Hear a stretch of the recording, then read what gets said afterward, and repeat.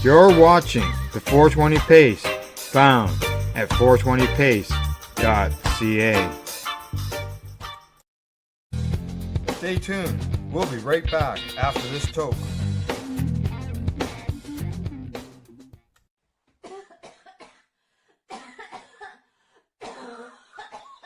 You're listening to the Pace Radio Network here at paceradio.net. The views expressed by the individuals during this broadcast are their own opinions, and they may not be the same as those of their group or other organizations they may be involved with. All medical advice during our broadcast is not a medical opinion and should be checked with your medical physician.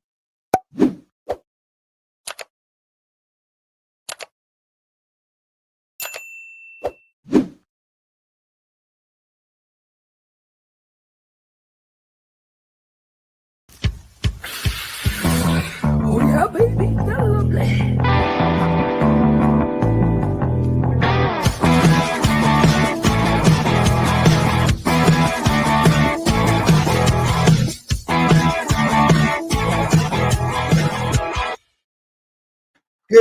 Good morning. It is September the 8th, and welcome to Psychedelics and Cannabis Educational News.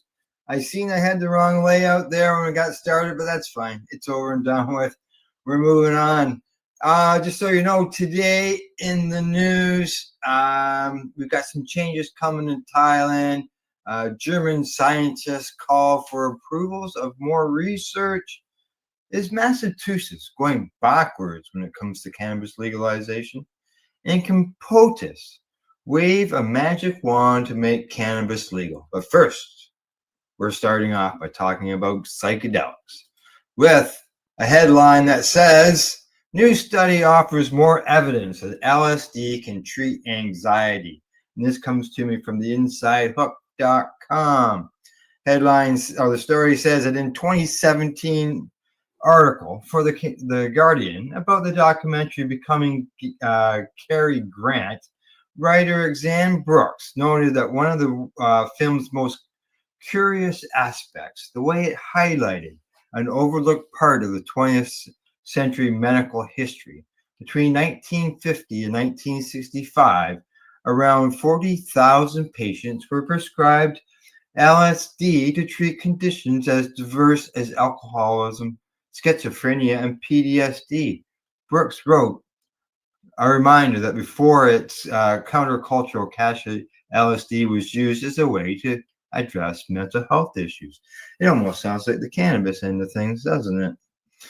As the saying goes, everything old is new again. A growing number of research studies have documented LSD's ability to treat various psychological conditions. The latest of these, published earlier this month in the Journal of American Medical Association, explored the effects of MM120, described by pharmaceutical company MindMed as a proprietary pharmaceutically optimized form of LSD on generalized anxiety disorder. What did these researchers find? As the paper's authors phrased it, in participants with moderate to severe, which is generally anxiety disorder, a single dose of MM120 produced a dose-dependent reduction in anxiety. In cases where the participants received 100 or 200 milligram doses, the effects outperforms the effects of those given a placebo. In an article on the study and its results, NPR's John Hamilton noted that the dosing was accompanied by, well, what do you expect? If you took a psychedelic substance, hallucinations. Interestingly, the study also shows that 10% of the participants who received the placebo experienced delusion, psychohallucination, and visual hallucination. Among the questions that remain, Hamilton reports are the effects of the environment where the studies took place on the results. Still, it's encouraging data before the next round of testing begins and the beginnings of a full circle moment in mental health. So there you go. LSD. Who would have thought? It's helping patients and helping people with mental health conditions. I know back in the 70s, I know nobody was probably thinking that. Not the people I knew, anyways. Alrighty, move on to my next story. As I get her all lined up here, gotta find it. Of course, nothing's ever in order. And this one is coming to us from, come on, Leafly. Headline says, pro-cannabis Anton Sharnivarokal becomes new Prime Minister of Thailand. Now, Anton, I'm just going to call him Anton. He's a politician known as the Cannabis King. He has been selected by a majority of politicians to become the first Prime Minister of Thailand. Now, Anton becomes the third PM in the past 3 years, and he does so only a week after the preceding PM, Puntang Tarn, was dismissed following an ethics violation. Now, the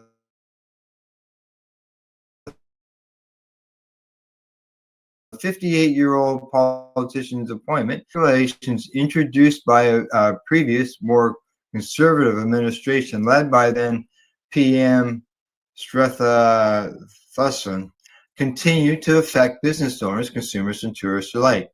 In 2022, Thailand shocked the world, becoming the first country in Asia to legalize the use, sale, and cultivation of cannabis. Less than 12 months later, a new administration started making preparations to change the law, which came into effect in June of 2025. Now, opponents of cannabis in Thailand highlighted the large number of cannabis clubs and shops that they say were operating irresponsibly. The new regulations introduced to tackle the problem effectively destroyed the recreational market by forcing consumers to sign up for a medical prescription from a doctor to purchase products. Now, Anton was an integral player in the movement to bring change to Thailand's cannabis laws in 2022. He received the moniker Cannabis King due to his vocal support for making the plant legal, a move that he said would help with prison overcrowding, boost the agricultural industry in Thailand's rural areas, and increase tourism. Now, in 2022, he staged a publicity stunt designed to attract attention to his goal of changing the law, in which he proposed to give away 1 million free cannabis plants. In 2023 election, he sported a cannabis leaf designed shirt when casting his vote. In a previous role as a health minister, he championed the health benefits of cannabis.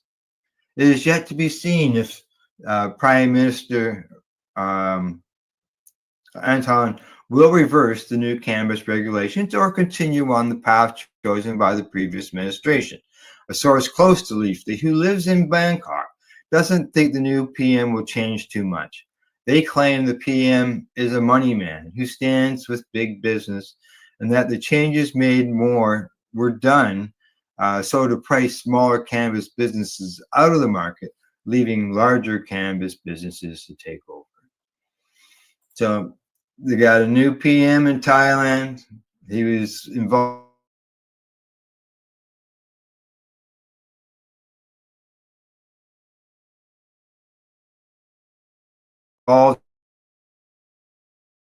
in when they legalized it there. Really, he was sort of removed from the books.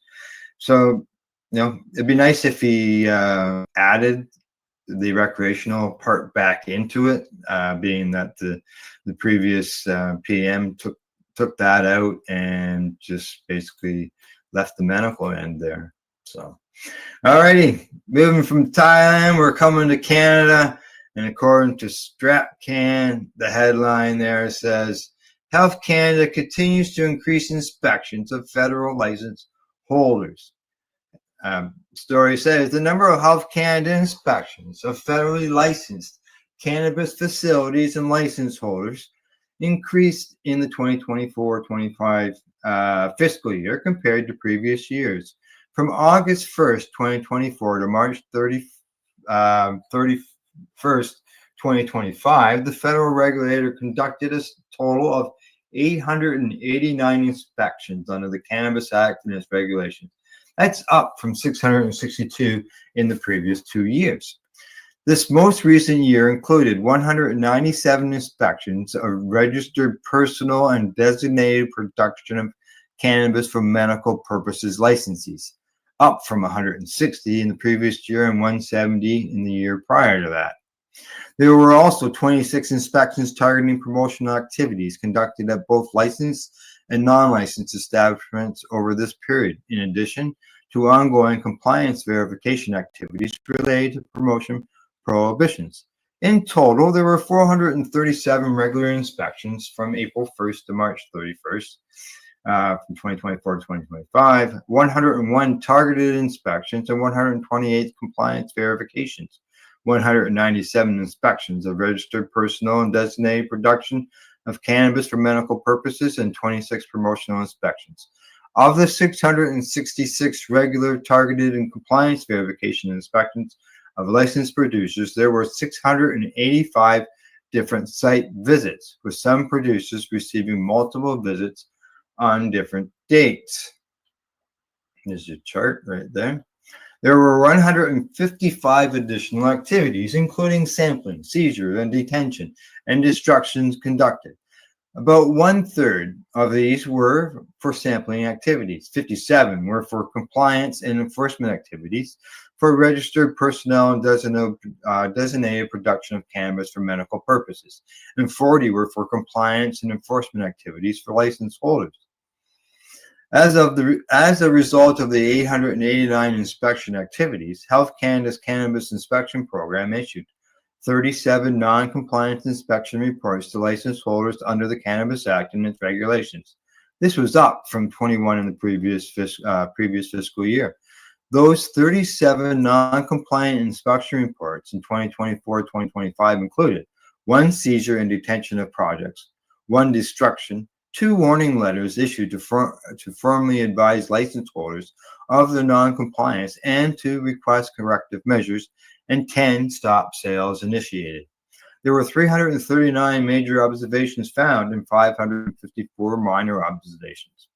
In addition to the 26 promotion and inspection activities, Health Canada also created 436 cases of potential non-compliance related to promotions. This resulted in 130 actions with regulated parties, which can include warning letters, compliance emails, or letters, administration monetary penalties, and compliance promotion emails or calls. During the reporting period, Health Canada initiated 68 compliance emails or letters and 67 compliance promotions emails or calls. Now, Health Canada has been significantly ramping up its inspections of those licensed for personal or designated production of cannabis for medical purposes over the last year, and this is for non-commercial. Of the 197 inspections of these types of license holders, 99 were in British Columbia, 74 in Ontario, 19 in Quebec, and 5 were in Alberta. 93 of these inspections received a level 3 rating, most severe. 56 inspections received a level 2 rating. 37 inspections received a level 1 rating, and 11 inspections were not rated. A level 3 rating is defined as one where the observations noted resulted in a clear risk to public health or public safety, or risk of cannabis being diverted to an illicit market or activity, or public or activity. The non-compliances are considered severe, and further enforcement action may be required to prevent risks to public health, and at a link that's provided there. Health Canada revoked or refused 50 registrations, and additional actions are currently ongoing or under consideration based on these 197 inspections. There were 29 such revocations of refusals in the previous fiscal year. So there you go. Health Canada has stepped up the inspections. I know for years that one particular political party has been screaming about loopholes, and some municipalities have been screaming about it as well. And so the inspections are increasing. I remember at one time that we weren't even hearing about inspections going on. Some people thought that maybe there might have been maybe a dozen throughout the whole year that was going on. And now, according to that report, there's close to 200 of them that are happening. So, all right, we're going to head off to Germany because of the headline at the International Cannabis Business Conference says that German scientists call for approval of cannabis research projects. Yes, way to go. Put some emphasis on them and get this stuff done. Cannabis policies and regulations should be informed by science rather than driven by political propaganda or special interest. This is true for every part of the world, including in Germany, where a coalition of leading scientists is calling on the nation's government to approve cannabis research projects. Lawmakers in Germany enacted the nation's historic legalization law in April of 2024, while the landmark policy change has improved Germany's cannabis industry and personal freedoms in many ways. Progress on the scientific research side of the equation is still lagging in a large degree. That was recently called out by the coalition of scientists in an open letter addressed to the federal government and the Federal Office of Agriculture and Food. According to this, they're calling it out here. They say, despite the accompanying EcoCan research, Germany lacks a reliable database on the use of cannabis. Research projects pursuant to Section 2, Paragraph 4 of the Cannabis Act are legally permissible and crucial for still unresolved questions regarding youth and health protection, the illegal market, and consumer behavior. The undersigned scientists therefore call on the federal government and the Federal Office of Agriculture and Food to quickly approve the current applications in order to enable an evidence-based drug policy, the letter states. Goes on to say that we, the scientists researching cannabis, see an urgent need for action. The access channels established under the Consumer Cannabis Act are insufficient to create a relevant database on the societal and thus scientific challenges associated with using cannabis as a recreational drug. Relevant scientific questions continue to be ignored despite current efforts such as the accompanying research project EcoCan.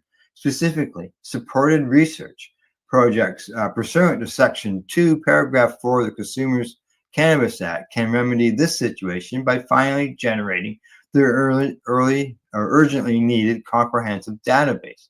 Now, the open letter was signed by the following German scientists and medical professionals. And no, I'm not going to read out the list of names, but you can see there are several of them. Now, a major a premise of Germany's adult use legalization model is to boost public health outcomes by transitioning recreational consumers away from products sourced from the unregulated market to a combination of regulated products and home cultivation. Without proper research and publishing of collected data, there's virtually no way to know how effective the nation's legalization model is proving to be. The letter goes on to say, the federal government has committed to an evaluation of the Cannabis Act in its current coalition agreement. This requires sound empirical basis. Projects pursuant to Section 2, Paragraph 4 of the Cannabis Act are necessary to close significant gaps. Now, that act, they say it's the so-called research clause, which apparently, obviously, is not being followed. We, the undersigned scientists, are concerned that not a single scientific, non-medical research project on cannabis has been approved so far, despite the fact that numerous universities, cities, and project networks are ready and comprehensive applications with study plans have been submitted to the responsible authority, the Federal Office of Agriculture and Food. Instead, political and administrative uncertainties seem to be causing scientifically conceived projects to stall. As scientists, we therefore appeal to the federal government and subordinate authorities to review and approve research applications pursuant to Section 2 4 of the Narcotics Act as quickly as possible in order to avoid unnecessary delaying scientific progress. The planned research projects not only create a constitutionally protected space for evidence-based knowledge and acquisition, but also make crucial contributions to the clarifying key societal issues surrounding cannabis, which are often discussed ideologically. The research potentially goes far beyond the analysis of consumption behavior. It provides, in particular, insights for youth in health protection, crime, and addiction prevention, the assessment of socioeconomic impacts, as well as the development of effective and legally sound regulatory models. We also need to scientifically understand how legal structures work, together with authorities and municipalities. Well-founded analysis and practice-oriented accompanying research are essential for effective and responsible regulation in the future. Legal value creation is key to effectively displacing the legal market and simultaneously creating social health and economic added value, the letter continues with. Now, the German coalition poses a series of important questions that need to be answered through approved scientific research. Now, let's see what they are. What effects do research projects have on child protection, prevention, and harm reduction? What impact do pilot projects have on crime, trends in the illegal market? What regional and national economic benefits can be demonstrated? Example, tax revenues, legal costs, and healthcare. And what standards for quality, counseling, and education can be developed? Germany, they say here, they point out more in their letter, Germany must not leave the question of how responsible regulations can work unanswered and should investigate it scientifically. Other countries, such as Netherlands and Switzerland, show that scientific research projects can provide valuable insights for informed regulation. Anyone who wants a rational, evidence-based drug policy must enable research, not prevent it. Otherwise, Germany risks falling behind scientifically. Get these last paragraphs in. Regional adult use cannabis commerce pilot project research projects are operating in several jurisdictions in the Netherlands and Switzerland, with no major issues being reported. Meanwhile, important data and valuable insights are being gained in those European nations, and that in return is helping lawmakers and regulators. The letter concludes with, "We are ready. Our concepts are in place. Please give science the space it needs." Well, there you go. They don't, they're obviously, Germany doesn't want, or the government anyways is looking that way. They don't want that research to be done. You know, it's not medical research, but it is research that can help shape policy, especially if you look at it, if it's proven beneficial to society. That's the type of research I would think that one would want out and to be shown. All right, I am done the first half of the show. It's time for me to take a break. Thanks for the love, JJ. Appreciate it. Other than that, as I said, medication time. Off I go. I'll be right back. And in about, let's say 3 minutes or so, I got 4 more stories. We're going to go to the U.S. heavily in the next half. Lots going on down there in the cannabis file. So I like to make sure that our cannabis consumers south of the border are aware of what's going on. All right, you're watching Psychedelics and Cannabis Educational News. I'm live here at paceradio.net and 420pace.ca. We are people advocating cannabis education here at paceradio.net. Limestone City Hydroponics is Kingston, Ontario's hydroponics shop. Take your growing to the next level and create the optimal environment with a tent kit, or maximize your yield with an ebb and flow flood table kit. Either way, Limestone City Hydroponics has more sizes and options to fit your needs. Are you looking for the power of the sun that adapts to your budget? Then look no further, as they have professional grow lighting. They have indoor grow systems that are easy and cost effective, with many options to fit your living space and lifestyle. Cultivate your growing potential. We have everything you need to succeed. And if you can't make it to the store, they offer local delivery to the greater Kingston area. Remember, when you're looking for experts to help you grow, then look no further than the locally owned Limestone City Hydroponics, 105 Sunderland Drive in Kingston, Ontario. Call them at 613-548-0420. Rerolled Saturdays. Check it out. Nothing but non-stop cannabis and psychedelic programming. Find it at 420pace.ca. Enjoy the buzz of legalization with Campbellford Lifestyle Shop. From lights to plant nutrients, books, consumption accessories, and more, we've got all your basics to grow or consume cannabis. Visit our info center or take a look at our piercing services and body jewelry, now available in-store through Campbellford Lifestyle Shop, 17 Bridge Street West, Campbellford. Are you looking to get your medical cannabis grow license? Limestone City Hydroponics can help patients through the process of obtaining their license to grow medical cannabis. What's that? You don't have a doctor. If you meet the medical criteria, Limestone City Hydroponics has a nurse practitioner who can assess and provide medical cannabis prescriptions. What are you waiting for? Contact Limestone City Hydroponics at limestonecityhydroponics.ca or call them at 613-548-0420. PACE Radio is the People Advocating Cannabis Education Radio Network.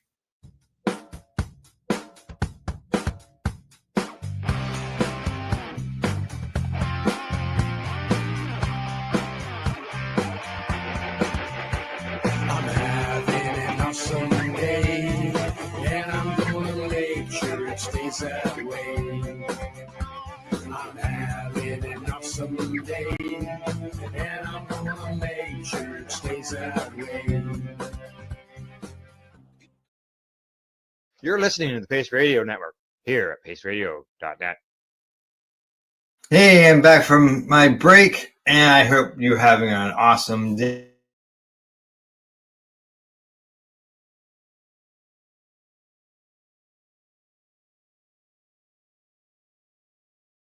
Just like Steve singing. There we go.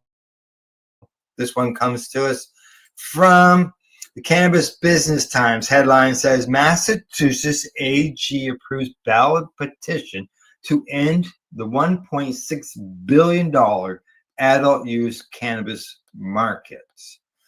Okay, that doesn't sound too good. Let's see what it says. No state citizenry has backtracked on cannabis legalization after a licensed and regulated program was implemented, but prohibitionists are hoping to offer Massachusetts voters the opportunity. Massachusetts Attorney General Andrea Joy Campbell certified two versions of a 2026 ballot initiative petition on September the 3rd that intend to repeal cannabis laws governing the Commonwealth's commercial adult use cannabis marketplace, including licensed cultivation dispensary operations. Think of that, people. Just think of it. They're going to shut down legalization, or are attempting to shut down legalization in Massachusetts. It can happen in this state. It can happen somewhere else. That's why you say you got to do it federally. Now, in other words, the petition would undo the cannabis legalization measure that Massachusetts voters passed with a 54% majority in the 2016 election by halting an industry that has produced more than $8.3 billion in retail revenue, nearly $900 million in excise tax revenue, and roughly $440 million in sales tax revenue since dispensary sales launched in December of 2018. That's according to the state's Cannabis Control Commission. Furthermore, Massachusetts licensed cannabis market supports 27,000 some jobs, according to industry hiring platform Vengist.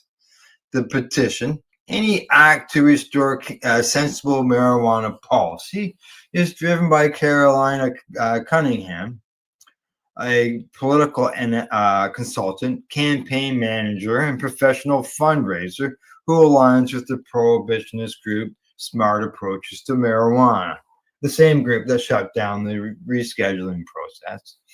Cunningham and her fellow proponents of the petition can now start gathering the 74,574 signatures of registered voters they'll need to submit to the Secretary of Commonwealth by December the 3rd to work towards qualifying for the ballot.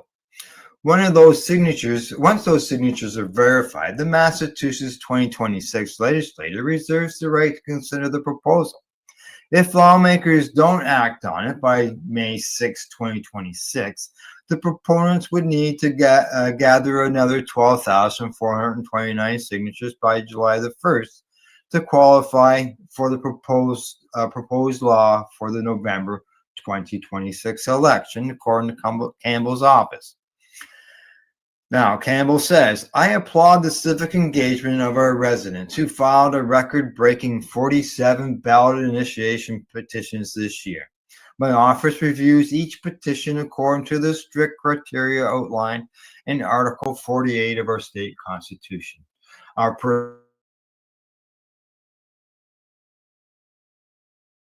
personal opinions and any cannot weigh into our decision-making about certification of a petition. While Cunningham aims to eradicate Massachusetts tax and regulated adult use market, version A, of her certified petition would also subject the state's medical cannabis market to a new potency limitations, including a 30% THC cap on flower and 60% THC limit on concentrates. In addition, it would prohibit concentrated forms of medical cannabis that fail to provide a metered delivery serving of 5 milligrams of THC with no more than 20 metered doses per package, which means 100 milligrams. Meanwhile, version B of the petition does not include those potency or doses required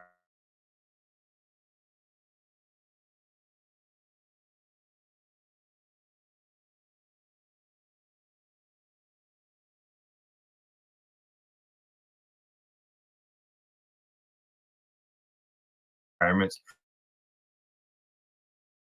And 1 and 2 ounces of cannabis would subject individuals to civil penalties of $100 and product forfeiture, while those 21 younger than 21 would also have to complete a drug awareness program and community service. The proposal would provide certain protections for those who possess less than 2 ounces of cannabis, such as access to student financial aid, public housing, or financial assistance, such as unemployment benefits, the right to operate motor vehicle, or to serve as a foster or adoptive parent. Cannabis use also would not disqualify a person from needing medical procedures. And just so you know, people have been denied transplants because they used cannabis. Primarily, the petition would drive adult use cannabis consumers out of the licensed, tested, and taxed marketplace. In the absence of an adult use commercial operators, 91% of Massachusetts regulated cannabis market would cease to exist, according to an exclusive medical report published last month by the Cannabis Business Times. The proposed law would allow currently licensed adult recreational cannabis businesses to apply on an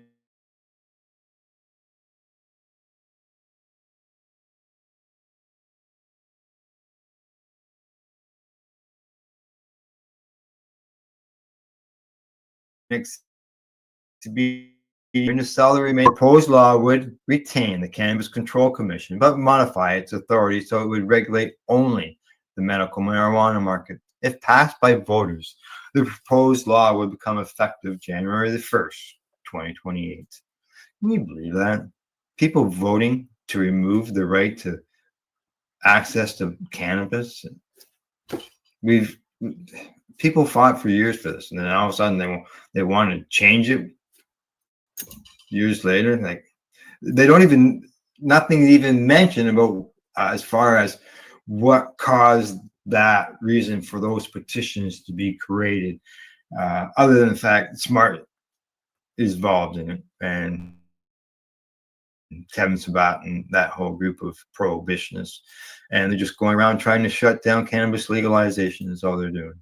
So, all right, we're going to move on to our next story.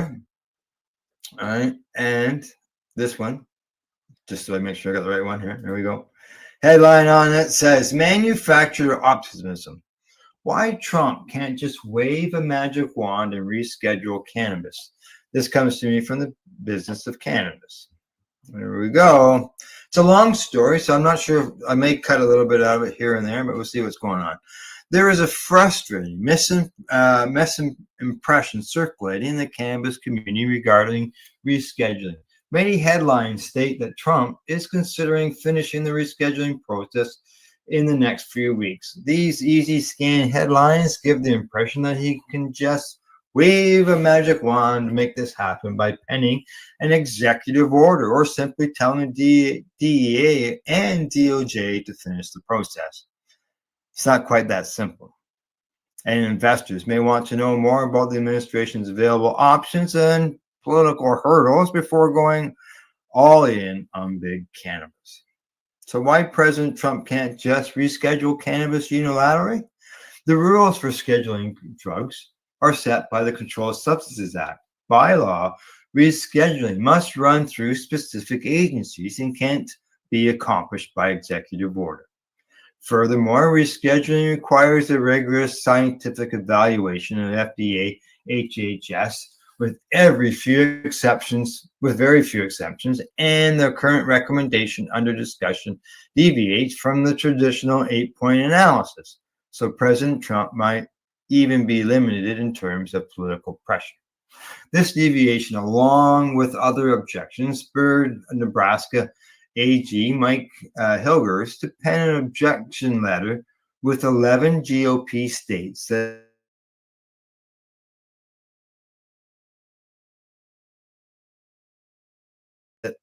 this letter basically promises a lawsuit if rescheduling moves forward. In short, his letter argues that the notice of proposed rulemaking is procedural and invalid because it's not signed by the DEA administrator. Mind you, Bondi could cure this. Rescheduling breaches U.S. treaty obligations.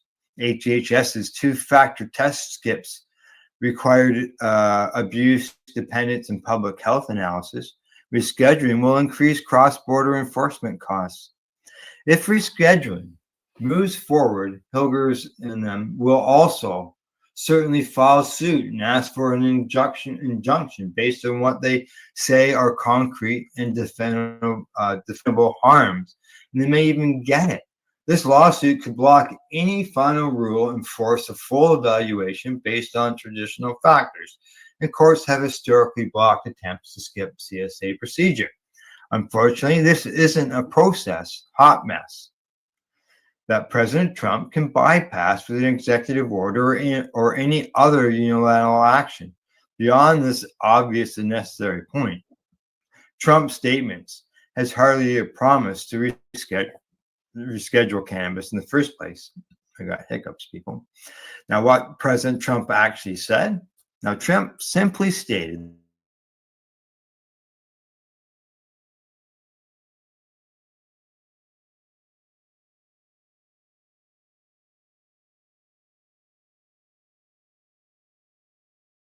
that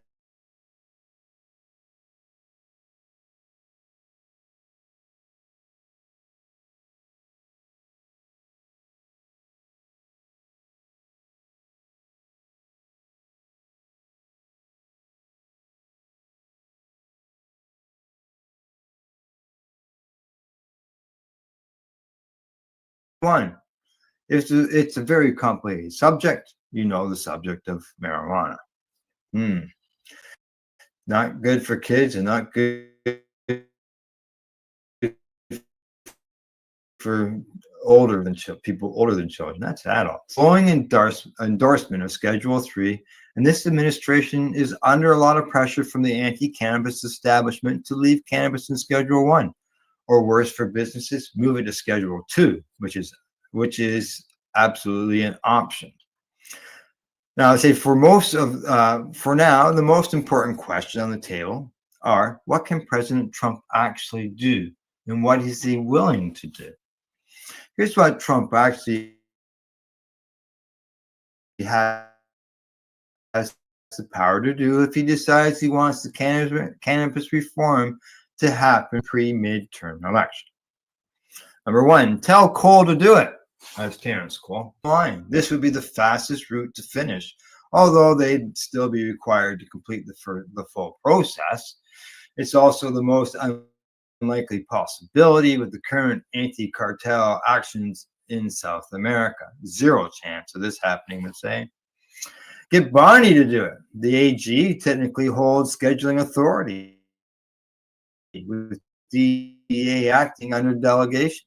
Trump could revoke DEA's delegated authority and make scheduling a direct DOJ AG function. That cuts the DEA and its insider cannabis opponents out of the loop almost entirely. But Pam Bondi is also largely anti-cannabis, so she'd have to have a serious change of heart and actually mean it. Instruct the DOJ to create another Cole Memo 2.0. Now, ironic given we have a Cole in the DEA again, exactly. It may be the most realistic option at this point, but leaves us still in internal limbo and with tax penalties. Not that rescheduling is a guarantee of tax relief anyways. Now you can lean on cannabis or Congress to reschedule, or better, federally legalize cannabis, and the MORE Act was just introduced again. But anti-cannabis hardliners in Congress will almost certainly block this legislation. The wild card, number 5, they say, it is Trump after all. He could use other forms of political leverage to neutralize resistance, but that risks alienating the law and order wing, undermining the war against fentanyl and provoking lawsuits. Considering the current anti-narcotic operations in South Africa, this option simply isn't on the table right now. Number 6, they can ask the DEA to reschedule to Schedule 2 without notice and comment via 21 U.S.C. 811. This option wouldn't work for Schedule 3 because an international treaty requires the tightest controls for cannabis. But technically, DEA, DOJ could opt for cannabis for Schedule 2 and bypass rulemaking if the action is intended to comply with international treaties. This would involve DEA arguing the need to control state markets while recognizing medical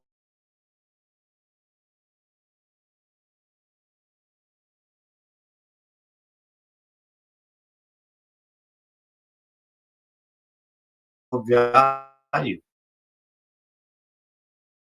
However, it's actually more likely that the section of this is why we still haven't seen any movement on rescheduling more than half a year into the new administration. Yet headlines are literally implying that President Trump could just wave a pen and make it happen. Such blatantly misplaced optimism is almost certainly aimed at warming investor enthusiasm, and it's misleading at best. Yes, change is coming at the federal level eventually, but whether this change will benefit existing businesses is highly speculative. Now, this is a political reality, they say. All the Trump can wave wand optimism overlooks this. DOJ capitalizing on renewed anti-cartel momentum. This isn't policy nuance. It's a hardline legislative getaway. In light of the current gun bolt, we consider the political implications of rescheduling beyond the obvious point that the DOJ doesn't want to give up an enforcement tool right now. Here are few of the rescheduling implications under consideration. Foreign policy leverage. If they decide to keep cannabis in Schedule 1 or move it to Schedule 2, Washington could point to their tough drug laws at home stance while accusing Venezuela, Colombia, and others lacks enforcement and cartel support. Optics matter here. Trump doesn't want to look soft abroad. funding and asset seizures. Schedule 1 status enables broader asset forfeiture and extraction hooks under international narcotics treaties. DOJ depends on these justifications for billion-dollar seizures and extraction requests related to cannabis shipments. That's a lever that enforcement doesn't want to lose while waving around $50 million bounties on Maduro. Now, congressional cover for hawks. Anti-cannabis drug warriors in Congress are framing rescheduling as giving cartels a tax break. This messaging dovetails perfectly with the current anti-cartel narrative. Military and civilian coordination. The DEA often embeds with DOD in counter-narcotics missions like Southcom. As long as cannabis is Schedule 1, these joint ops can count cannabis seizures in the success metrics. Rescheduling undermines bureaucratic scorekeeping in a drug war that thrives on statistics. Now, public opinion management, rolling out cannabis rescheduling while cracking down on Maduro risk mixed messaging. Are we fighting cartels or funding them? Even that's nonsense politically, it lands. Now, international treaty constraints. The single convention on narcotics drugs still requires tight control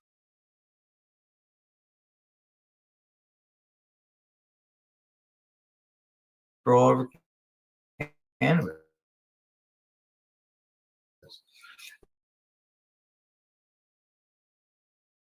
The use of obese hypocrisy is ammo, and the DOJ, DEA knows this. Now, they say the point here is that the decision isn't taking place in a vacuum, and despite overwhelming public support for cannabis reform, there are powerful forces working against rescheduling. It may take some seriously political judo to get past these hurdles. Perhaps a real question should be asked is how his administration could thread the needle and give the appearance of reform while still satisfying hardliners. There's no question about the political pressure from both sides. The administration's Heritage Foundation handlers have the funding and the political pull to push for continued criminalization, but midterms are coming and the cannabis legalization is an incredible salient issue with massive public support. So might Trump try to pull off some form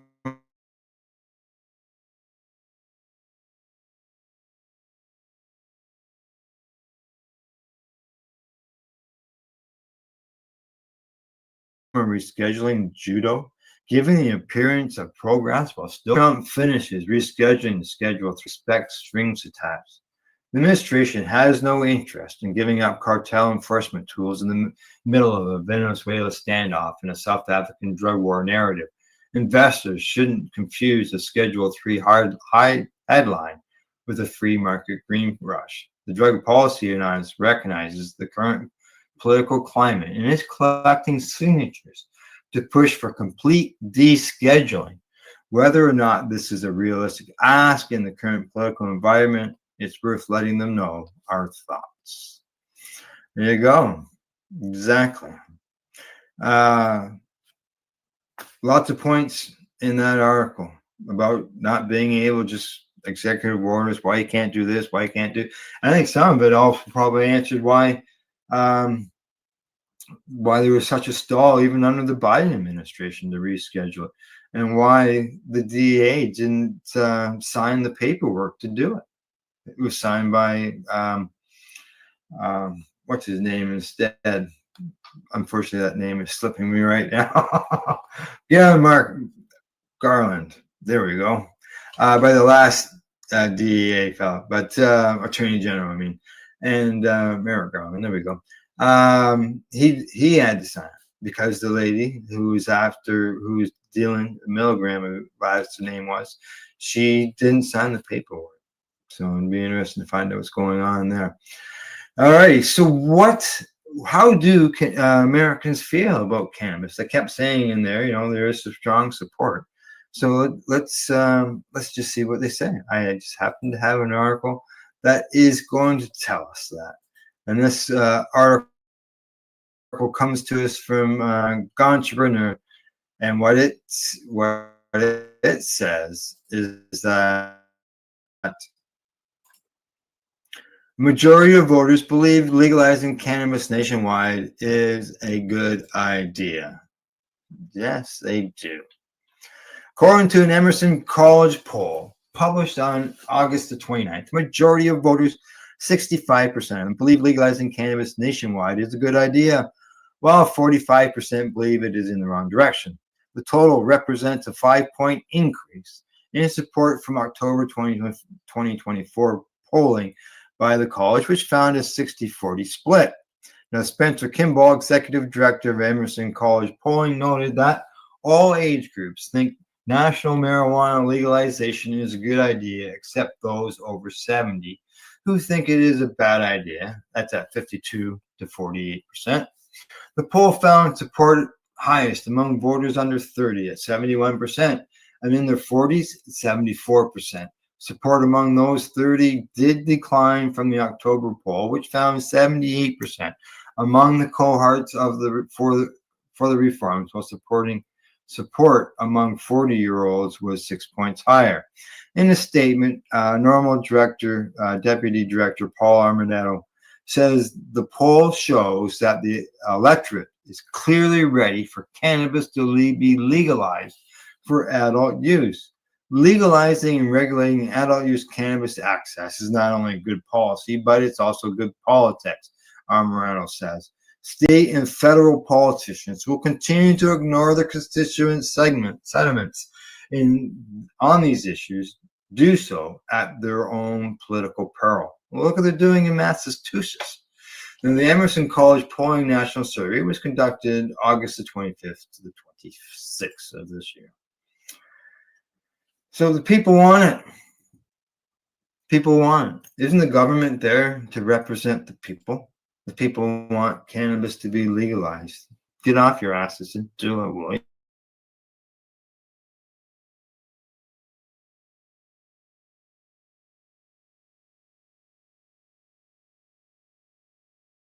Yeah. Gee, it's just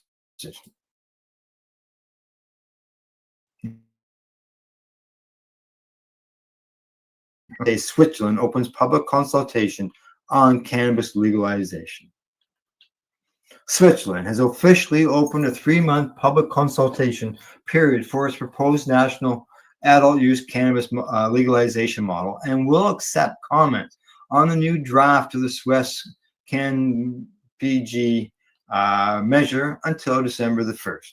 The European nation's National Cannabis or Council's Social Security and Public Health Committee gave preliminary approval to an adult use cannabis legalization plan by a 14-9 vote in February. Now, according to the press release, it says, public health and youth protection must be placed at the heart of the renewed cannabis policy. Adults must be granted strictly regulated access to cannabis.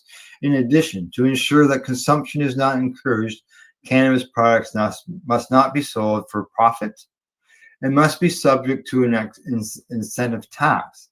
This is what is provided for in the draft drawn up by the National Council Social Security and Public Health Committee. The committee statement is it's available there to a link. Government in July, setting the stage for the opening of the public consultation period. Now they say here that consultation is more than a formal step. It's an opportunity to openly discuss opportunities and concerns. Only through a broad public debate can we create a cannabis law that ensures safety and acceptance in society, according to the president of the IG Hands Swiss, which is Swiss Hemp Industry Association. If enacted, the current version of the draft proposal would include allowing adults to cultivate up to 3 cannabis plants in their private residences, setting a private adult possession limit of 75 grams, allowing member-based cultivation associations to operate, prohibiting advertising, permitting national adult use cannabis sales, with Swiss cantons retaining local control, taxing legal sales, a heavy focus on boosting public health outcomes, a ban on vertical integration, capping sales to a total THC content of 5 grams, requiring seed-to-sale tracking, set hours of operation for retail locations and delivery systems, limiting legal sales to Switzerland citizens. Switzerland is not a member of the EU, but it does participate in the Schengen zone. Now, this zone is a border-free area that allows for the free movement of goods, and Switzerland's participation in it will influence the nation's adult use cannabis commerce framework.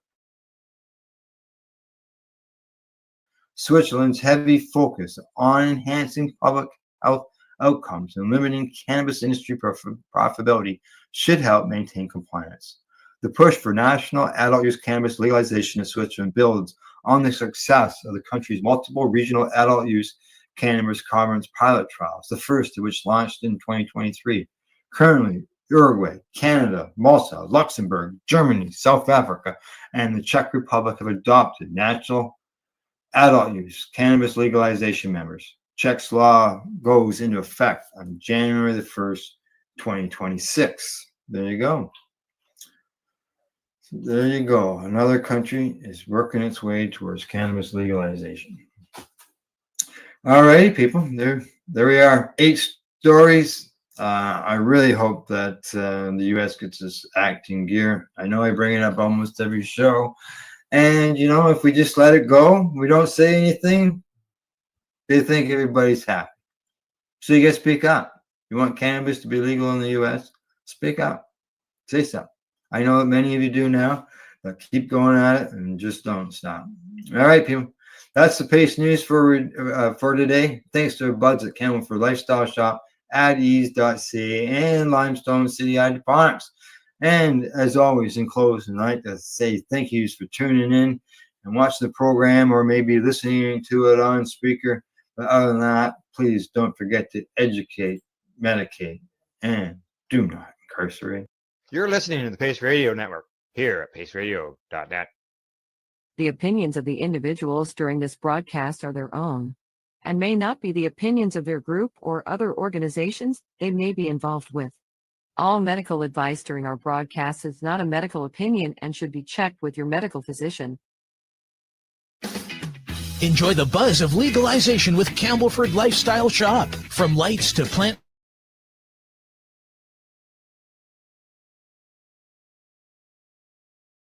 nutrients, books, consumption accessories, and more. We've got all your basics to grow or consume cannabis, piercing services, and body jewelry in Campbellford. Limestone City Hydroponics is Kingston, Ontario's hydroponics shop. Take your growing to the next level and create the optimal environment with a tent kit, or maximize your yield with an ebb and flow flood table kit. Either way, Limestone City Hydroponics has more sizes and options to fit your needs. Are you looking for the power of the sun that adapts to your budget? Then look no further, as they have professional grow lighting. They have indoor grow systems that are easy and cost effective, with many options to fit your living space and lifestyle. Cultivate your growing potential. We have everything you need to succeed. And if you can't make it to the store, they offer local delivery to the greater Kingston area.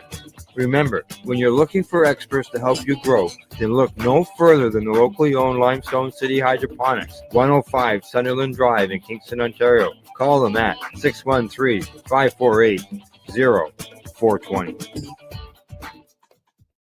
We are people advocating cannabis education here at paceradio.net.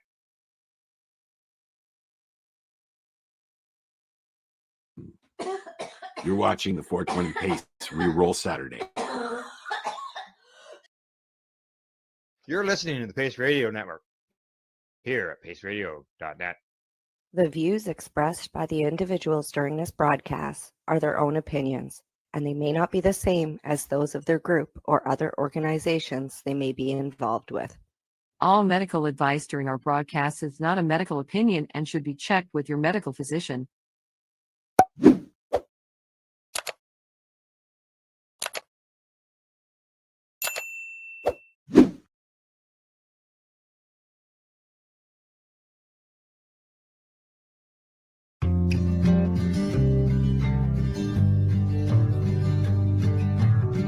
want to talk about news, don't want the drama.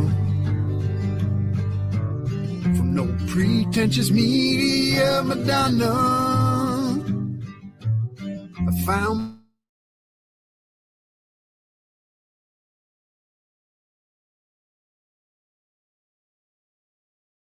me a great ganja mama.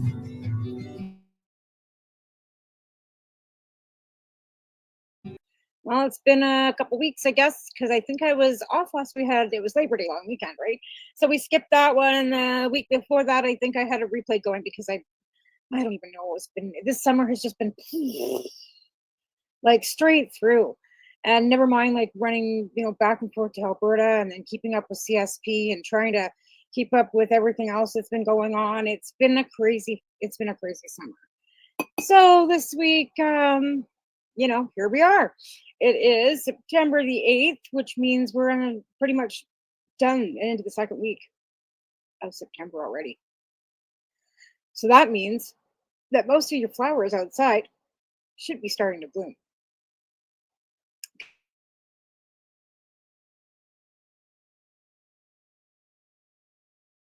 Because it's that time of year, right? And the sun starts, parts of Canada. Your plant should be starting to throw some white hairs and hopefully not any bulbs. And for some reason, I got the damn hiccups again. I had the hiccups this morning several times, and I don't know why. Anyways, unfortunately, I haven't been growing anything but cucumbers this summer, and I got a real aphid problem. I don't know if any of you have noticed, but there's not a really large wasp population this year, at least not in my yard. And normally, I am overrun with yellow jackets. Like I have to put out several wasp catchers and wasp deterrents, and they're all over the place. And as soon as I turn the hose on, I've got several of them darting at my hose to get water. But boy, oh boy, I've noticed a lack of those and a fucking overabundance of green aphids. Now, normally I have a huge amount of green aphids in my yard too, which probably brings in a lot of the wasps that I normally have in my yard because I have these Virginia creepers. And nope, the front around my, around my back, it's all Virginia creepers. So the aphids have been really like that because it's usually got a lot of abundant new shoots coming on. It's high in nitrogen, right? And aphids, those little green aphids, love that. And I've got weeping willows and stuff too. But this year, I've got they decimated my fucking cucumber. Like I had a beautiful cucumber. It was beautiful. I couldn't figure out what the fuck was going on with it. Decimated by aphids. Completely decimated.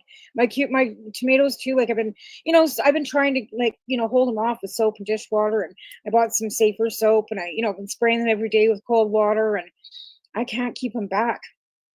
But I also don't have the grasshopper population this year, and I definitely don't have the wasp population. But boy, do I have cutter bees.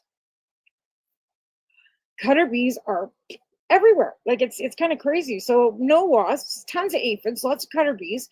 Because I got that peppermint that grows all along the side of my house, and it's got the big, beautiful flowering on it right now. And I've got tons and tons of cutter bees, which means we got some great, pollination going on. But I don't know if I don't know if any of you've noticed there's no wasps, or if you haven't, I'm not sure. But anyways, today I'm also taking up a panel. So if anybody wants to come on as part of the show, all you have to do is leave me a comment anywhere.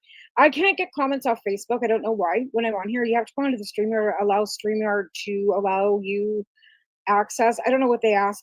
I don't know what they need, but that'll be the way I can see comments. Because unless I go to my Facebook page, which I can't do here and there, I don't know, but I can't. Anyways, so if you want to come up on a panel, let's see. I've got a list today. So CSP update. Well, we need help. CSP actually had to turn down somebody yesterday because I'm out of everything. Like I said on my Facebook page, right down to I don't think I even have a pair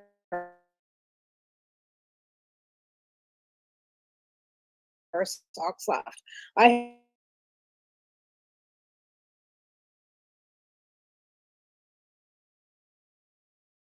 have now. I think I'm going to take this. I don't know if I can do that while I'm on the air. I'm going to try and change this background. Mic setting under exit solo layout.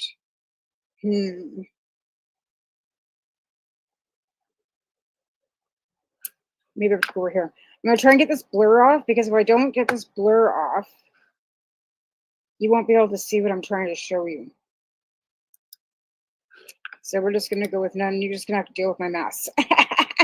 And my news on in the background. Anyways, I can turn that off. That's not a big deal. So it's not distraction, because it'd be more distracting.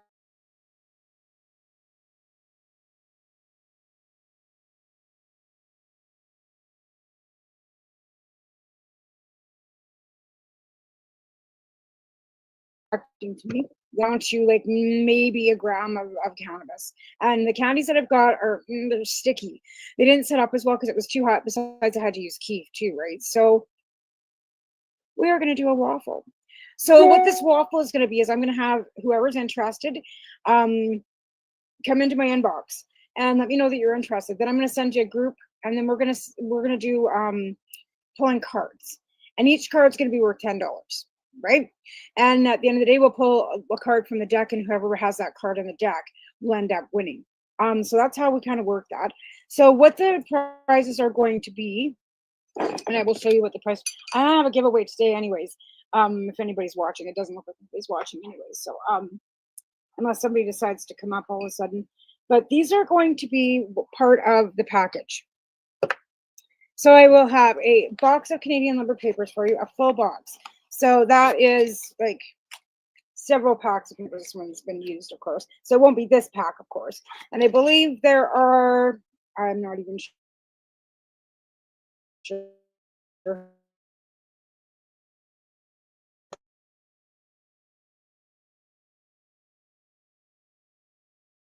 how many packs in a box. Sure the box tells me how many packs are in the box either. But these are unbleached pure wood. I would assume that there's probably, let's see, 2, 4, 6, 8, 10, 12, 14, 16, 18. There must be 25 in a pack, in a box. So we will have one box of these in the waffle. There'll also be this, which is an original Georgia Tunes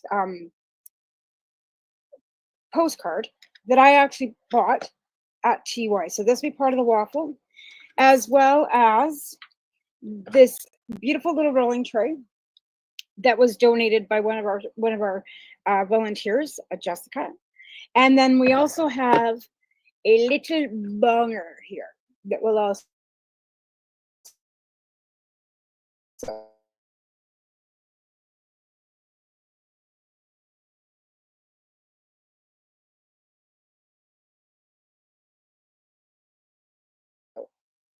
be part of it. So the waffle will contain all of these things, right? So again, if you're interested, you'll get whatever card you want, and then it's $10 per card. And then at the end of the waffle, I will pull that card, and whoever's card gets pulled is the winner. So that's the details on the waffle for CSP. And of course, all proceeds go to CSP, which then buys supplies and stuff for the houseless in Cranbrook, British Columbia, which I use and give it all away for harm reduction. So again, if anybody's wanting to donate to, you can get a hold of me, or my email address for cash is tamaralee9@hotmail.com. But CSP is something that runs in other cities across the country. It's used as harm reduction, as a deterrent, because I feel that cannabis deters you from wanting to smoke something else. Or maybe it'll help you with withdrawal symptoms, or maybe it'll make you want to have a nap and not want to smoke meth. Or maybe, you know, whatever whatever. I also am looking for harm reduction supplies, which can be anything, including papers, pipes, roach clips, lighters, those types of things as well would be helpful. Socks are always helpful. Now we're getting into the fall, winter season. So again, we'll be looking again for socks and toques and mitts and that kind of stuff. Water is always a great thing too. I always need water and munchies and stuff to give them out. Now that I'm no longer working at the store, I don't get all the write-offs and stuff that I used to get to be able to take out, which kind of sucks back on my supplies too. And because I'm not working, I don't have my own funds to put towards anything anymore. So because I'm living on, you know, medical unemployment, and then hopefully CPP disability approves my application.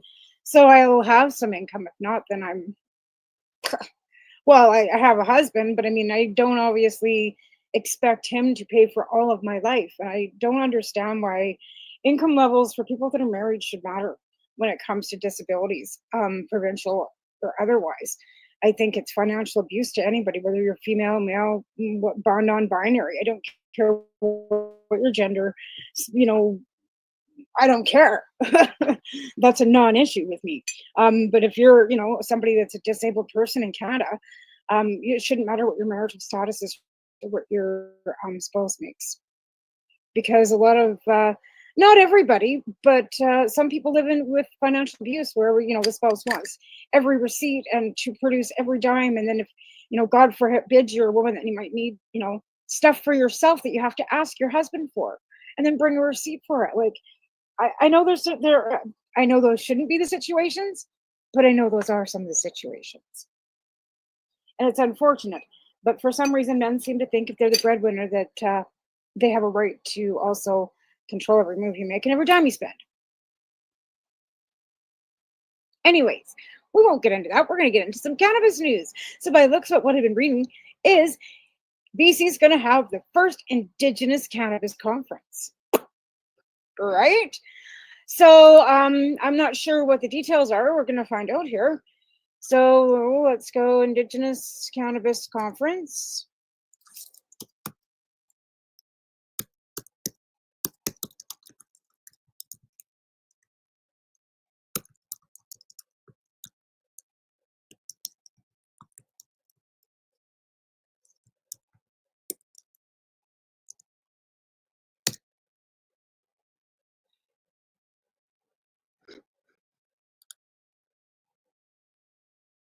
BC's Indigenous Cannabis Conference is taking place in Nanaimo from September 14th to September 16th, and registration is free for Indigenous participants and representatives.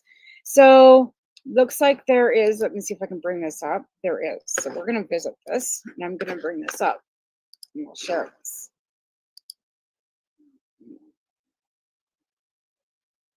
Share screen. Dun, dun, dun, dun. Here it is. So we're going to bring this up and we're going to share the screen on this. See how long this takes. Oh, that's not what I wanted to do. From Quora.com. Alexa, stop. Okay, so now I got out of the stitch. Apparently, I put it on my Facebook page too, which is fine.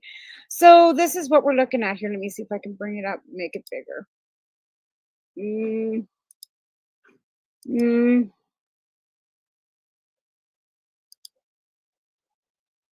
Uh-oh. What do I do here? What happened to that page? I don't know what I just did to it. There it is. Okay, now that's Facebook. That's not what I wanted either. I wanted this.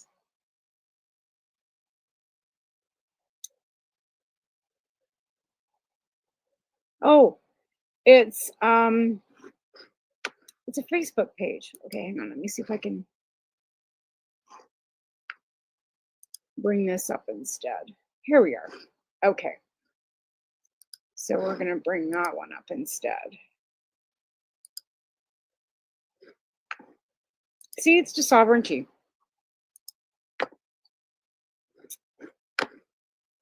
Okay, now we're going to add this to the stage. There we go. No, I want to put this over here. Okay, so this is what it is. I don't know if I can make this any bigger. Full screen layout. There we go. There we go. That's what I wanted. Okay, so we want to go here. Okay, so what we got here is Seeds to Sovereignty, BC Indigenous Cannabis Conference, featuring keynote speakers, trailblazer, investor, empire builder. Don't miss Margaret Miha. She shares how to turn hustle into legacy in any industry. So this is Seeds to Sovereignty, BC Indigenous Cannabis Conference. Coast Bistion Hotel in Nanaimo, BC. And it's free entry. It says buy tickets. It says 0 to $499.99, so I'm not sure what that means. So the ski, let's see who we've got for speakers here. We've got Alana Davis of Double Cannabis. We've got Albert Eppinga, who is the founder of BC Can. Chelsea Strange, cannabis nurse and consultant. Chief Don Tom, Union of BC Indian Chiefs. Daniel Penny, Chief Operating Officer of Sugarcane Cannabis. David Brown, founder of StratCan. Dr. Michelle Cornfield, founder of BC Can. Heber Eppinga, Operations Specialist, BC Can. Ian Simpson's Chief Executive Officer of Petroglyph Development Group.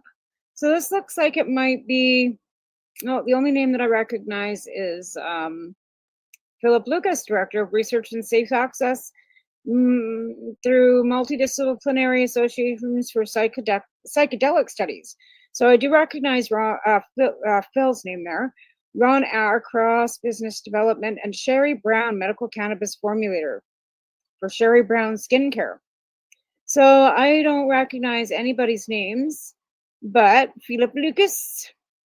So, and it's also got apply for funding, financing programs, workshops, conferences, and about NEDC. So this is about NEDC, supporting Indigenous businesses on Vancouver Island, success through relationships. So this is a continue to develop and grow the best cannabis Indigenous corporations offering financial backing and business developments. So this is something that's pretty super exciting, actually, like for our Indigenous brothers and sisters, that they can actually, maybe the BC government will have to change their cannabis laws. Because in the BC Cannabis Act, it actually leaves no room for cannabis,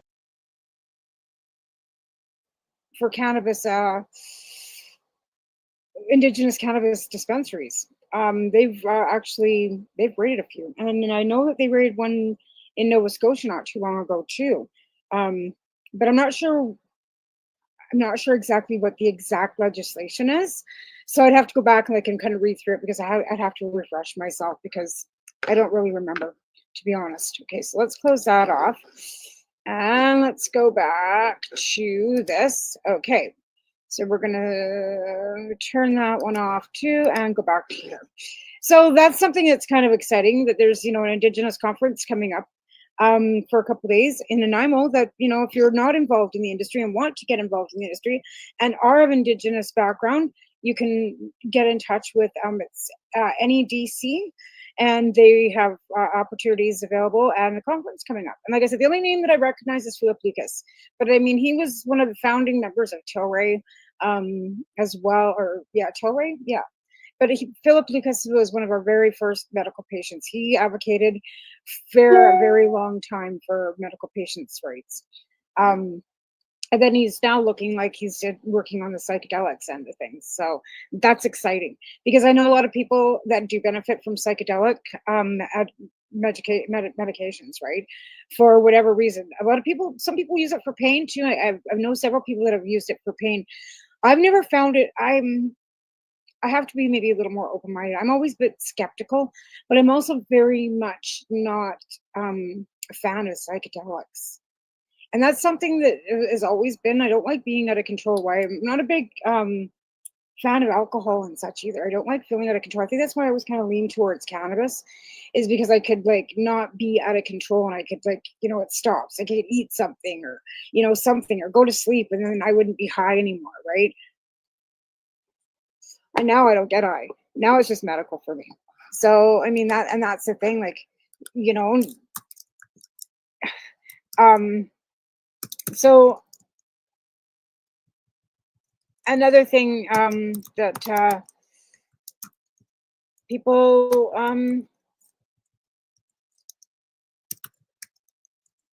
don't understand sometimes, and I get that.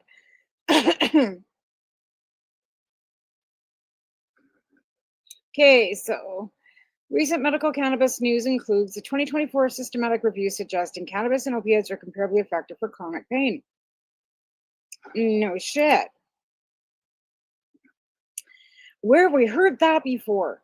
And again, I know people just think that we just spark up, to get high, and I have to explain to my doctor too that it doesn't kill the pain. It doesn't mask it. It diverts it, right? And my first line of defense when I'm in pain is this. Always. Now, right now, you can see that it looks like I got one knuckle here instead of two because this is all swollen and I'm having a hard time moving these two fingers. I can't. I've got absolutely no, and it's sore all the way down, right? But again, my first line of defense is always this. And I can at least function. You know, I might get a little tired and get snacky, but that's never a harmful thing, right? But again, you don't want to be driving and falling asleep either, right? So again, you have to be careful in what your tolerance levels are. And again, that's something that, you know, whether you're a long-term user or you're not a long-term user. Most people that are long-term cannabis users have a high tolerance and can manage to get behind the wheel after smoking. You know, a lot of us have no choice but to, in order, so we can get behind the wheel because so we can move, right? And I mean, that's something I don't know with restrictions on driver's licenses if we're supposed to disclose or not. I also don't disclose that I'm prescribed a triple script either. I don't take that triple script very often, but when I need it, I damn will take it. The last few days, unfortunately, I mean, I was using my dad's walker on Saturday. It was that bad in my hip, like it was so bad. Like I don't even know how to describe it. It was like brutal.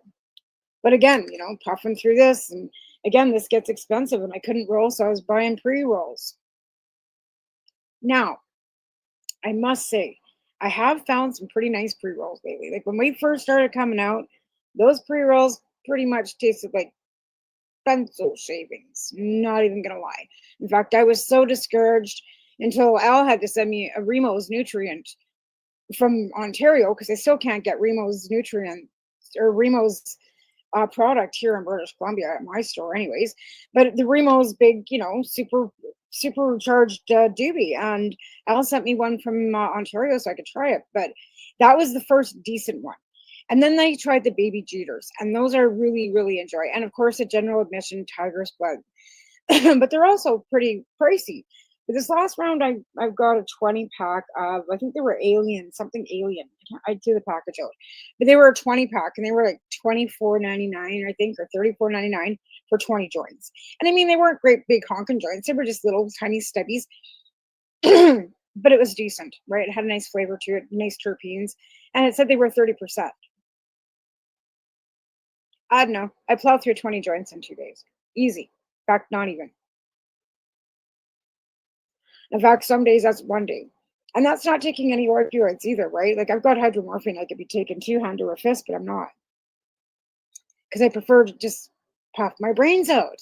But sometimes there's not enough cannabis in the world. Like some days there's just not enough. And yeah,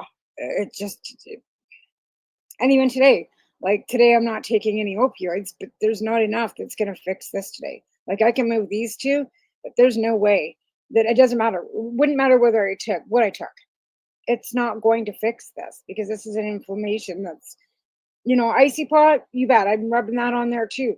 But does it take away that inflammation? No, the only thing that takes away the inflammation is time. And unfortunately, with my rheumatoid disease, that's the only thing that helps is time. Oh, and P.S. It is September and it is rheumatoid disease month. And I know that includes lupus, that includes psoriasis, ulcerative colitis, any autoimmune rheumatic, right? So a lot of them are a lot more brutal than we think. But I've got like so many autoimmune, like we've got the lymphatic colitis, we've got the rheumatoid arthritis, we've got the this, that, and you know, let's add it all up and put some ice in it, put a cherry on top. Because that's what it is, that's life. And here we are, you know, muddling through like we always do on a daily basis. We just muddle through and smoke a lot of weed. Because that's what we got to do. We just got to smoke a lot of weed, right? Because if we don't, sometimes we just don't make it through. And I mean, I'm not saying that sometimes I don't even have enough.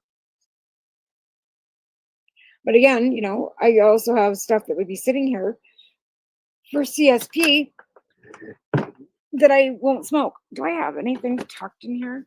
Sometimes I just surprise myself because I don't check in here very often. Like, no. Wishful thinking that I thought there might be a bag tucked in here, you know, in the back. No, there's not. Oh, well, that's okay. Maybe we'll have to make a trip I don't know, out to BD's today or something and see if they've got something out there. But again, they've gone kind of, because I've gone quite a bit out there for a while. Because like I said, I've been running back and forth to Lethbridge. Like with my dad passing away, it hasn't even been 3 months since my dad died. And I'm just not myself still. Like I'm, kind of like all over the place and trying to manage my meds and my stress and, even going to school again, which has been difficult. Which reminds me, he didn't come home for lunch.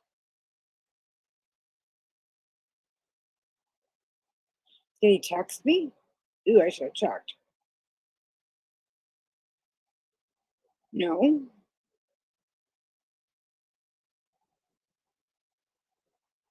Okay, well, I'm going to take, I got 4 minutes. That's weird. Because he'd have to be back at school at 12:30. Told me he was coming home for lunch. And then he didn't. I know he has no access to his phone at school. I will text him here in 2 minutes and once I'm on my break and see if I can catch him and see if he's okay. Because I'm pretty sure he said he was coming home for lunch. And lunch is over at 12:30. Maybe he's feeling better. Maybe he found some friends. Wouldn't that be fucking terrific? Because I'm sure if there was any problems anywhere, somebody would have called me. That's nice. And that's nice too. I am going to text him right now because I don't like the fact that he didn't come in for lunch when he told me he was coming in for lunch. That's a little unnerving. Anyways, but again, like there's so many, different things you can do with cannabis too, like, eat it. Okay, so let's see what else we got going on in here.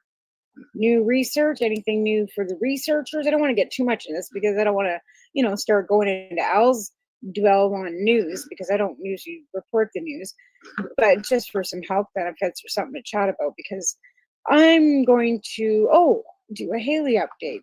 That's what I was going to do today too. And now my computer's decided to be all funky. There we are.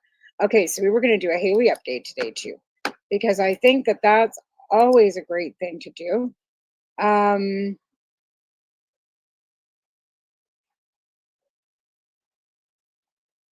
Because she's amazing to me.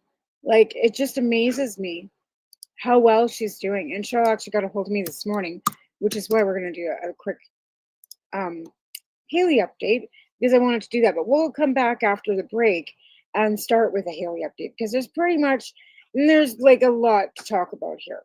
Because this kid has gone from being, like I said, we thought we weren't going to have her around very long, to her being 31 years old and kicking butt, like kicking it. And so is I. You see that thing moving around out there? He's mad at me because I've got him locked in the bedroom right now. But he stinks. And that's kind of partially my fault, but he stinks. And I just want to, like not have him stinking out my room at the moment. I already got one stinking one right there. Farting and huffing and stinking and, giving him CBD till I'm giving him CBD. A lot of CBD. In fact, where is my CBD? He probably needs some more. And on that note, we are going to go to a quick commercial break and thank our sponsors. And as Al would say, pay some bills because we got some bills. Got to pay our bills. So we'd like to thank Limestone Hydroponics and Campbellford Lifestyle Shop and Easy Steve, easy. Anyways, I will play the commercial break and let them thank you. We'll be right back after a quick commercial break. You're listening to the Pace Radio Network here at paceradio.net. Campbellford Lifestyle Shop, open Monday to Friday from 10 till 7 p.m. or by chance. Check out our flags, our t-shirts,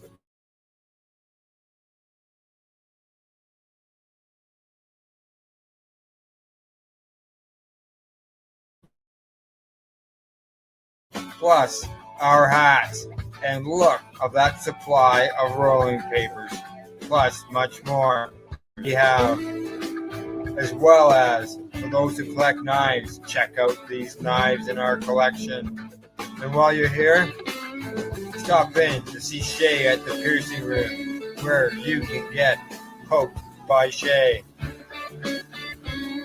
Daily deals, check them out. Campbellford Lifestyle Shop, 17 Bridge Street West, Campbellford, Ontario.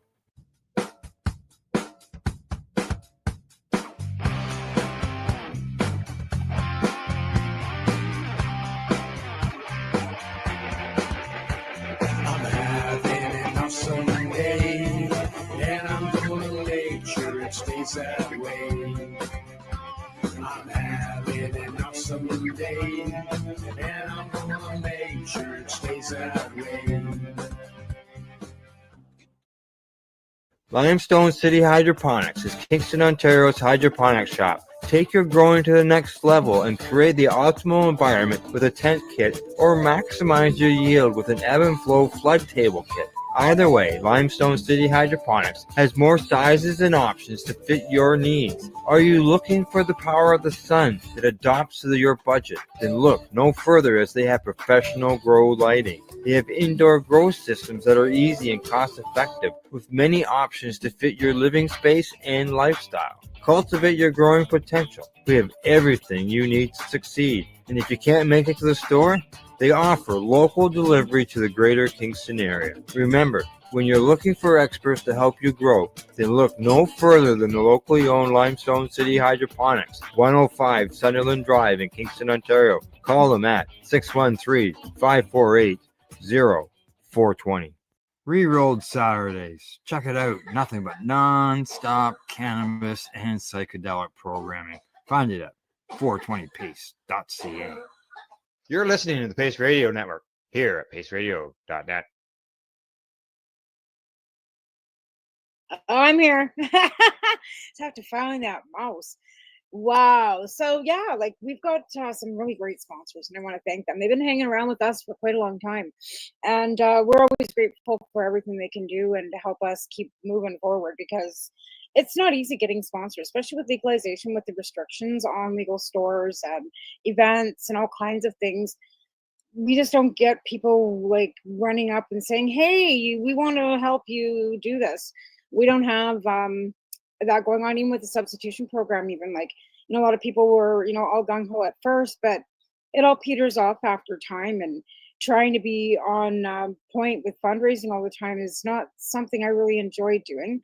I'd rather do the work behind the scenes. I'd rather be baking and taking and making the bags, and rather than being the person on the front line trying to raise funds. But since I'm running the substitution program out here by myself, pretty much, I'm everything. I'm the fundraiser, I'm the CEO, I'm the secretary, I'm the baker, chocolate maker, bag packer, promotion, everything. And it's a lot of work. So I give kudos to every other substitution program out there that's running, because it's a lot of work. So kudos to them, and please thank your local, Surrey, Langley, wherever. If you see anybody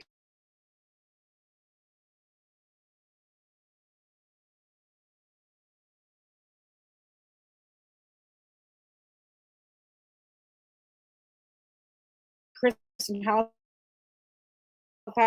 you see any one of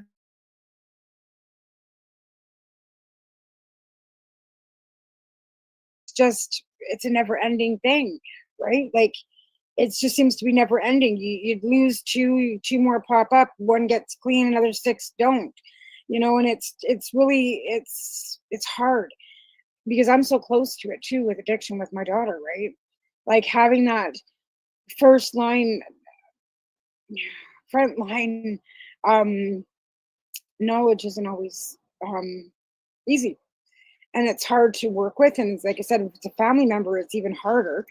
But sometimes you have to keep things pretty clinical, and even when it comes to your family, like you have to set boundaries. And that's the hardest thing about addiction, accepting that the person has actually got the addiction disorder, because that's pretty much what it is. It's a disorder. It's like a disease, right? So it's like,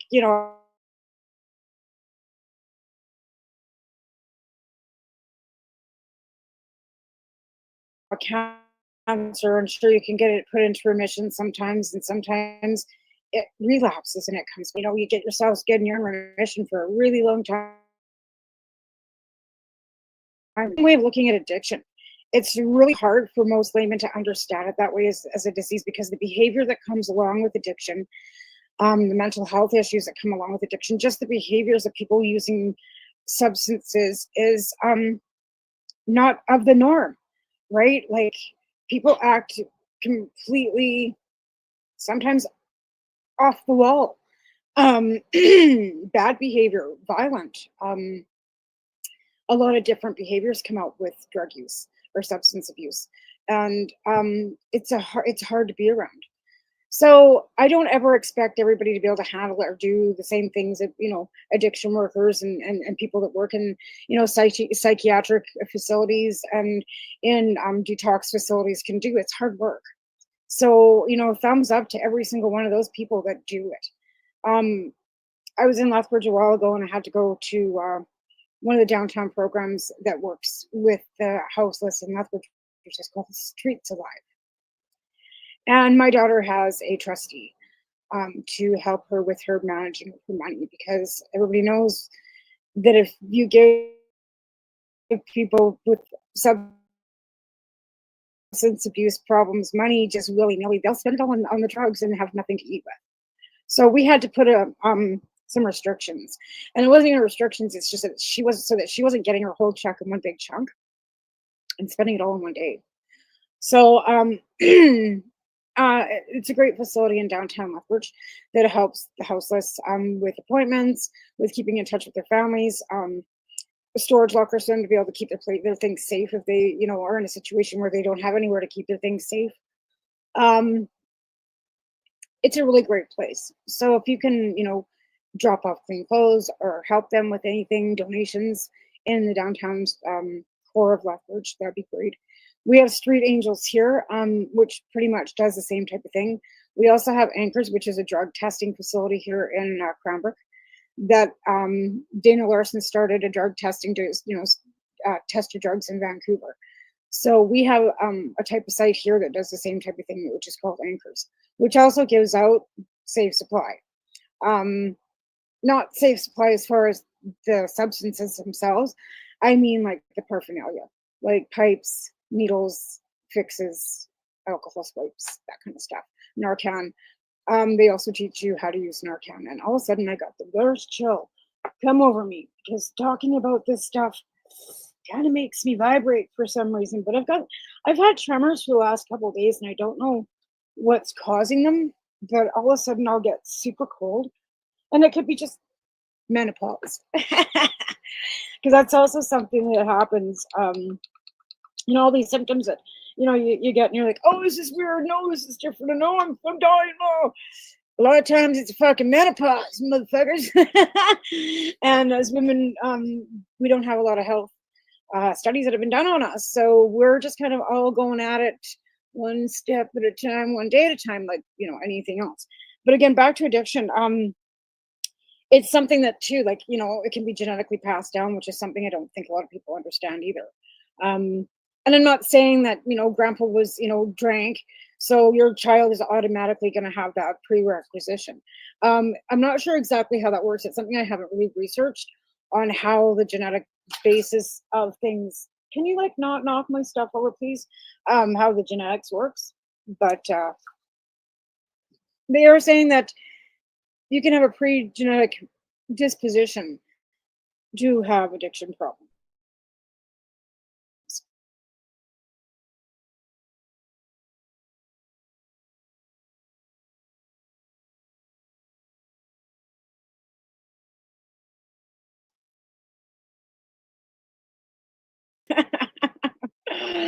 But so I did drink. My dad liked to try it on every once in a while. My mom would have the occasional cocktail. Now my grandfather would come home to a Ryan water. Sorry. Every single night. But that was the times too, right? Like different generations. And my grandparents were, raised in the 40s. Like my parents were born in the 40s, early 50s, right? So my grandparents were born in like early 1900s. So they were through that 20s, 30s, and the 50s wise, where the little skirt and all dressed up. My grandma was never that, but have a drink on the table for dad, and whatever, and dinner ready when he got home. Yeah, that happened around here when I was a little girl. but not so much as I got older. Like as we got older, because both my parents worked. I was an 80s kid. Like we were latchkey kids. You didn't say the word marijuana. My mom didn't even speak to me for 2 years when she found out which one. I was called a drug addict for my whole life because I smoked cannabis. Right? Like until I got my medical licensing and my mom got some full understanding of what cannabis was as medicine and everything else, and finally realized that I wasn't some raging drug addict because I smoked cannabis. But that's what it was. It was like, oh my God, my daughter smokes. And she worked for the RCMP, right? So first line of like, my daughter's a raging drug addict. She smokes weed. That was probably the best thing I could have done, rather than being a raging alcoholic like the rest of my family. Just saying. I'm not, yeah, like the rest of my family. My uncles were both alcoholics. My cousin, all of them, right? My one cousin doesn't drink anymore. I don't know my dad's side of the family. My grandparents, I don't think they recall ever seeing my dad's parents drink. Oh, well, you stop. See, listen to him. This is my 20-minute call out. It's been 20 minutes. I don't care what you're doing. And he will sit there and cry until I take him out. But he's going to have to wait 20 minutes because I got another 20 minutes of the show to do. So now you get the full, effect of the dog. Now you wonder why I smoke so much cannabis. Anyways, back to what we were talking about. Cannabis news and articles. But again, psychedelics too is something else that's really taken off. And I really, think that.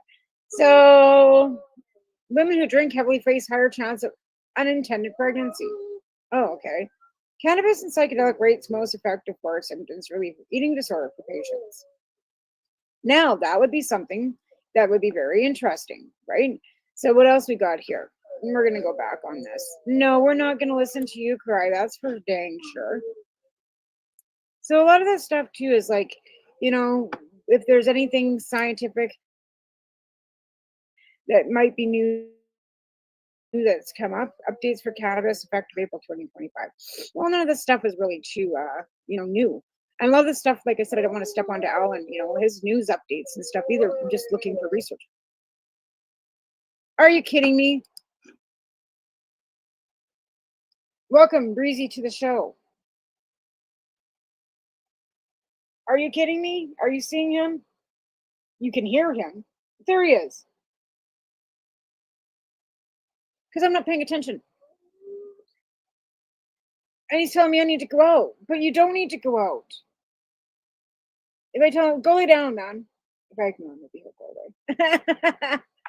Anyways, but again, I don't want to step on too much of, Al's news stuff either, but risks and concerns with pregnancy. Health Canada continues to educate youth and young adults on the increased risk of adverse effects from cannabis as the brain develops continues to around 25. I don't even know what to say about this. Because we know that there are some children that, well, again, these children that are using it for medical or epileptic children, kids that aren't neurologically typical, right? Neurologically typical. Some of them have physical disorders too. And they're not probably the ones that they have to worry about, with the average, teenage brain, because most of the kids that we know that are using cannabis for medicine aren't. Well, I wouldn't say that because, some of them are using it for sleep and eating disorders, and you never know what again, you have to be careful on how much consumption is done. Oh my goodness. I'm going to have to scream. Hang on. We're going to have to turn me off for a minute.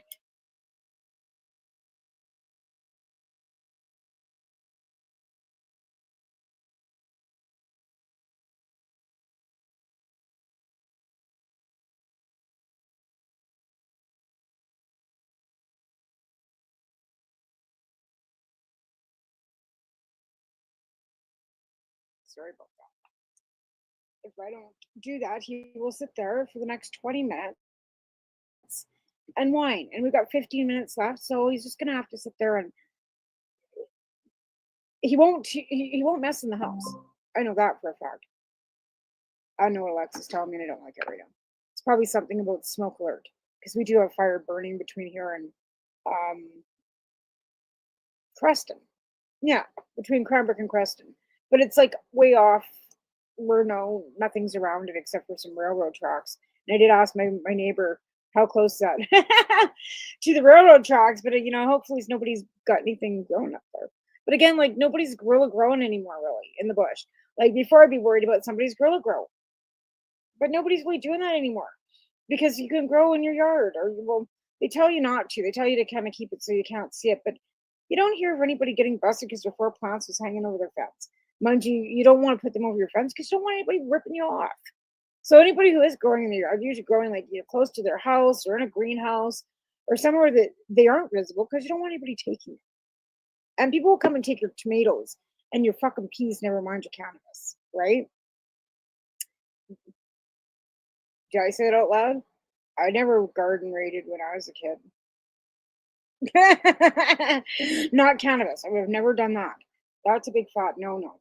But we might have snuck into somebody's yard and stole some peas when we were kids. Well, we were feral. We were feral. We had to eat it. We weren't allowed to come home before the fucking street lights were coming on. How do you think we ate? Garden hoses and some grandma's garden. Why do you think so many of our generations are vegetarians? We were raiding your fucking gardens. Maybe smoking your outdoor. Kidding, maybe not. Anyways, okay, so what do we got here? Anyway, it's just the basic same stuff like that we normally talk about. Again, regulatory effective and licensed are no longer required to report certain plant trimmings. Oh, as of April 1st, 2025, license holders in Canada are no longer required to report certain plant trimmings, and the unit of measurements for seeds has changed. Data from 20 shows an increase in the average daily amount of medical cannabis authorizations by healthcare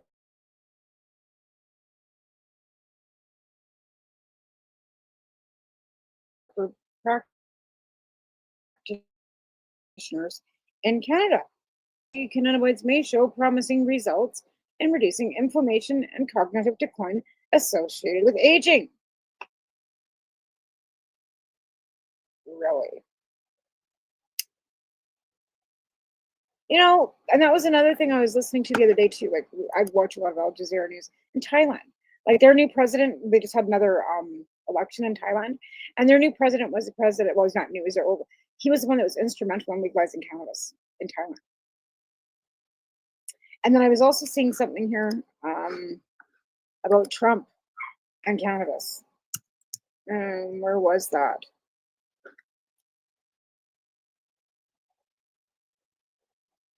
It was on Al Jazeera, but it said something about Trump and cannabis. I've seen it before him.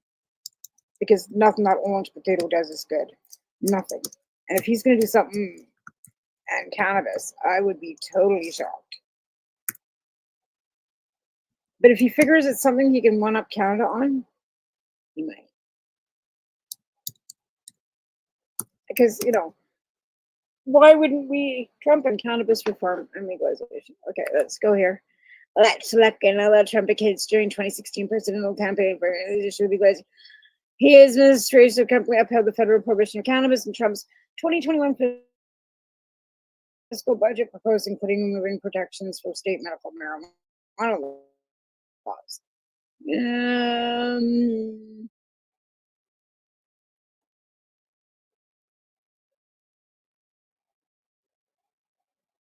Oh. Okay, well, we got August of we'll bring this up.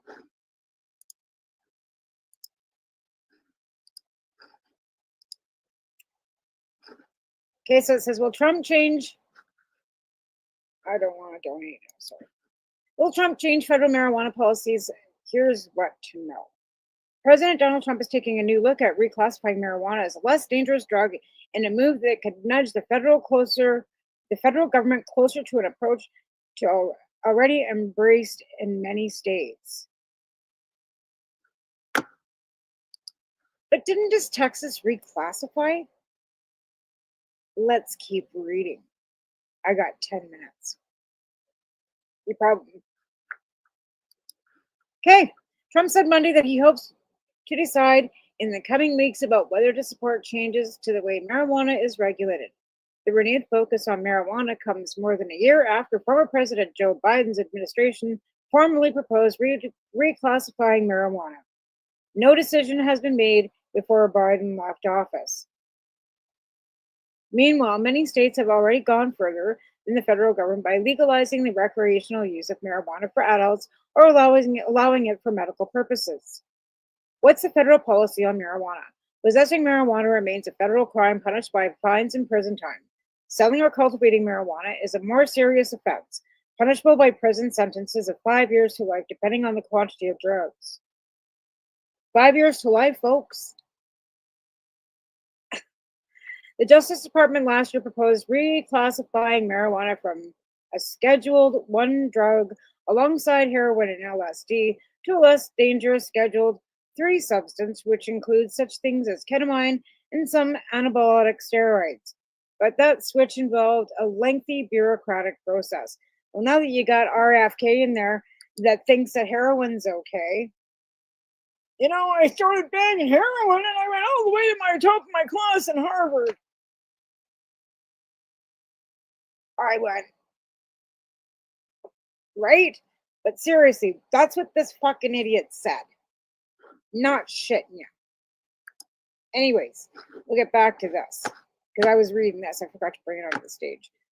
We're up, but here we are. Okay, so processing marijuana remains a federal crime punished by fines and prison time. Selling or cultivating marijuana is a more serious offense, punishable by prison sentences of 5 years to life, depending on the quantity of the drug.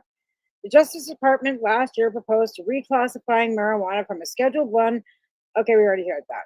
Nearly 43,000 public comments were submitted to the federal government about the proposed change. The Drug Enforcement Administration was still in the review processes when Trump succeeded Biden in January, triggering a re-examination of policies across the federal government. What would reclassifying marijuana mean in the states? Reclassifying marijuana would make not it legal for recreational use. Reclassifying would not make it legal for recreational use. Okay. Okay, reclassifying marijuana would not make it legal for recreational use by adults nationwide. Rather, it would change the way it's regulated and taxed. Regulated and taxed. Federal income tax deductions for business expenses aren't available to enterprises involved in trafficking in any Scheduled 1 or 2 drug. Changing marijuana to a Scheduled 3 drug would mean significant tax savings for businesses licensed to sell marijuana in states that are legal. It also could make it easier to research marijuana since it's very difficult to conduct authorized clinical studies on Scheduled 1 substances. Due to the potential for federal penalties, many banks and financial institutions don't provide debt or credit services, loans, or other common banking products to marijuana businesses authorized under state law. This is unlikely to change merely by rescheduling marijuana under the Federal Controlled Substance Act, according to a Congressional Research Service report. What is there for Trump to consider? Trump is weighing the pros and cons of marijuana policy changing, noting it's a very complicated subject. It's a very complicated subject. Sure it is. I've heard great things having to do with medical use of marijuana and bad things having to do with just about everything else, Trump said Monday. Marijuana advocate groups have long pushed for federal government to soften its stance as candidate Trump appeared open to relaxed regulations, posting on his social media platform last year that he would focus on research to unlock the medical use of marijuana to Schedule 3 drugs. But reclassification faces resistance from some conservatives and law enforcement groups. The National Sheriff's Association was among those submitting written opposition, highlighting prior determinations that marijuana was a high abuse potential and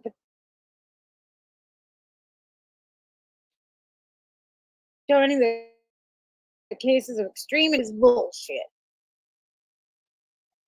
What's happening in the states, the medical use of marijuana is already allowed in 40 states and the District of Columbia. Over the past dozen years, the number of jurisdictions legalizing recreational marijuana for adults rose rapidly to 24 states and the District of Columbia. But the amendment suffered some recent setbacks. Dun, dun, dun. Ballot measures to legalize recreational marijuana failed last fall in Florida, North Dakota, and South Dakota. Florida's measures received a majority vote, which would have been sufficient in most states, but they fell short of the 60% threshold because, they raised that right before the election.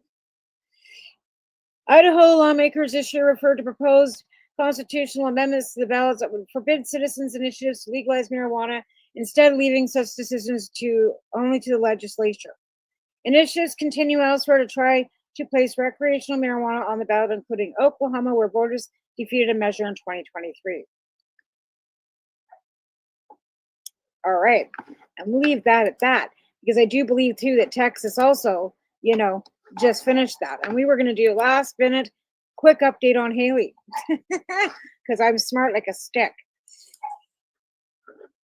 And this dog's going to start barking. Of course they are, because why wouldn't they, right? Because it's almost time for me to go. And that's why they all start. It's like they know there's a timer in their heads. And they say, oh, let's make her last 3 minutes on the air a complete fucking nightmare for them. We're going to stop and yell for a minute.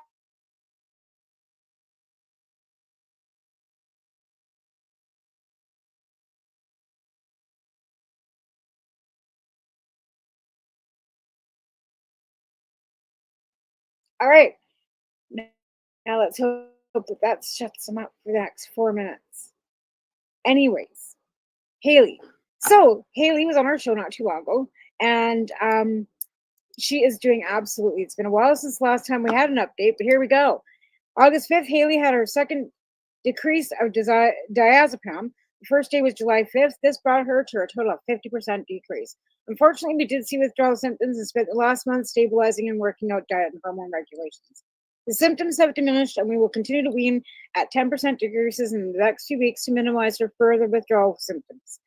For hormones and diet, we are working on following hormonal impact on ketones and glucose with a Libra 2. A loose pattern that was suspected in being tracked in a few months. It will be able to fine-tune and determine any possible patterns that are repeated to hone in on direct ratio changes that might meet these potential patterns. Currently, we are using a 4 to 6 different ratio meals, which changed happenings every 5 to 6 days. This is also corresponding with our hormone changes through the month. The time will tell if this repeated and consistent model that we can be utilized long term. This picture, can you see the picture? I don't know how to bring that up. How do I bring that up? Facebook, presenter invite. Stop that screen. I'm gonna bring this screen up.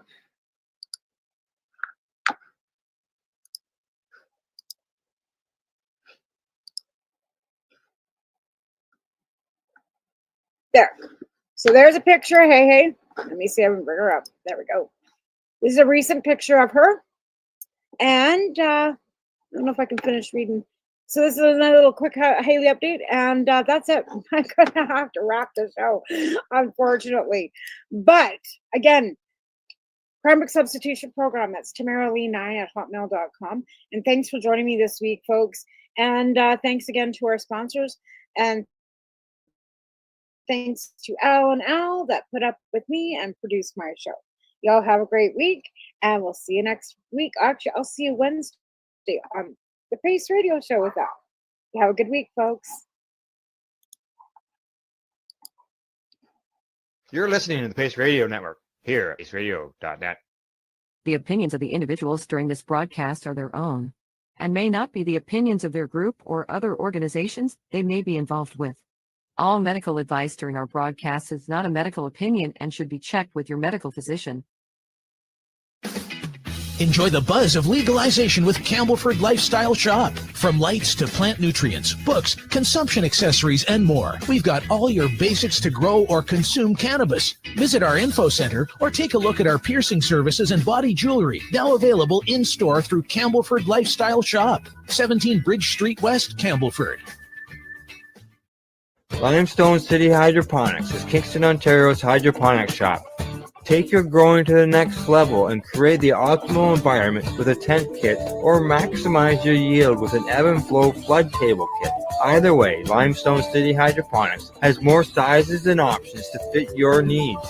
Are you looking for the power of the sun that adapts to your budget? Then look no further, as they have professional grow lighting. They have indoor grow systems that are easy and cost effective, with many options to fit your living space and lifestyle.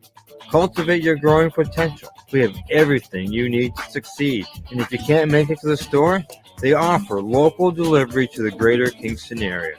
Remember, when you're looking for experts to help you grow, then look no further than the locally owned Limestone City Hydroponics, 105 Sunderland Drive in Kingston, Ontario. Call them at 613-548-0420. We are people advocating cannabis education here at paceradio.net. You're watching the 420 Pace, found at 420pace.ca. The opinions of the individuals during this broadcast are their own and may not be the opinions of their group or other organizations they may be involved with. All medical advice during our broadcast is not a medical opinion and should be checked with your medical physician. You're watching the Hi Guys podcast with Al and the other Al on the 420 Pace Project. That's what I forgot to put in there. Music. Music. Hi, hey, how you doing? All right, thank you. What you got? I always know when it's 10 o'clock because Alexa goes, "Hey, just a reminder, take the garbage out." Now, is that something that you have to do every day, or is this just on Tuesdays? Just on Tuesdays. Just Tuesdays, because that's when the garbage comes around. Right. Well, I see they move things around here on StreamYard.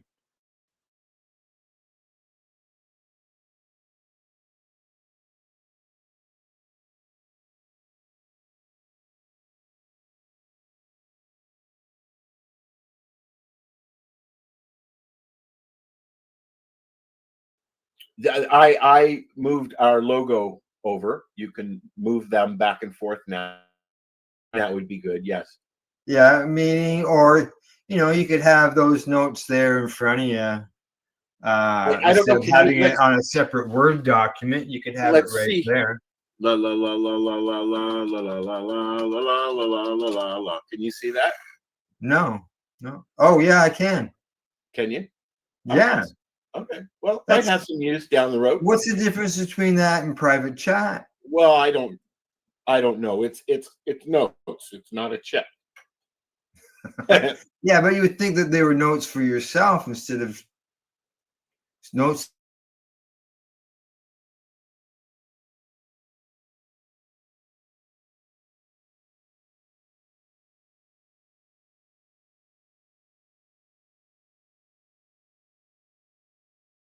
That you're sharing with somebody. Well,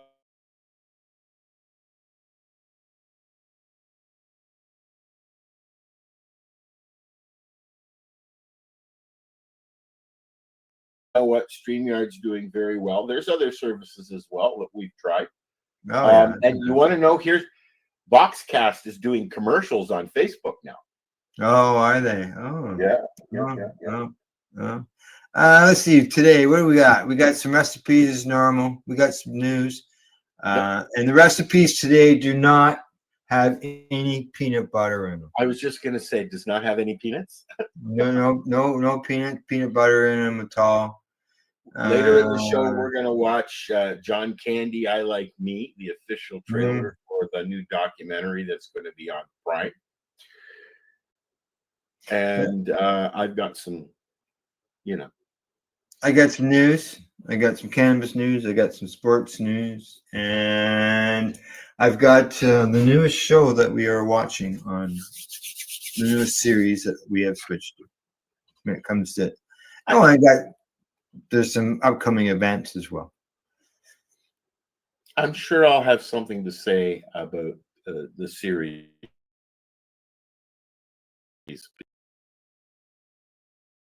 because I've been watching several that I've been enjoying. I just can't remember what. I don't know. I don't know. Well, you know what I always ask every time we have a show. No. No. What are you smoking? It's actually I'm asking, Al. It's my pick. Yeah, I know, but I always press the button. So what are you smoking today? I've got a mix of whatever I had, and I've wrapped it in a slicker. And I've got some Fico in my Shatterizer. I've got some Romblin in my Shatterizer. I've got some Romulan, did you say? Yes, yeah, it's still going. Squishy? That same stuff, yeah. Squishy? And I've got some comatose in the vape pen. I don't have anything in my vape pen. It died. I smoked it clean, man. I got to turn it on. And doobie wise, I call it the mix, and that's you got to. It's sort of like when it comes to making Fico, as many different strains that you can get in there, the better, because you get all different cannabinoids, different terpenes, and all that other stuff, right? Yeah, especially when you're doing it for maintenance.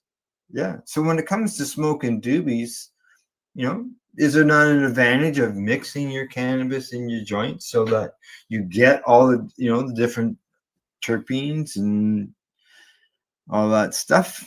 I've been buying the big bag of weed, the big bag combo.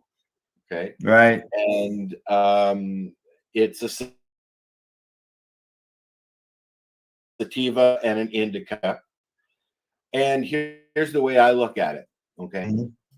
I'm getting a half ounce of each, and it's about $120.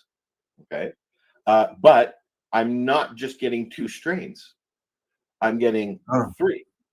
Oh, is it 3 in the package? No, I get 2 strains, but then if I mix them, there's a 3rd strain. Oh, I see where you're coming on. Okay, all right, yeah, yeah. And before I forget, whoever's listening, watching, our chat's open if you want to say hi. And, yeah, one of them just left, so. Oh, yeah. Bitch. Yeah, one left. Such a. So you got any frost up there yet? You know what? We had a frost 2 weeks ago. Oh. And we had a few other warnings, but they weren't really that bad. But I was worried enough that I took the one plant that I just had out on the deck and put it downstairs. On the light, because the leaves were starting to crack. Oh yeah. This morning when I looked at the weather network to see what the day was going to be like, it said it was 1 degree out. Really, it's the weather this year is fucked, dude. Because right now, I mean, we've had single digits for weeks, and right now it's nighttime. Yeah, we've had some. Single digits it's 18 outside right now. Well, it's 18 in here. It's 17 outside. Is 17 outside of your place? Yeah, that's what I'm getting. I think that's probably much different than our high for today. But our high is 23. I put a heater in the greenhouse because I had to fix it, and it's up in the 20s. We're 8 degrees right now. Yeah, no, I read that wrong. It's 17 downstairs and it's 12 outside. Oh, yeah. Which, but even though that's higher than it has been. Yeah. Really, well, the furnace has been coming 50% warmer than us, and you're a hell of a lot further north. And the furnace has been coming on. Has it? Yeah. Yeah. I have it shut off now, but I mean, at night I put it on auto and it, Yeah, it was that steady 18.5. It was 66 in our place this morning when I got up. Yesterday, when I turned the heater down last night. Yeah. Because the night before it got up, like it was up to 26 in there, and the window was open in the middle of the night. So I thought I'd drop that down just a little bit. Yeah. Yeah. Plus, I'm not really keen on spending money on hydro in my fucking greenhouse. No.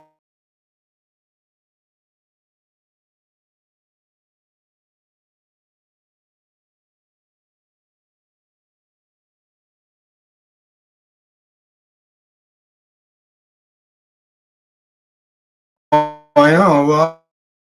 Well, coming over to help me do that. Yeah. And that's and then the blower will work on the blower later down the road, you know.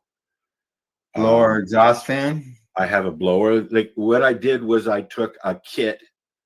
I bought Dean as a gift a grow kit. Right. 8 years ago, almost 10 years ago now. Okay. And he never got around to putting it up. So I'm using the blower, and I'm using everything but the lights because they're HID. HID or HD. Yeah. So we've got the blower, and then I've got these lights that I just bought. So we'll be all right. Yeah, yeah. You have lots of light. The 1200. Talking about light, I'm finding it. Talking about light, I'm finding it at nighttime when I go out to water the girls in the garden that it's getting dark early. About 8 o'clock here. Yeah. Oh yeah, it's dark. Yeah, exactly. Leaves are already changing on the ground. Yes. Yeah. The bears are out in full force. We have I want to say 700-pound gentleman that literally is walking back and forth between my area of town and where Dean and Elzoro live. Okay, about a mile up the road. And his name is Two Tags because he has 2 tags in his ears, one in each ear. And what's been going on for a couple of weeks is people are trying to get a picture so they can find the number, get the numbers on the tags, and nobody can get close enough. This guy's huge. He was in my backyard the other night. Oh, yeah. So who puts the tags on? The ministry?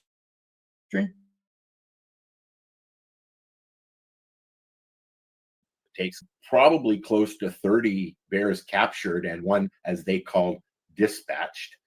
And that one was actually just up the road, a few houses up. There was a young feller decided to keep going into somebody's house while they were in the house. Oh. And scare, yeah, of course, walking into your kitchen and there's a bear standing in your house. Now, that'd be a bit unsettling, I would say.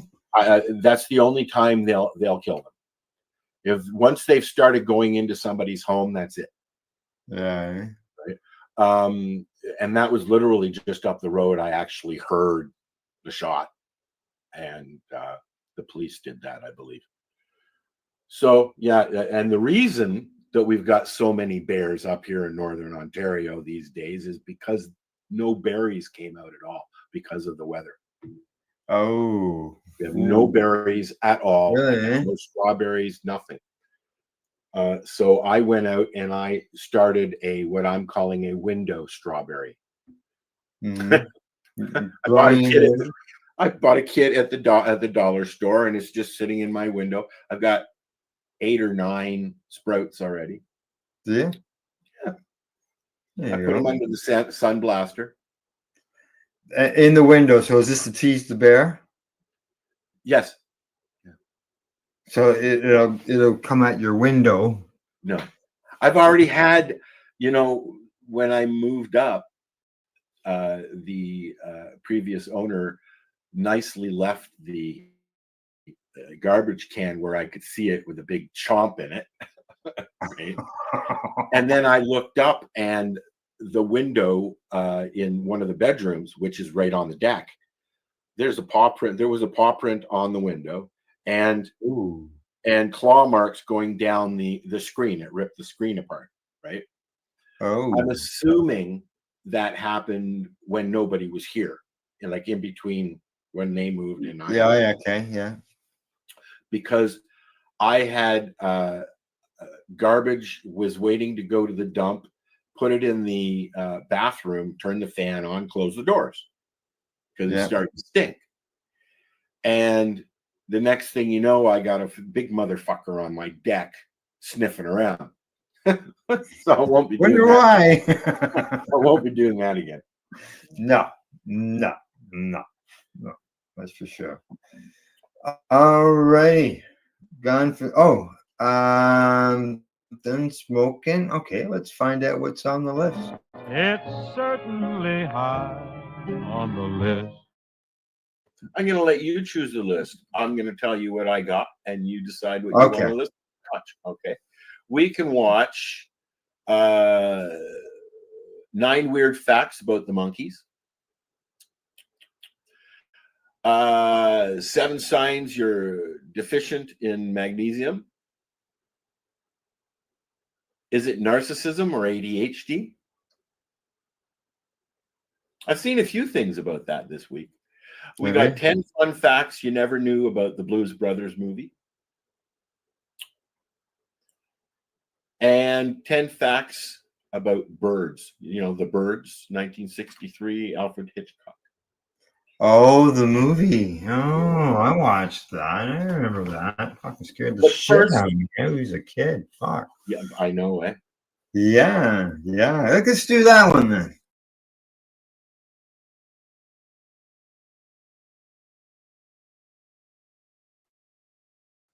You want to do that one? All right. Yeah. You know, there was some scenes, as I recall, that were gross too. You know, like people's eyeballs, the birds eating the people's eyeballs. I'm a huge fan of Alfred Hitchcock. In fact, I've been to the museum as well that they have at where was it? Universal. Yeah, correct, Dean. Yeah, great Hitchcock movie. And hey, look who's awake. Yeah, exactly. Yeah, I just said the same thing. It scared the hell out of me as a kid. So what do we got? We got her all lined up there? I think so. All right, it's a shorty, but you know, you'll get the gist. Right. I think I'll turn the thing in. All right, you want to bring it up on the screen there, Al, and I'll start it. Sure can. All right, here we go. The Birds, 10 Things You Never Knew. 10. The film has no musical score, instead using electronic bird sounds created with the mixture trotonium.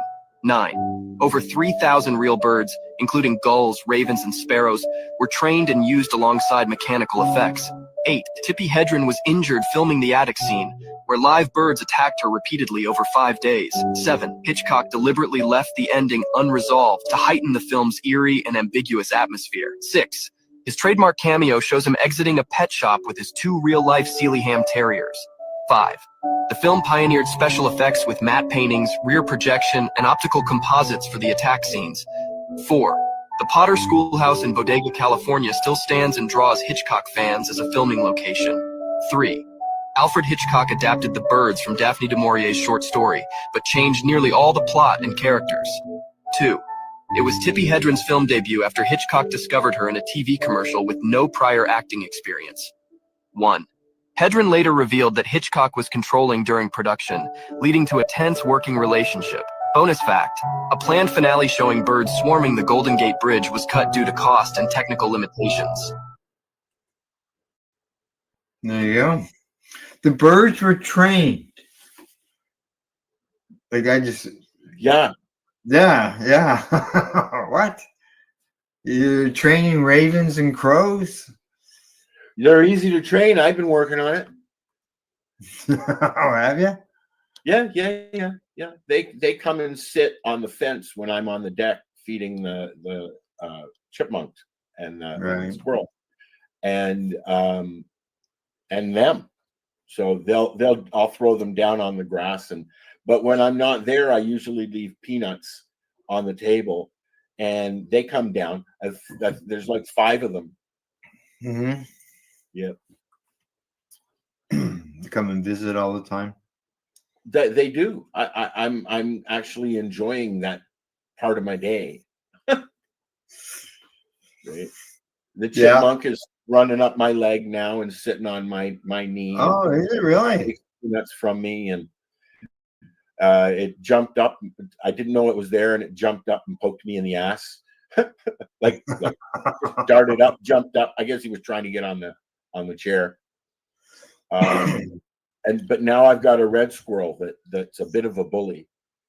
So they fight. I was gonna say red squirrels chase each other.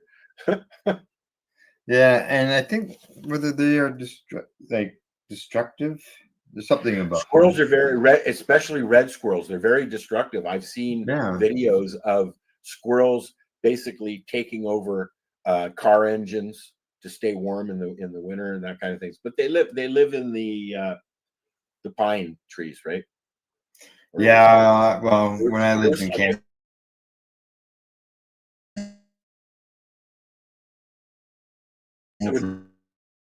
Spruce trees, right? Yeah, we had them living in our house for a couple of years. So solved once we found out where they were getting in and everything. I had raccoons and bats in my belfry in Mount Forest when I bought the house. The side of the eavesdrop was pulled down from the ice, right? Right. And the bats got in, and then the rodents moved in, and I had to have somebody come out. There were a few incidences, like I sat down on the toilet and there was something in there. It was hanging. Oh, bat hanging there in my toilet. Really? Yeah, I walked into my Scare the shit out of you. Oh fuck yeah! I'm glad I looked.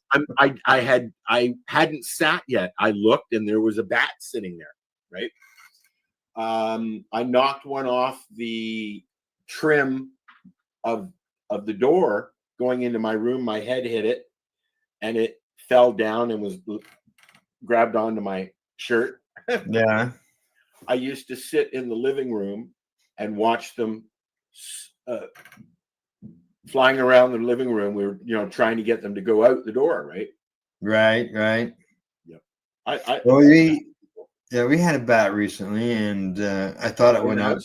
I thought it went out the door, and we have the cameras around here, and I went to just see how see the video of the bat. Right, so I'm watching the video of the bat, and I see it go towards the door, and I'm opening the door. But what I didn't realize in real time, that the bat actually went down our basement instead of going out the door. And I've only ever seen it once since then. So I don't know where it is. It could be in the house. It could be outside. I haven't got a clue. They would fly once they got in the living room. They would fly around, and I would sit there and literally with my 35 millimeter camera take pictures of these bats flying around my living room. Well, things that potheads do. Yeah. Hey, well, you could get some cool pictures. That you didn't, eh? You know what? Yes, I got lots. Yeah. But unfortunately, my whole portfolio was in my filing cabinet in my office when the sheriff came to take my home, so I never got it back. That's why you have never seen any pictures of stuff that I've done in magazines or anything. Everything I had books of negatives and pictures and everything. People probably don't even know what film negatives are these days. Everything is so digital.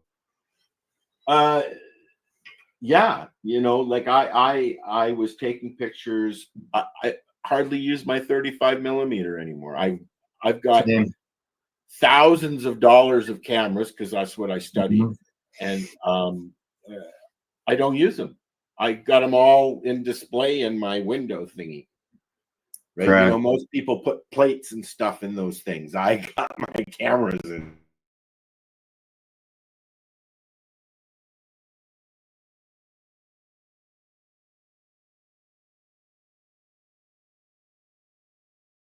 there.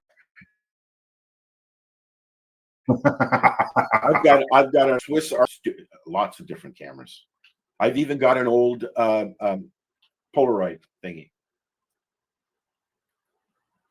Oh, yeah. Oh, Can you yeah. even get film anymore? I don't know.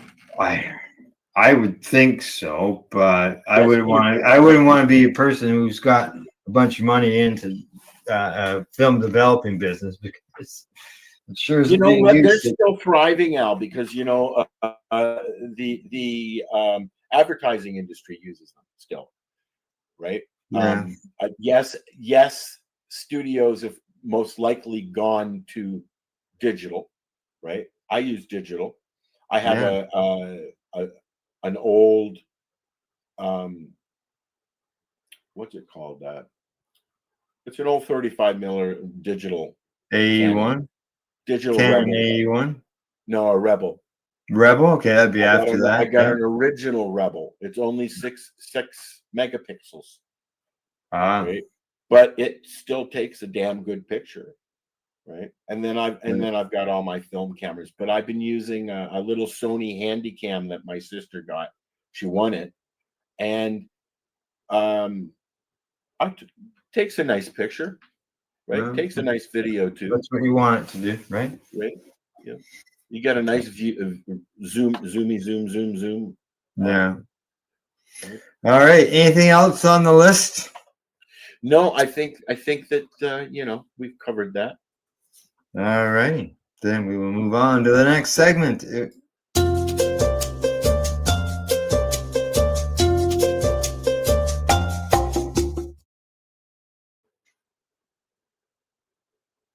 What was that?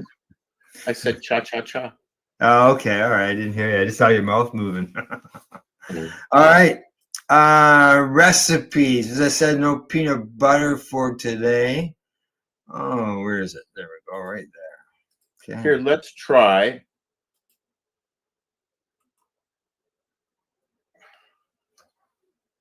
Go ahead. Today we're having butter chicken. You ever had butter chicken before? You know what? I'm not sure, but it sounds yummy. And while you're doing this, I'm going to play with settings here. Okay. All right. So butter chicken, they say for the marinated chicken, the ingredients, you need cubed chicken breasts, 1.5 cups of plain yogurt, 1 heaping teaspoon of the following items: garlic powder, coriander powder, onion powder, ginger powder, chili powder,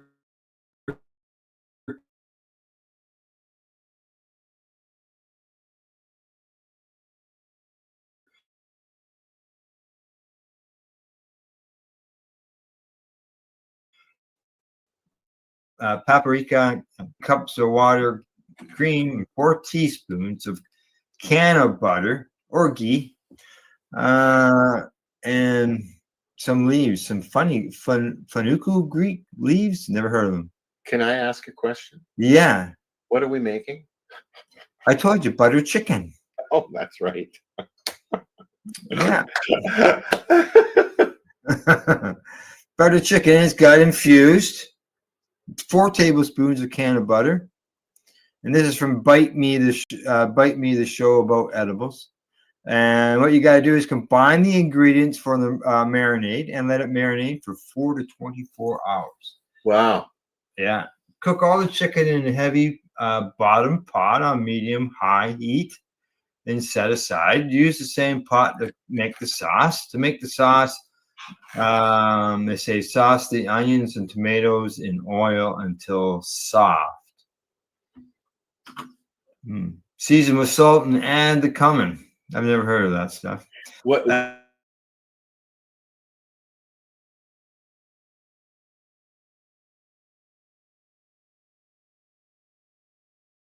Add water, cashews, and let it simmer.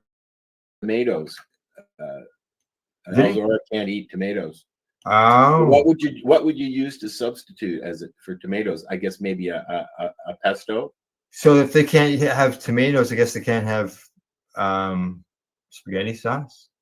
Yeah, no, but she likes like cream sauces. Okay, Would that go good? That would might go good with a cream sauce. I don't know. You'd have to try it. We'd have to try it. Let me know when you make it, Dean. I'll come over and we'll try it. Yeah. Now transfer the sauce to a blender or use an immersion blender to blend the sauce until smooth. Strain through a sieve. Add the chicken back to the sauce and let it simmer for 5 more minutes. Finish with knobs of butter and a dash of cream. Sprinkle. Knob of butter. Yeah, I don't know. It must just be a little bit. Sprinkle at least 2 teaspoons of this fenugreek. Where? Yeah. Cilantro is optional and serve with naan bread or basmati rice. I have had buttered chicken. I had it at a restaurant,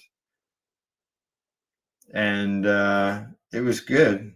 I was really surprised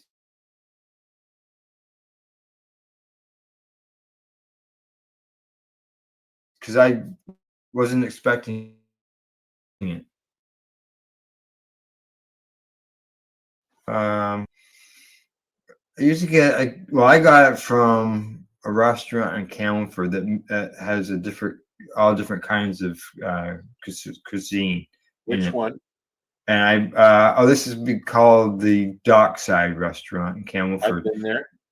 It has They make a good roast beef sandwich. Do they?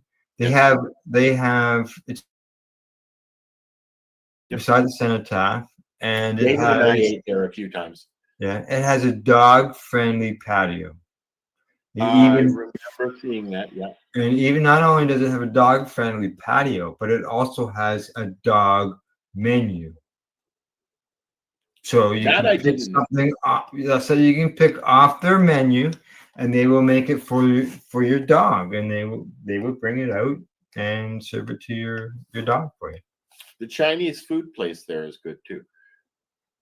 Yeah. I can't remember what. And I like the restaurant in where was I? Hastings. Yeah, I like the restaurant in Hastings. Which one? The Gondola? Whatever the restaurant that's there. Oh, there's a couple of them. No, there was only one there when I.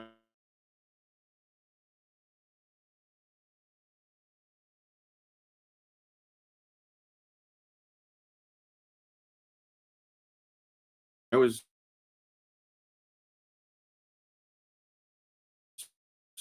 Oh, okay.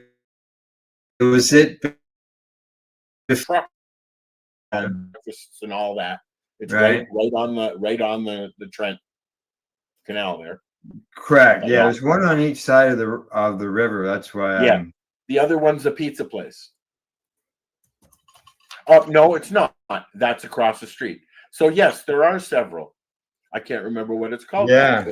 Right on the lock. There's one there. Correct, on each side. Right at the lock itself. Okay, that's the gondola. That's the one I was thinking about. Yeah. And then there's a truck there. But anyways, now I'm getting hungry. Okay, I am putting the butter chicken recipe in the chat. There you go. We just put the buttered chicken in the oven. That's right. Okay, now I also have one. I don't know. You might like this one. I don't eat these, and that is buttered, not butter chicken.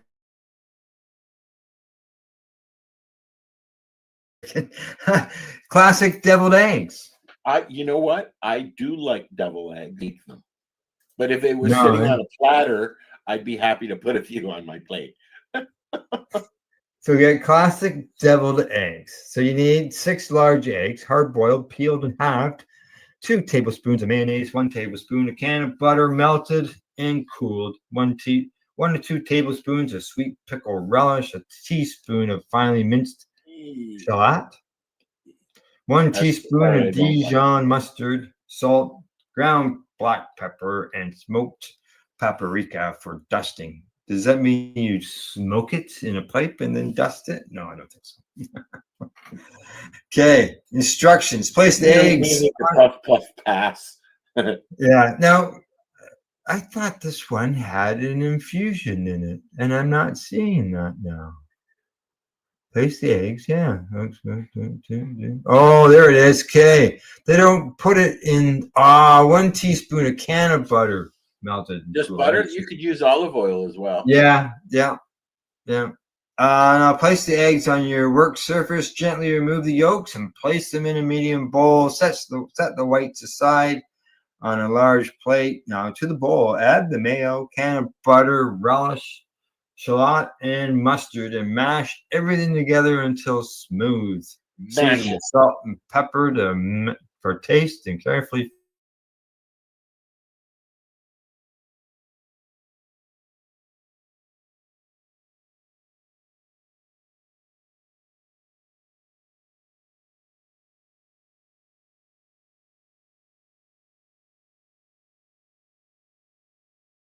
sprinkle with paprika. There you go. You can go through to the 420 Paste Facebook page. Okay, here we go. Infused devil eggs.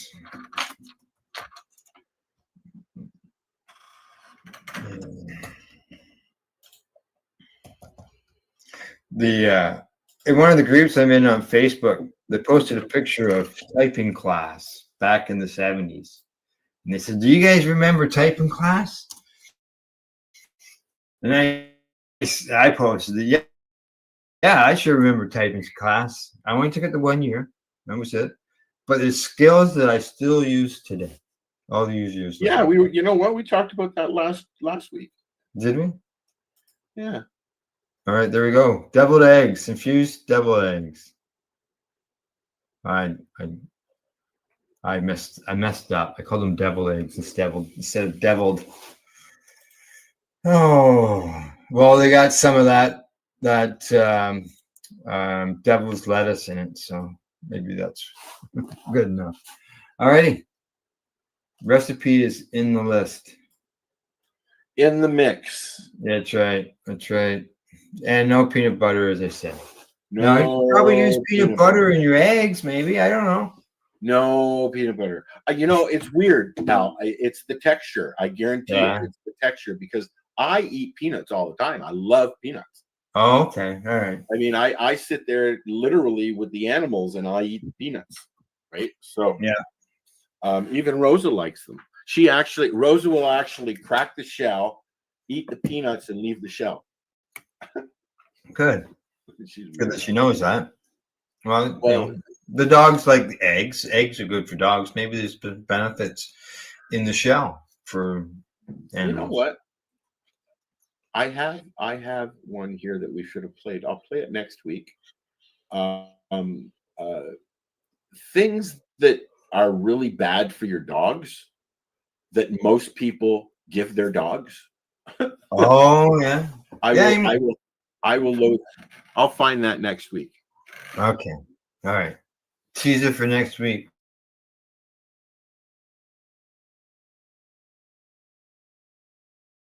Things that are bad for your dog that you don't even realize.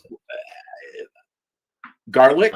There's a lot of things in the spaghetti, including tomatoes, that dogs should not be eating. I will never ever I will make sure that my dog never eats spaghetti again. You know, she has. Not this dog. 2 dogs ago, one of our first dogs, one of our early dogs, we were out camping. Got into spaghetti. We had spaghetti as a camping meal. You know, it wasn't just burgers and hot dogs. And in the middle of the night, she got sick all over my pillow. There's experiences like that we just never forget. Rosa had I had a box of Kraft dinner that I made, and I didn't feel like eating the whole thing, so I gave it to Rosa. She's had it many, many times. Not anymore. Yeah, same instance. I went in to go to bed, and yeah, had to do laundry. Yeah. Oh, it was And everywhere. I can't remember how Pasta is not her name good. was Sadie. The dog's name was Sadie. And I don't remember how she got the spaghetti because it wasn't something that was a regular meal for her or anything. And we don't normally feed our dogs human food. And that way it helps prevent them from, wanting it, taking it. Rosa's gotten into the garbage, pulled out a chicken, those kind of things. She's eaten a medicated chocolate bar. Oh, yeah, one of Marcel's, in fact. She's gotten into a few things. She tried a mushroom outside. Didn't go very well. Yeah, and chocolate, that's another one of those bad things for the dogs too. But there are things, everyday things that could literally kill your dogs, and yet people give them to. I mean, I order a pizza, she gets a slice. Tomatoes are really, really bad for dogs. Well, our daughter's dogs, the two puppies. Oh, they're cute. Oh, are they ever big? They're almost the size of Tessa now. They peed on my foot.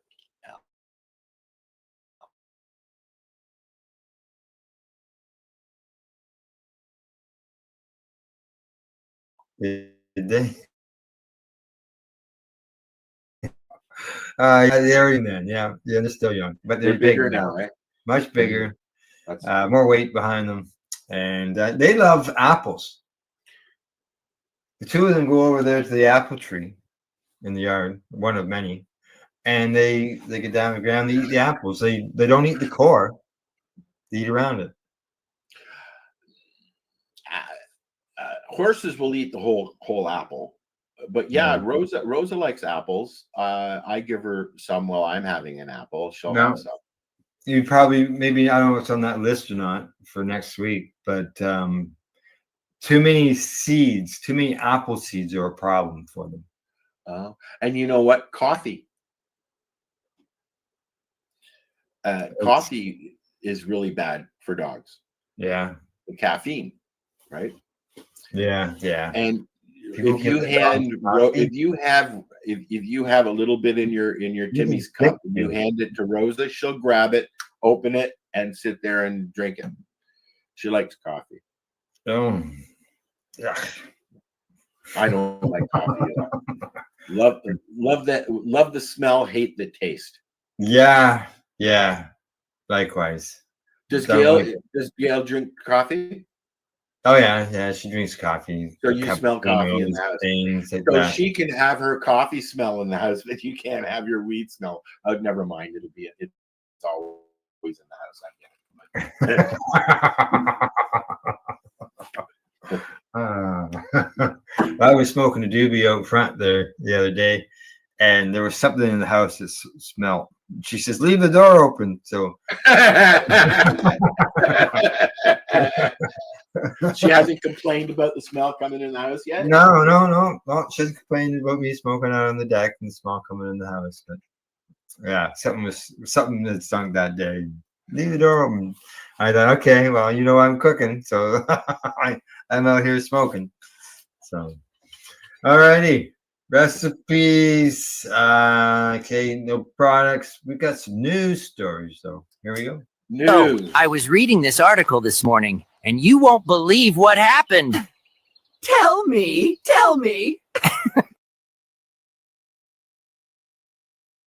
Okay, I will tell you. Health Canada. They continue to increase inspections of federal license holders. Well, you know what? That's a good thing. from April 1st to March 31st, so that's April 1st of 2024 to March 31st of 2025, the federal regulator conducted a total of 889 inspections under the Cannabis Act, and it's up from 662 a year in the 2 previous years. So they've gone up over 220 inspections in that time. I can remember when patients were saying, inspections. What inspections? They say that this most recent year included 194 inspections of registered personal and designated productions of cannabis for medical purposes. Really? That's up from 160 and 170 in the previous years. So they've gone to 200 patients' homes and inspected their homes or their locations, wherever they're growing, to make sure that they are applying exactly.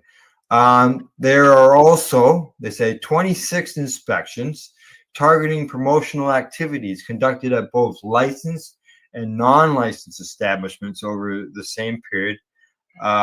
They say in total there were 437 regular inspections, 101 of them targeted inspections, 128 compliance verifications, 194 inspections of registered personal and designated production of cannabis for medical purposes licenses, and 26 promotional inspections. Of the 666 regular targeted and compliance verification inspections of licensed producers, there were 685 different visits, with some producers receiving multiple visits on different dates. Wow. Yeah, a lot of visits, eh? There were also. Go ahead. I'm a little bit at awe that they are actively checking patients. I've heard of this. Oh yeah. And back when there was a lot of talk of that there was inspections, I talked to a lot of people, 10, 15 years ago that had large licenses. Never, ever seen an inspection. Never, ever, never even. We're lucky if we heard about 4 or 5. Some people even wondered, was there even any inspectors back then? That was before legalization, right? Now they need inspectors for the businesses, recreational market, and they've obviously added in the medicinal end of things. The owner of my cannabis here in town has said several times to me during conversation that he has to be very careful what he does, because they're in there all the time. They're up here going around. We've got several licensed stores between Toronto and Manitoba border kind of thing. Yeah, sure do. Yeah. Now, they say there were also 155 additional activities, including sampling, seizure and detention and destruction conducted. About 1/3 of those were for sampling activities, 57 were for compliance and enforcement activities for registered personal and designated production of cannabis for medical purposes, and 40 were for compliance and enforcement activities for licensed holders.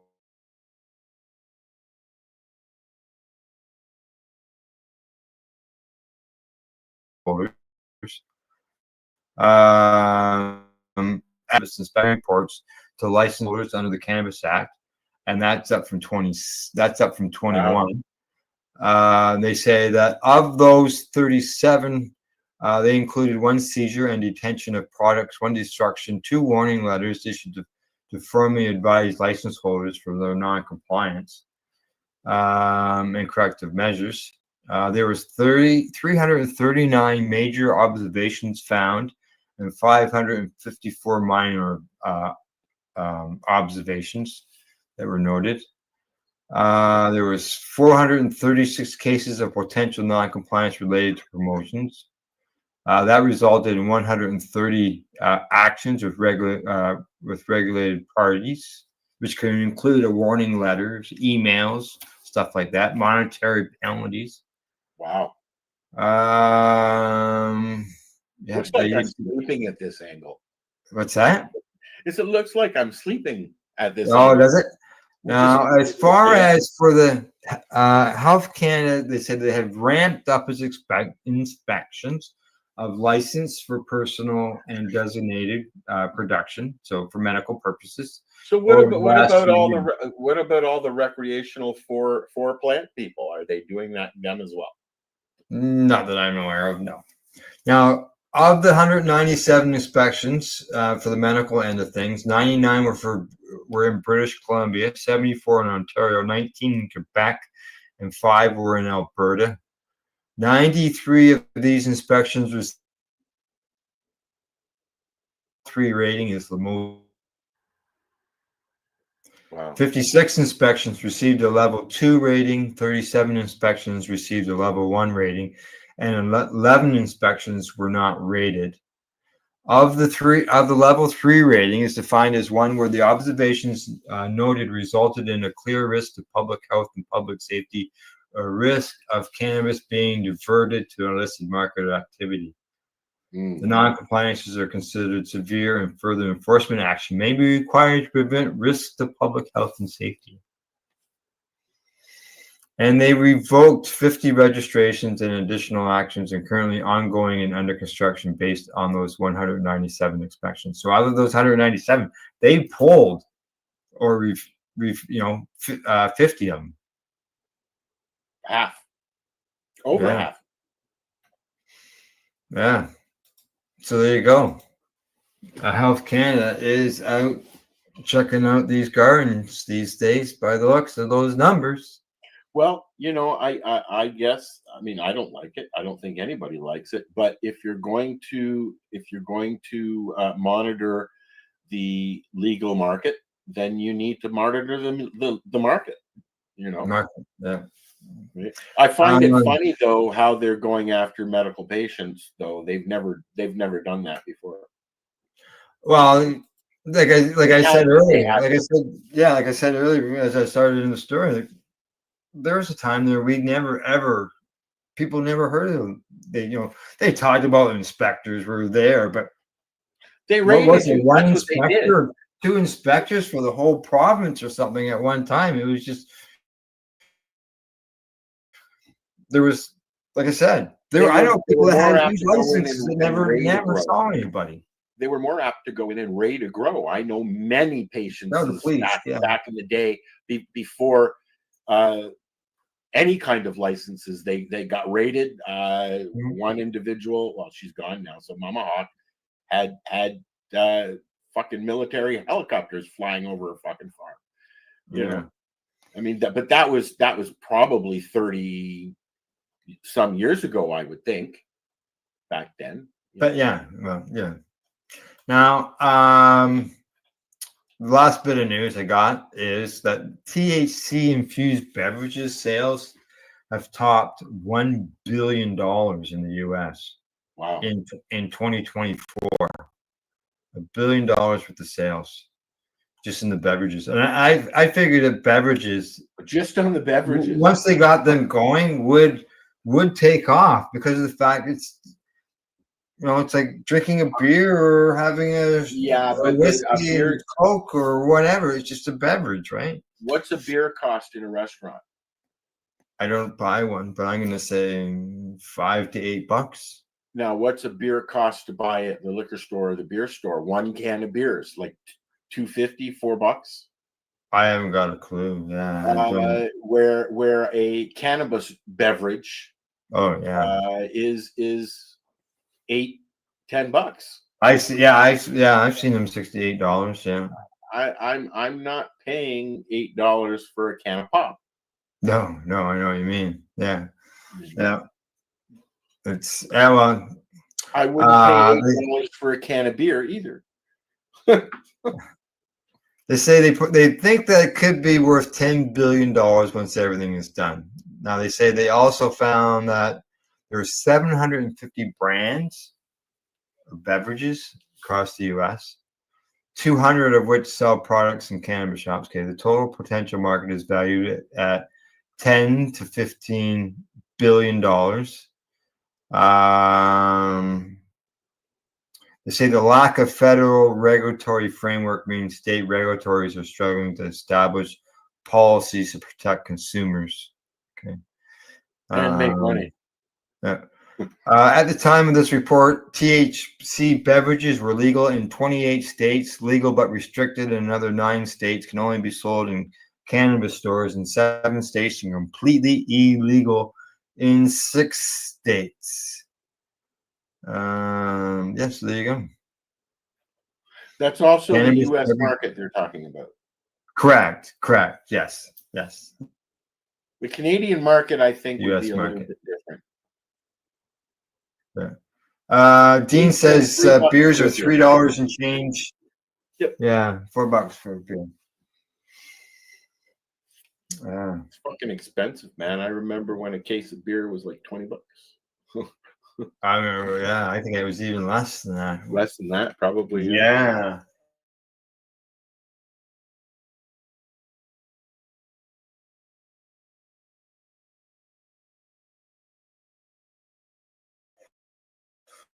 Something about Okay, now you're making me feel old, Al. Move on. Next. Oh, the gray beard doesn't help you look young either, right? Not my fault. All righty, from news to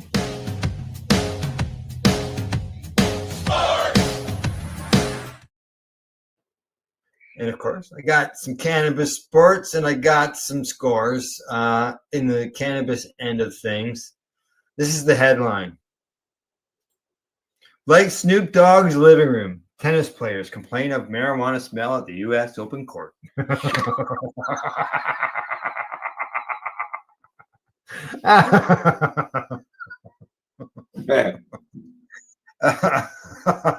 It's become a stink at the U.S. Open, a pungent marijuana smell that waffled over an outer court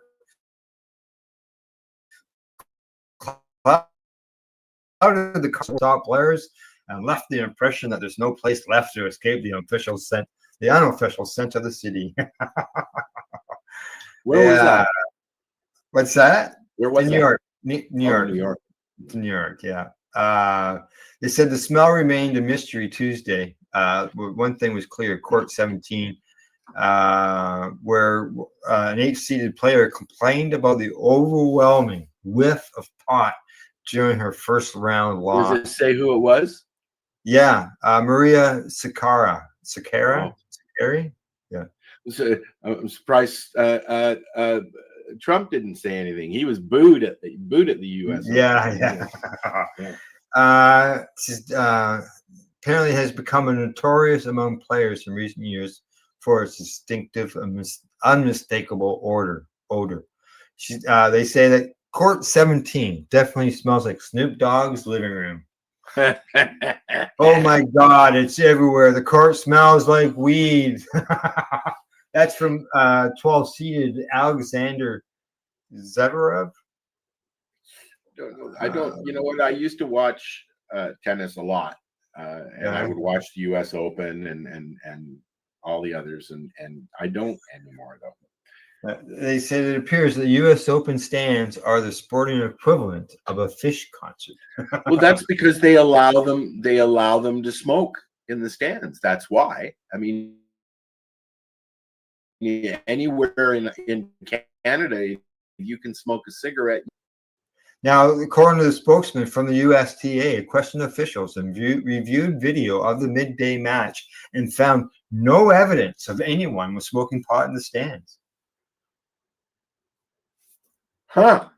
So they say maybe it came from a park. Maybe it came from the park just outside of the gate. Probably.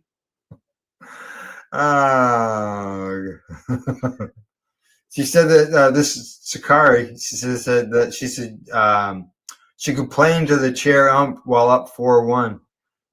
She said the smell. Oh my gosh! I think it's from the park. She lost 6-4, 6-4. Blame it on the weed. Yeah, she says sometimes you smell food, sometimes you smell cigarettes, sometimes you smell weed. I mean, it's something we cannot control because we're in an open space. That's a park behind People Correct. can do whatever Yep. they want. Yep. You know, I didn't hear anything about cannabis and the C&E. I mean, we No. used to walk around and smoke doobies, but I don't think they allow smoking cigarettes Yeah. anymore on the property. I don't know. I mean, I've gone down to the Queen Elizabeth building and stood out front and smoked doobies. Of course I have. Yeah. Right? Yeah. As they go through the story, there's other people who have complained about the smell, and they all do sort of direct it towards that park that's in behind. But Makes sense. Yeah, it makes sense, and it's legal. It's legal for them to smoke there. So that's so what there I'm you getting go. at. Like even Yeah. here, if it's legal for you to smoke cigarettes, it's legal for you to use cannabis. Yeah. Although there said- are people and Oh, yeah. even cops that will argue that fact, but that's the way it is in Canada. If you can smoke your cigarettes, you can smoke your weed. And if somebody's going to complain about the smell, well, I don't smoke cigarettes. I don't like the smell of your cigarettes. I know Allison. She got turf from Yeah, something. just the other day. Yeah. From where was it? From TIFF? No, was it TIFF? I don't think it was Tiff. No. What was it? I don't know. She goes. Yeah, they go to a lot of like music events and stuff. So I'm not sure. I can't recall exactly where it was. Now, as far as to finish up the sports, we're into some scores today. The Guardians over the Royals 10-2. Braves over the Cubs 4-1. The Padres beat the Reds 4-3 in extra innings. The Sox over the Athletics 7-0. The Nationals beat the Marlins 15-7, 5-0 for the Rangers over the Brewers, 4-2 for the Mariners versus the Cardinals, and the Dodgers beat the Rockies 3-1. Diamondbacks lost to the Giants 11-5. Twins, whoa, that's another one of these football scores, 12-3 over the Angels, and then I'm sure in a big pitching battle, Phillies win 1-0 over the Mets. What? I don't hear any Jays at all. They must not have played last night. Oh, okay, that's too much. Yeah. I don't see them. Yeah, I don't see them. Not on this one. So there you go. How about a song? How about a song? All right. We'll do that. What have I got lined up here? All right. There we go. We got a song I found. This is from Dr. High. You can find him at Dr. High Music on YouTube.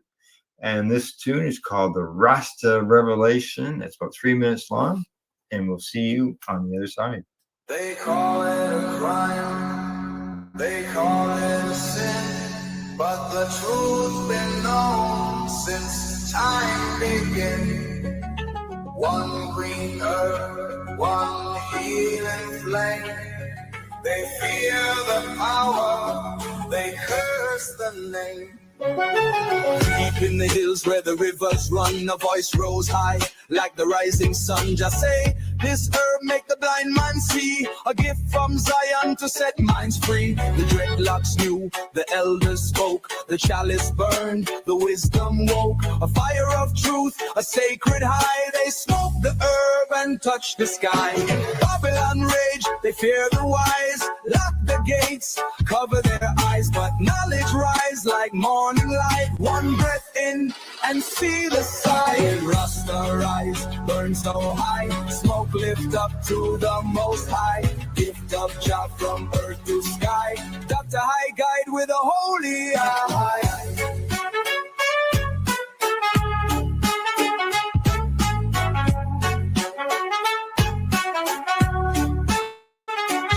They kicked in doors. They took them away for a leaf, for a plant. They made them pay, but still they chant, still they sing, still the fire keep burning within a revolution, a sacred fight. The herbs still burn in the dead of night. They couldn't kill what Jah create. The seed been sown, it's not too late. Oh, smoke, rise. inside.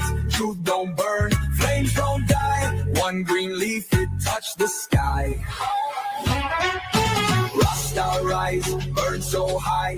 Smoke lift up to the most high. Gift of Jah from earth to sky. Dr. Hay guide with a holy eye.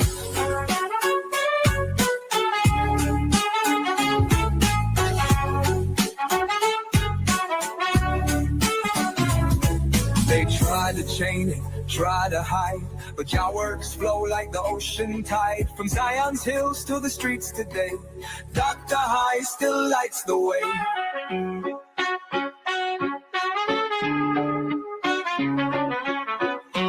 Dr. High still walks the day.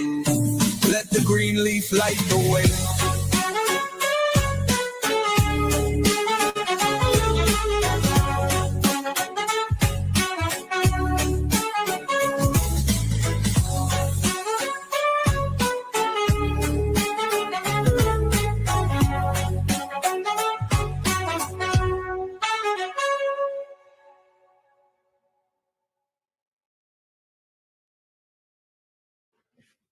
There you go. That was Dr. Hyde music. Find him on YouTube. He's got, I don't know, about 80 songs that are there. And they're all about cannabis and AI generated as well. And also, if you have a band or do AI stuff and you'd like us to feature your music, please let us know. I've been getting submissions, so we're going to have other music as well. Good. Good. We'll Good. see what happens anyways. I don't know if we'll get flagged or not, but we've gotten some submissions. Yes, I got a fellow who reached out to me, and I'll be using his music as well. Cool. As things go along. So. Uh-oh. There's the What howl you got of there? I just ate from Steven. What's that? What's that? Yeah, hey, mind your own business. All right. Okay. All right. I won't ask. Okay, we've got news, we've got sports, and it is time for us to go to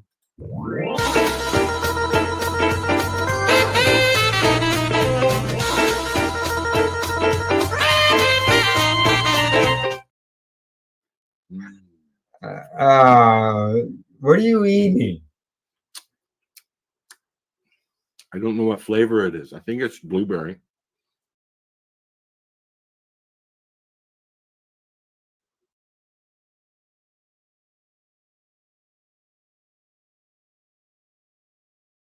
The crescent.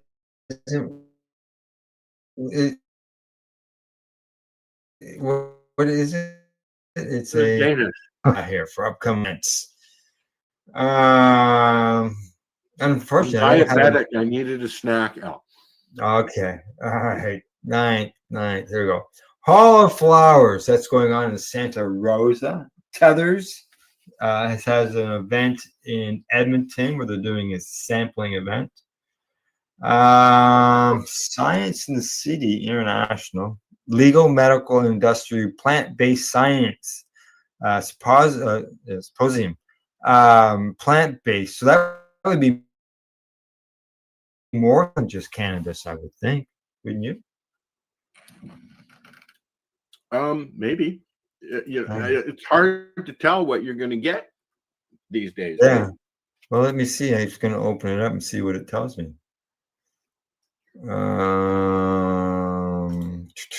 Okay. It's a hybrid event taking place in France. To explore cannabis science regulations and industry practices.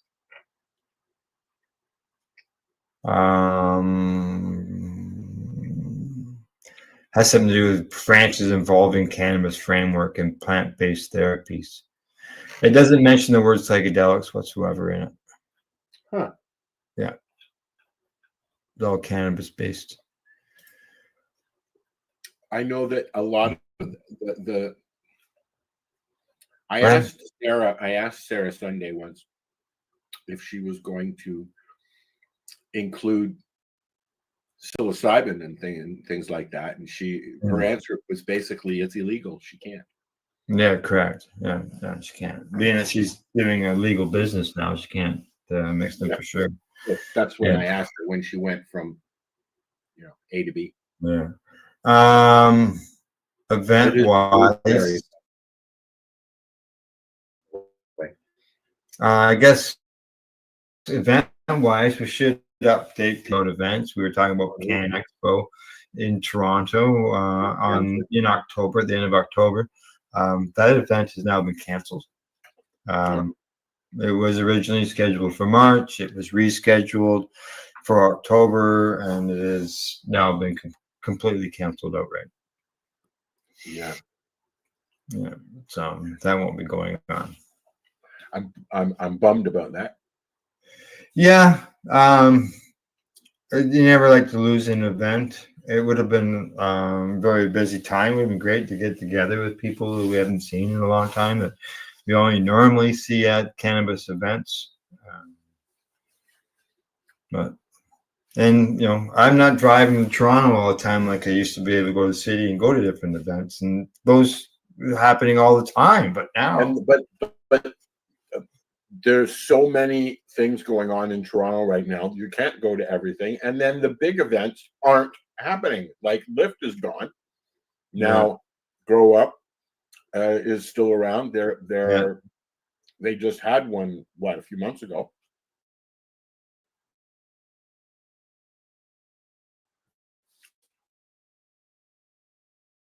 Do a year, don't they? They do one in Toronto, one out west. Okay. Yeah. So what else is there? There's the Karma Cup. The Karma Cup has gone legal. It's not the same. Yeah, and the Karma Cup itself is now just a weekend event. There's no public judging packages. No, everything. It's they're using that whole scientific research thing, I think. But yeah, I wouldn't doubt that's where it's going to be held, and then the judging will be held on the Saturday or the one day of the event, the first day of the event, and the awards, presentations, etc., will be on day 2 of the event. Cool. This one's Apple, Al. Is it? We could have done a product review. I could have medicated it too. You could have. Exactly. So, but I don't have any information as far as any events that are going on in the city that are grassroots based. Well, we'll work on that. Yeah. All right. Now, as far as entertainment end of things, what do you got? Well, I have a new movie that's available. It just premiered at TIFF in Toronto. If you don't know what TIFF is, it's Toronto Film Festival. And what it is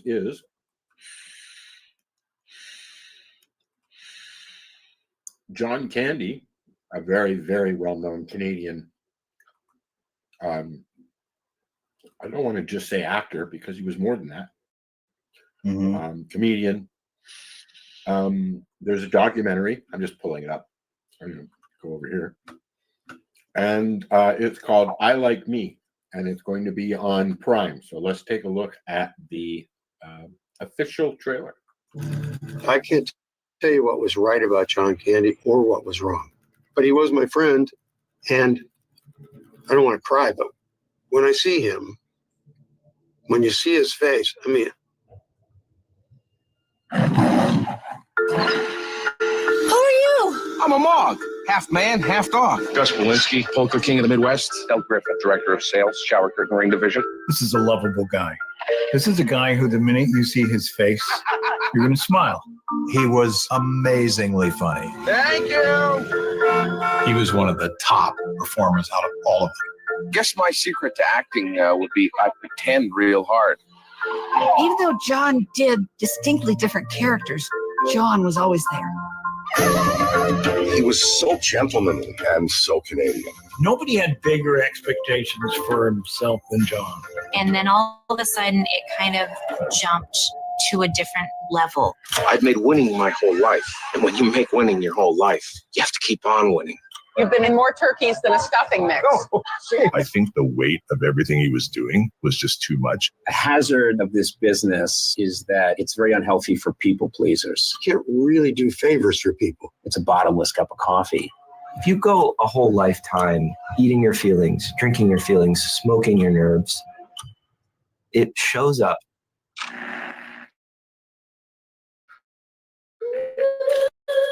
There's some things that are just painful.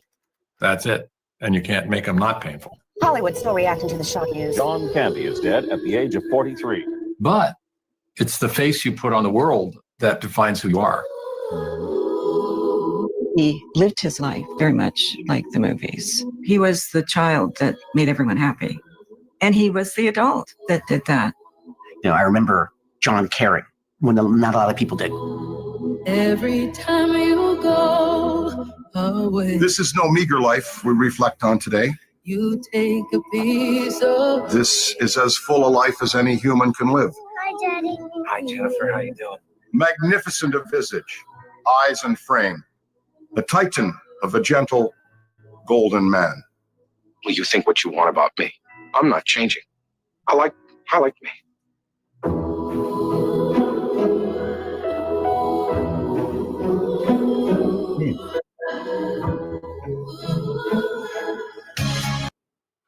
So October 10th on. There we are. Yeah, October 10th. Right. I'm looking forward to that. The first time I watched the trailer, the Hi Daddy got me. Oh, yeah. It got me. I really liked John Candy. When I went, I have a memory. When I went to get my dog, Puppy, we went down, I believe it was on Harvard, the Humane Society in Toronto. Mm-hmm. And we went down, and when we came out with the puppy, John Candy was standing across the street doing the sex store skit from SCTV. He was dressed up as Snake, had the snake on his face and everything, and they were actually filming it as we came out with the puppy. So I've got that memory. Good. Yeah. Okay. Anything else on your end? Oh, I want to hear what you're watching. Oh, we are watching a show called The Land.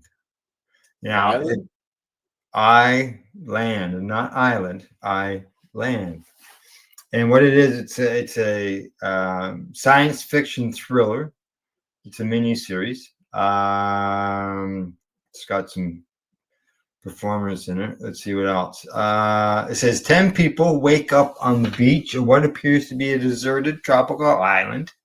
None of them have any memory of who they are or how they got there. And each takes on a name that is printed on their clothes. There's a tag on their clothes on the back, and it had names on them. The group make initial attempts to band together, but differing priorities and strong personalities cause some of them to clash. In particular, Chase, who wants to investigate the island, does not get along with Casey, who is suspicious of Chase's ability. Eventually, they go against each other, is what happens. Of course, Yeah. Drama ensues. Right. So, and it's all simulated. How far are you into it? We're probably about halfway through, and these people were people. One lady finds out, she gets off the island, and because she goes back to her original self and finds out that she was a murderer beforehand. All of them were all convicted criminals at one time, and they've been put on this island as a test to find out if they can rehabilitate criminals by controlling them. Is it on Apple TV? It's on Netflix. Okay. Yeah. So they tried to control them, is what they're trying to do, and they have a bunch of tests. So we're only part way through it, like I said, but yeah, it's good. We're enjoying it. I watched the MTV Video Awards for the first time. Oh, yeah, I saw your post about that. Yeah, for the first time in about 10 years. Yeah. And I used to watch all of the award shows religiously, some with my mom, the Oscars and things like that. But, the first half was all new people that I've never heard of, except for Sabrina Carpenter, which I'd rather listen to Taylor Swift. Exactly. I'd rather listen to Taylor Swift, to be honest with you. Although it got some criticism, the Aussie tribute was Steven Tyler, Joe Perry, and Youngblood. And this kid is just, I don't know if you saw it, Al, but no, this kid is just oozing talent. He's got a hell of a voice, and it's going to be kind of cool to see where he goes from here. The singing changes at the concert, at the back to the beginning concert that they did for Ozzy. Yeah, really broke him out of his shell. And this is who young blood. Young blood. Yeah, he's from England, I believe. Oh yeah. He's definitely an up and comer. Good. No, I didn't see that. So, all righty. Have you got anything else? Yeah, the only other thing that I want to mention is that all the I guess what they would call the mid-season shows start. All the Chicago shows and yeah, summer is over. People are now going back home again, and so the series return. I went from not being able to go out because of the bugs to actually enjoy sitting outside at night to now I'm like wrapped in a parka. Yeah, I had my coat on this morning when I went out, so I would have had it on last night as well. I've been wearing my jacket for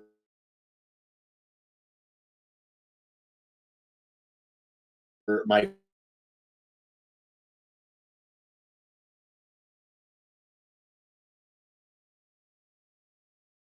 stuff going underneath us.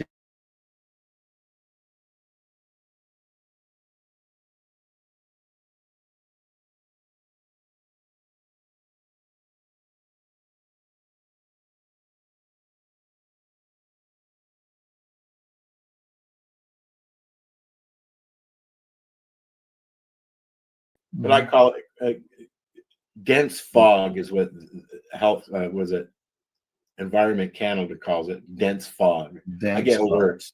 Dense fog and rain. Thick. 100% humidity. Yeah. Well, when it's raining, it is. But at least we've got more rain now than what we had earlier this summer. We actually have to cut the grass now. I think I'll have to do it one more time. I did it the other day. And when do you expect it to snow? By the end of October, we'll have our first snow. Yeah. I remember that used to be normal for down here. So, all righty. Well, if you haven't got anything else, I know I don't either. Okay, bye-bye. Well, I think I got the right hat on. Yeah. Respect the planet, people. Respect the planet. And you got that from John Fowler. I got that at the Karma Cup. Yep. His slogan, I think, for what was his 7 acres. 7 acres, which is still very much around. I don't think John's with them anymore. No, John's not with them anymore. He's been gone for quite a while, and Canopy Growth bought them. And the nice thing about this hat is that there's no advertisement on it. It just says respect the plant. Yeah, See? yeah, but that was an activist doing that. Yeah, That's what yeah. he was, a patient advocate. He was a patient at first, just like a lot of us. He came up. Oh, he was, yeah, yeah. He was at the and he South was, Expo and stuff. Yeah, and they put out a good product too. yeah. I was quite surprised when the first time I had heard about them that they were 7 acres of greenhouse. I go, wow, that's a huge greenhouse. In Godrich, I believe. Yeah, somewhere that way. Yeah, it's somewhere out there. Yeah. Yeah. One of my friend's sons was working there for a little while. Yeah, but it's now part of Canopy Growth. Really, I didn't know that they got bought. And you just froze back. out. No, I'm back. Back yeah. I saw both of us. Giving you a little issue there today. Yeah. Actually, I saw some people complaining about the feed, and apparently there's a new dish that's out that is better, but there's something to do with it limiting things. Yeah, so well, I have Rogers have been doing that for years too, and they're exactly. They're on the verge of doing satellite as well. I have I signed up for the beta thing, and it's just texting right now, and I've not noticed a thing. They keep asking me if I like the service, and I'm like, I'm not noticing it. I don't get very many text messages, so I'm not. But from what I understand is I can go out into the middle of the bush, and it doesn't matter if there's a signal or not. I'll still get text messages. That's what's supposed to be going on with this new dish as well. Something to do with that as well. Something along that line. So, but I don't. I'm not looking at changing and buying another one just to pay hundreds and hundreds and hundreds of dollars. I see reviews. I was going to get it at the farm, as you know, and I look at reviews and still see. I'd say a good 80% of the reviews that I've read, anyways, about Starlink have been great. Oh yeah. I mean, you got to get over. You know, a lot of people are like, "You're on Starlink? What the fuck, man? That's not a Canadian company." Well, you know what? It's a service. It's a service that you. Unfortunately, it's caught up in what's going on with the U.S. Yeah, and we don't have something that's equivalent here in Canada. Well, we're going to Rogers. There are things very soon. Rogers, although is Rogers still a Canadian company? I don't know. There's something called Nord Space. They've been around for a while. Yeah, they just tried to do a launch there last week, and I think there were some problems with it. There's another one called Telstat, I believe is what its name is. Telstat was they've been around a long time. Telstat. Yeah, but it's not one that's being used like Starlink is. Now, Dean says that my son-in-law got Starlink. Yeah, we understood, Dean. We understood, buddy. We got Starlink. Yeah, I don't know whether you got the 3rd generation, Dean, or not. My understanding that's the new one. A friend of mine got one. He posted about it. He said that it is. It's not unlimited. It's not like there's a cap to the amount that you can. And here I'm on ADSL using T-Baytel, and I get 1,000.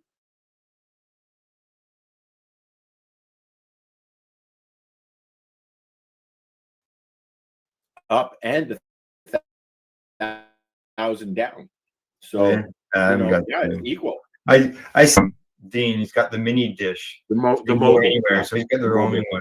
He probably pays about another $10 or $15 a month. Really? For what we do. Yeah.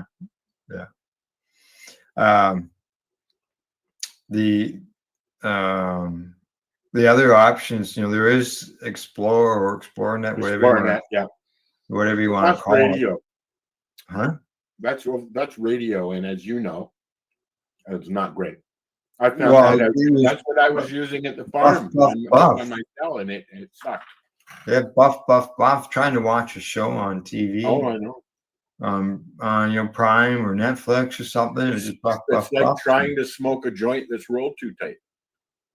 Yeah, yeah.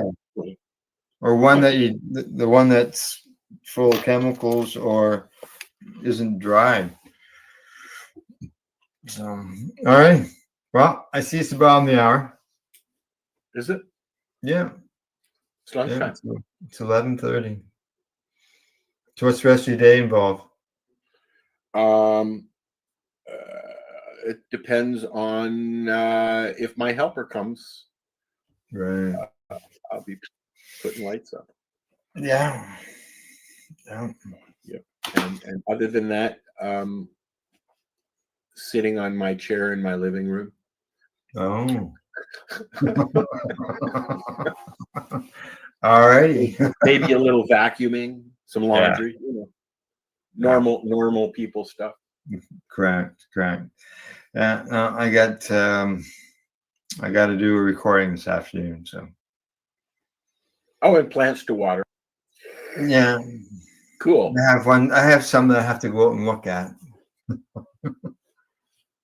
So, all righty. Well, then we shall see everybody later. Same time, same place next week, right here. Same bat channel. Exactly. All that stuff. Hi, guys. You just never know. We may change it up a little bit. Some new categories coming up in the future.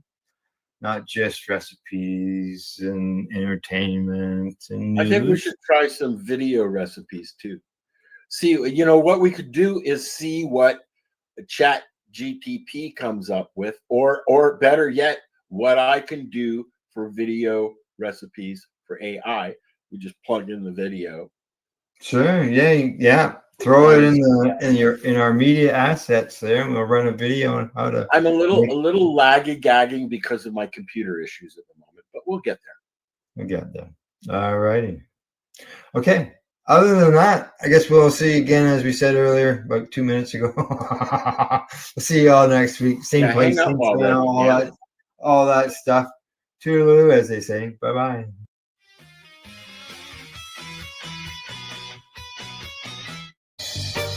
You're watching the 420 Pace, found at 420pace.ca.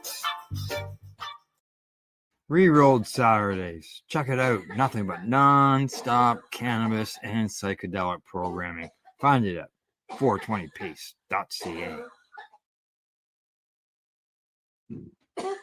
You're watching the 420 Pace Reroll Saturday.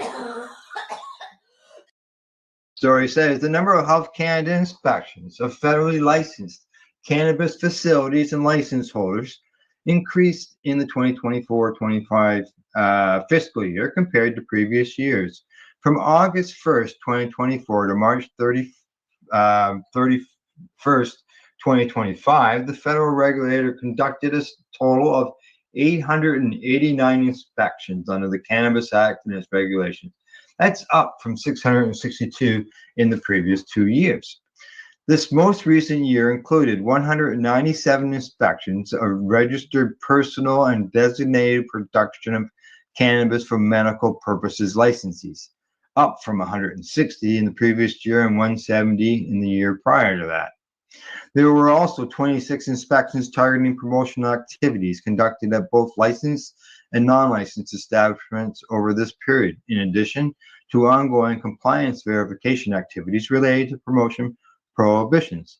In total, there were 437 regular inspections from April 1st to March 31st, from 2024 to 2025, 101 targeted inspections, and 128 compliance verifications, 197 inspections of registered personnel and designated production of cannabis for medical purposes, and 26 promotional inspections. Of the 666 regular targeted and compliance verification inspections of licensed producers, there were 685 different site visits, with some producers receiving multiple visits on different dates. There's your chart right there. There were 155 additional activities, including sampling, seizure, and detention, and destructions conducted. About 1/3 of these were for sampling activities. 57 were for compliance and enforcement activities for registered personnel and designated production of cannabis for medical purposes. And 40 were for compliance and enforcement activities for license holders. As a result of the 889 inspection activities, Health Canada's Cannabis Inspection Program issued 37 non-compliance inspection reports to license holders under the Cannabis Act and its regulations.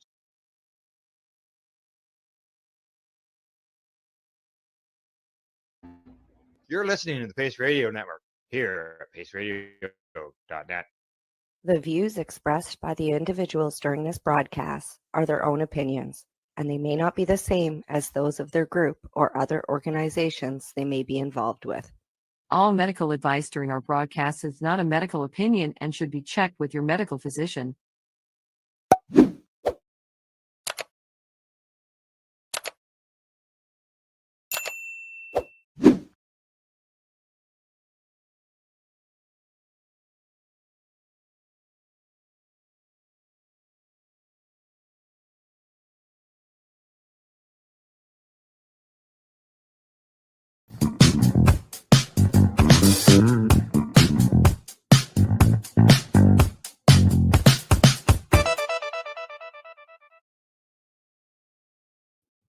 Good day and welcome to the Mushy Moment for Tuesday, September 9th, 2020. With me, my awesome co-host Rev Cindy is up in the Okanagan finishing off her learning to facilitate Cambo, yet another medicine. It's a really heavy detoxifier. It's the Cambo frog.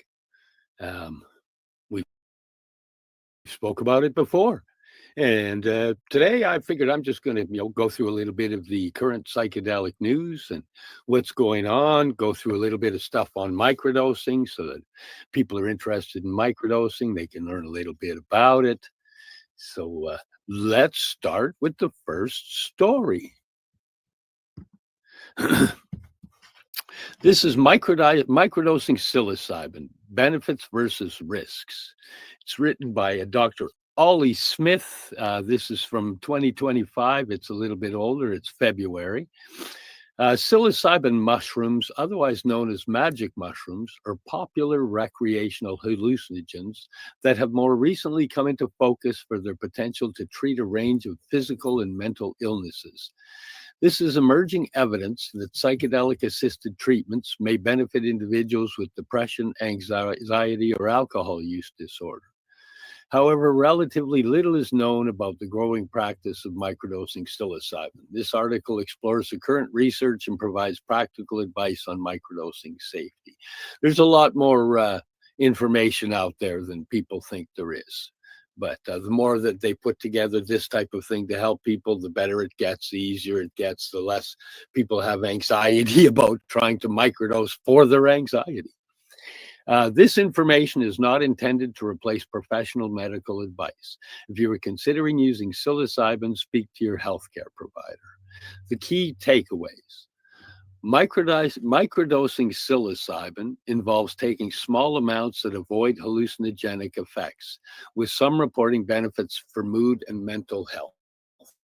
And generally, it's stated as about 1/10 of a dose or 1/10 of a gram. 100 milligrams would be, a pretty much a standard type microdose, but they range anywhere from 500 milligrams. Some people, utilize half a gram as a microdose. Research on microdosing's effectiveness is limited and mixed, highlighting the need for further study. But there is lots and lots of studies happening, thankfully.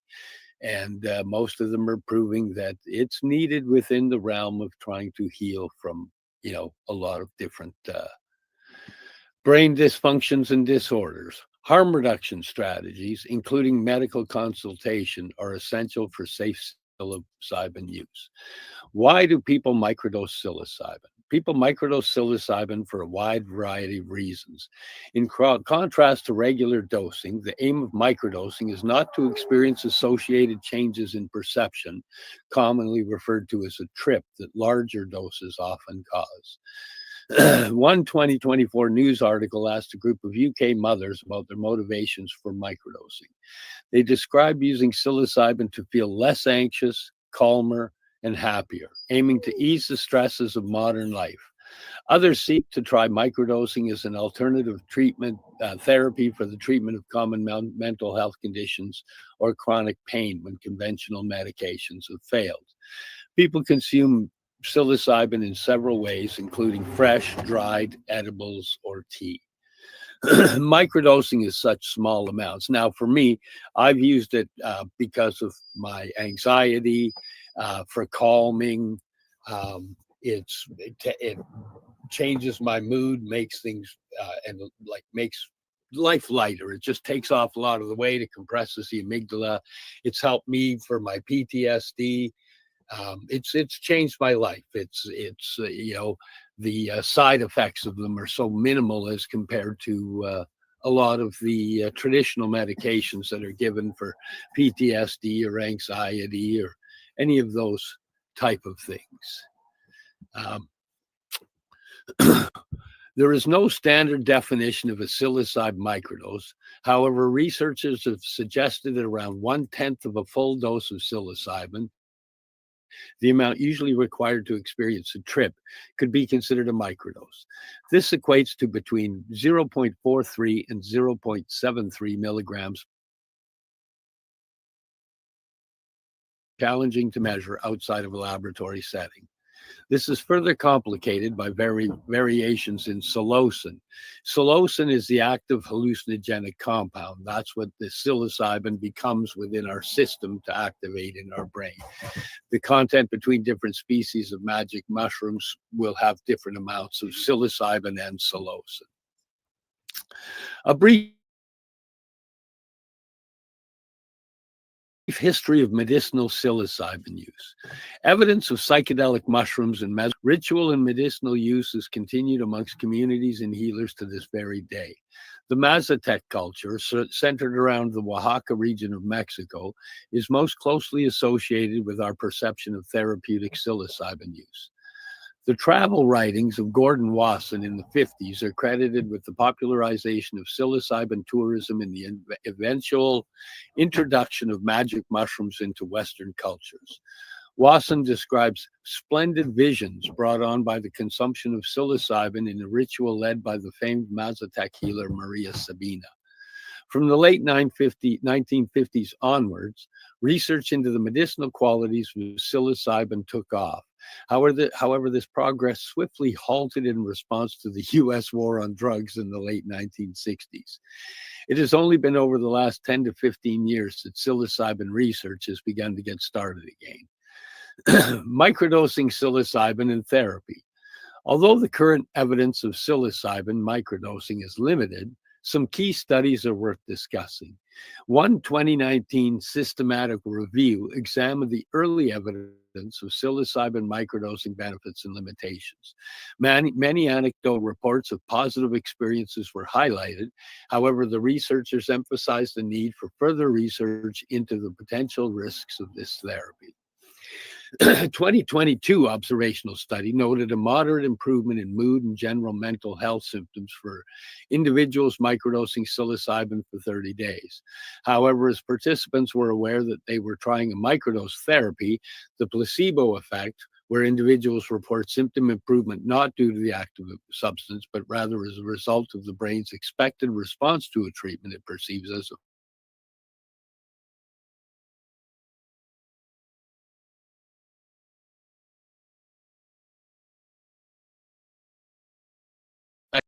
of microdosing. They reported no significant improvement in creativity, mental agility, physical activity, mental health, or well-being. Finally, in 2023, a case series discussed the significant pain-relieving effects of microdosing psilocybin reported by 3 individuals with chronic pain. Overall, the current evidence for the effectiveness of microdosing is mixed.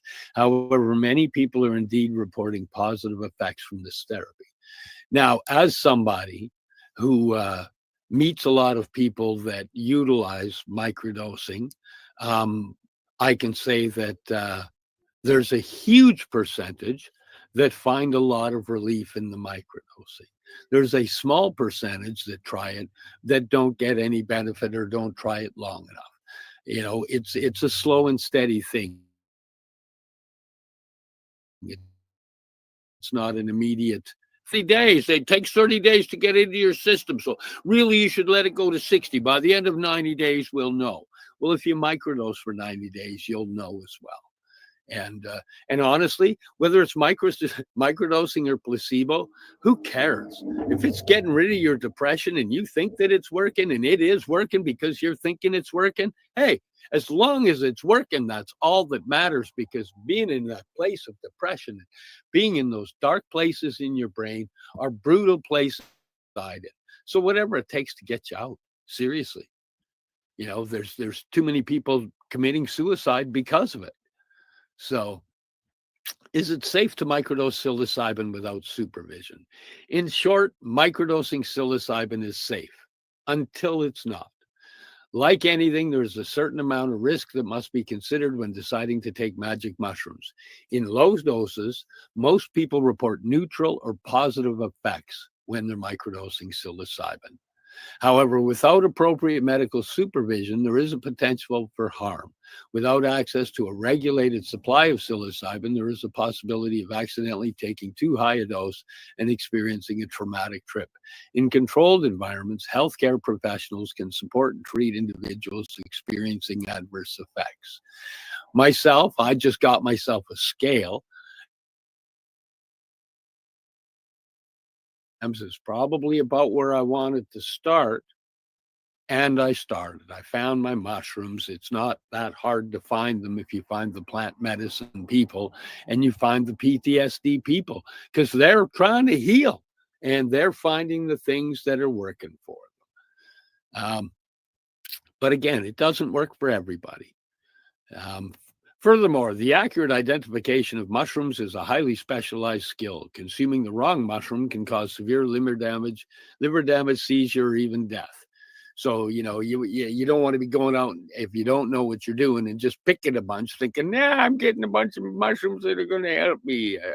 You know, that's why they're working on how to source them, how to put things together. And that's why there's groups of people like myself and John that are getting together and helping other people who've got good sources that are clean in a world where people are dying constantly from drug overdoses and not knowing what's in the drugs. I'm an advocate for safe supply. So, you know, it's if I know where I can find you something safe, I'm going to let you know where you can find something safe. I've had enough of my friends pass away. Risks associated with psilocybin misuse. It is important to be aware of some key risks associated around psilocybin misuse.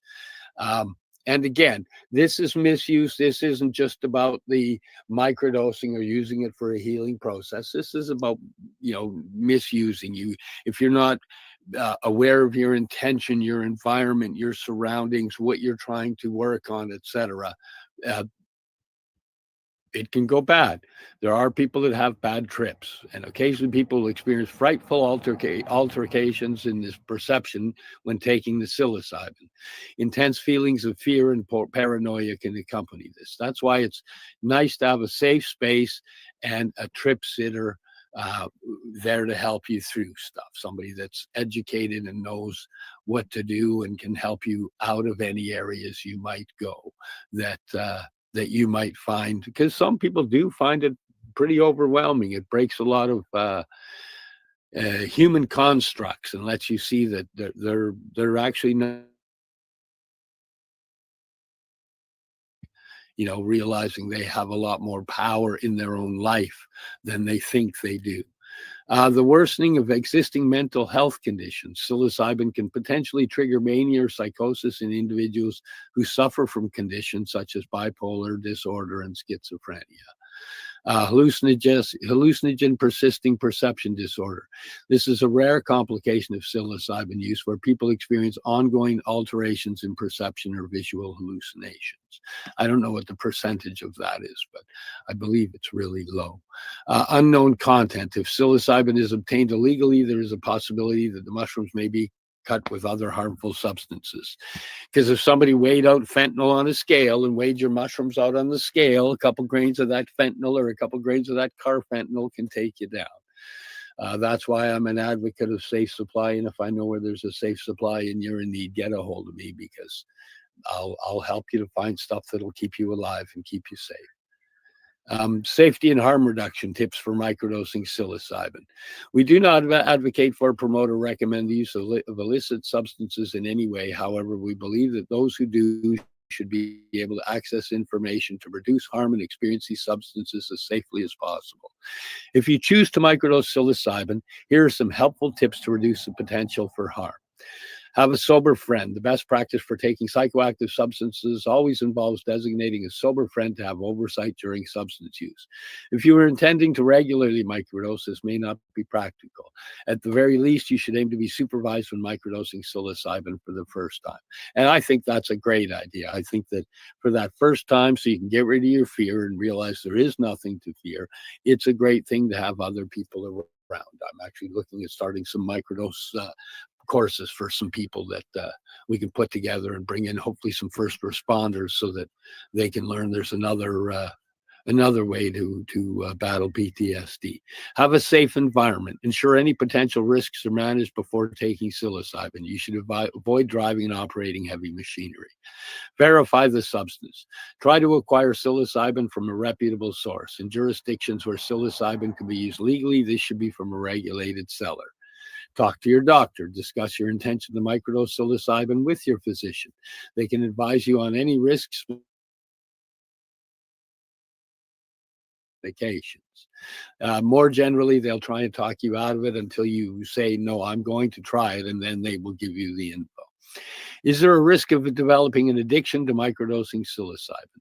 Research suggests that psilocybin has a very low potential for addiction. Magic mushrooms do not trigger the usual brain pathways and neurotransmitters implicated in chemical addiction. Psilocybin stays in your system for a relatively short time. Its half-life is really short. The effects of repeated use of psilocybin seem to wear off after just 3 days. However, addiction is always a risk associated with psychoactive substances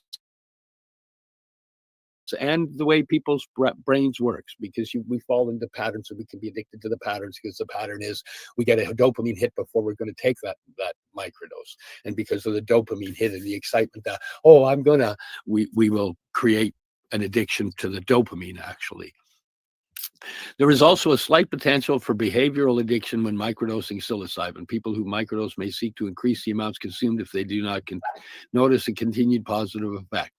It is essential that dosing is appropriately controlled to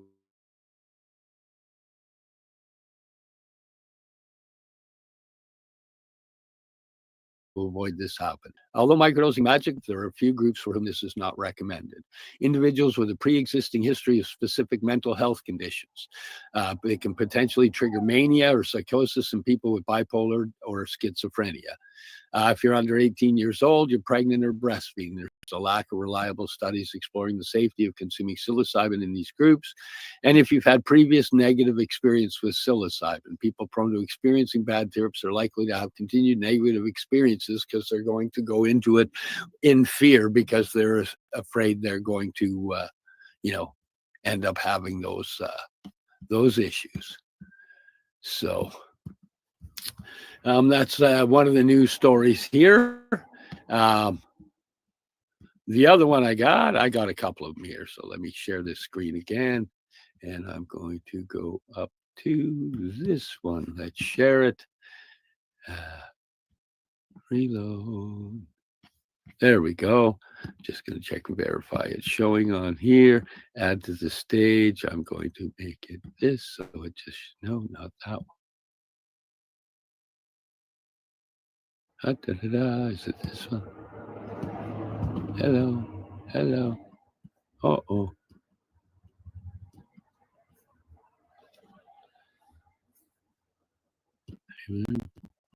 At this stage, there we go. Okay. So now I'm going to go through this one here. Believers say microdosing psychedelics helps them. Scientists are trying to measure the claims.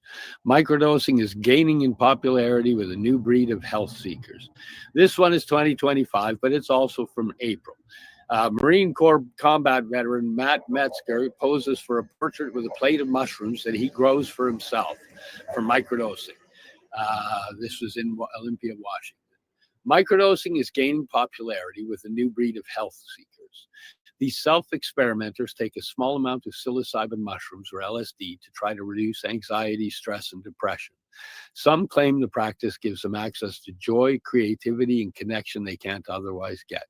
This isn't a full-blown acid trip or even close. If you see visions, it's not a microdose. People who microdose don't do it every day. Instead, they take tiny doses intermittently on a schedule or when they feel it would be beneficial. So there's a few different schedules.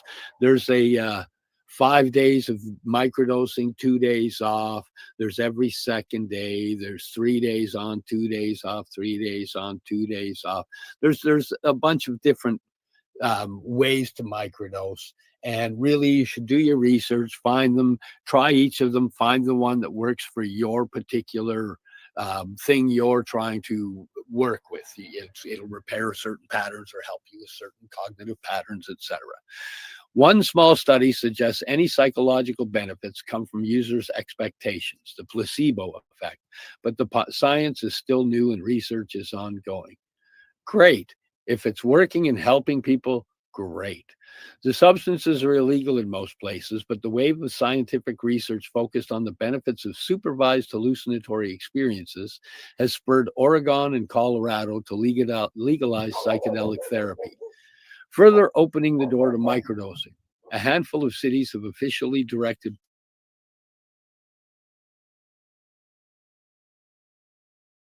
police to make psychedelics the lowest reporting. Grows his mushrooms in Olympia, Washington, where psilocybin is being decriminalized. Taking small amounts of psilocybin helps him cope with PTSD, he said. In Loveland, Colorado, Aubrey Gates said microdosing psilocybin has made her a better parent and enhanced her creativity. It makes you feel viscerally in your body in a new way of being, a more healthy way of being, Gates said. And so instead of just thinking with your conscious mind, oh, I need to be more present, you feel what it feels like to be more present. Yes, it brings you into the present moment. It has absolutely changed my life. I don't dance in the fear of the days that are ahead and what I have to get accomplished. And I don't beat myself up about the crap in the past. I spend a lot more time being thankful right here in the moment of enjoyment where we live. There is only really ever now. What does science say about microdosing? These kinds of claims are hard to measure in the lab, say scientists studying microdosing. For starters, belief is so important to the experience that empty capsules can produce the same effect.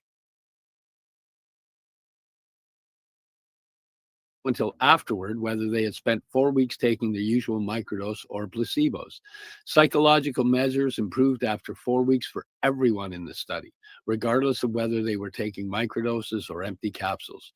It appears that I was indeed taking placebos throughout the trial. I'm quite astonished, wrote one of the study participants. It seems I was able to generate a powerful altered consciousness experience based only on the expectation around the possibility of a microdose. Great. That shows what the power of the mind has. The brain has the ability to heal. When we have the other tools and nutrients and things that give the brain neuroplasticity, it heals that much faster. It's beautiful. It's beautiful that it can heal from an altered state of consciousness just from the expectation that you might be using it. That's beautiful. Scientists haven't found lasting effects on creativity or cognition, according to a review of a handful of small placebo-controlled trials of microdosing LSD. One small study did find glimmers of an effect of small LSD doses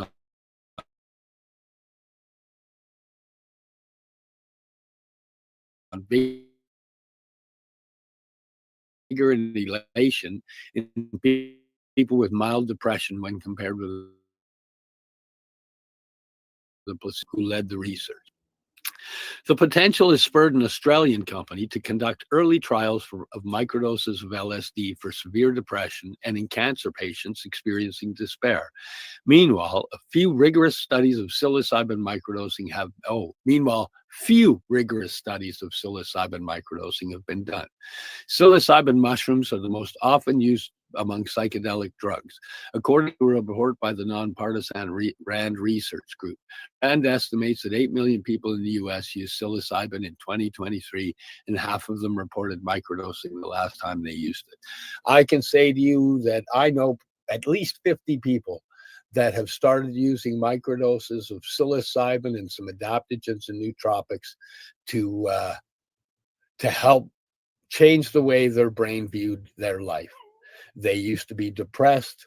They used to be beating themselves up, myself included, dancing in the dance of PTSD. It's changed my life. It's made me a better person. It's made me dance in less fear.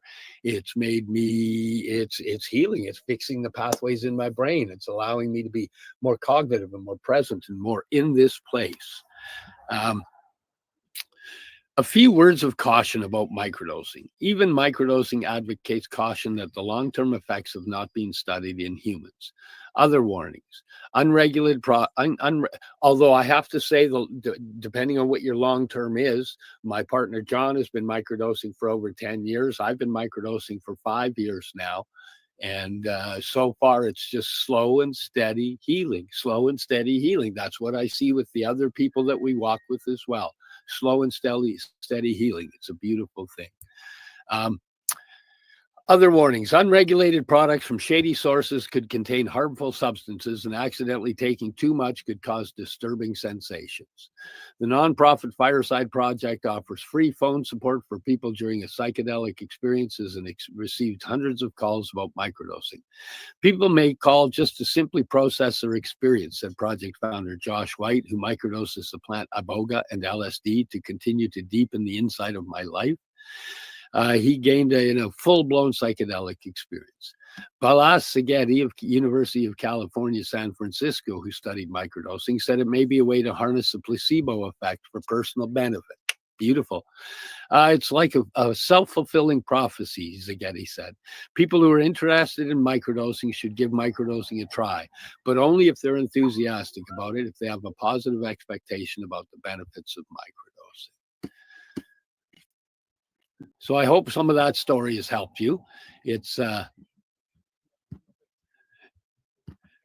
microdosing has absolutely changed my life. Seriously, it's just done wonders for me. And, I can't say enough about it. Let's go to this story here. I'm going to share this one. This is microdosing for mental health. This is from Medical Life Sciences News. Microdosing for mental health, hyper hope. Microdosing psychedelics, typically lysergic acid or LSD or psilocybin, has recently gathered attention for its potential to improve mental health, although self-reported benefits include heightened creativity, mood enhancement, and reduced symptoms of depression. Let me just make sure I got that up there. Hang on. I want to add this to the stage so you guys can see it as well. Okay, so let me get back to the story here. Oh, well, I just lost that story. I clicked the wrong button and lost it. So instead, we're going to take you to this one.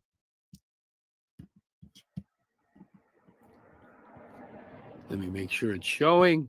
We add it to the stage. There we go. This is Europe's huge breakthrough in access to psychedelic therapies. Now, this is September 3rd, 2025. So it's actually a fairly recent story here.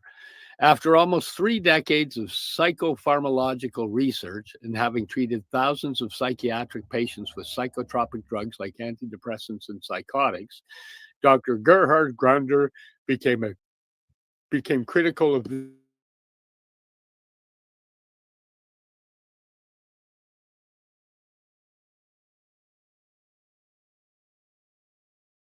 this approach.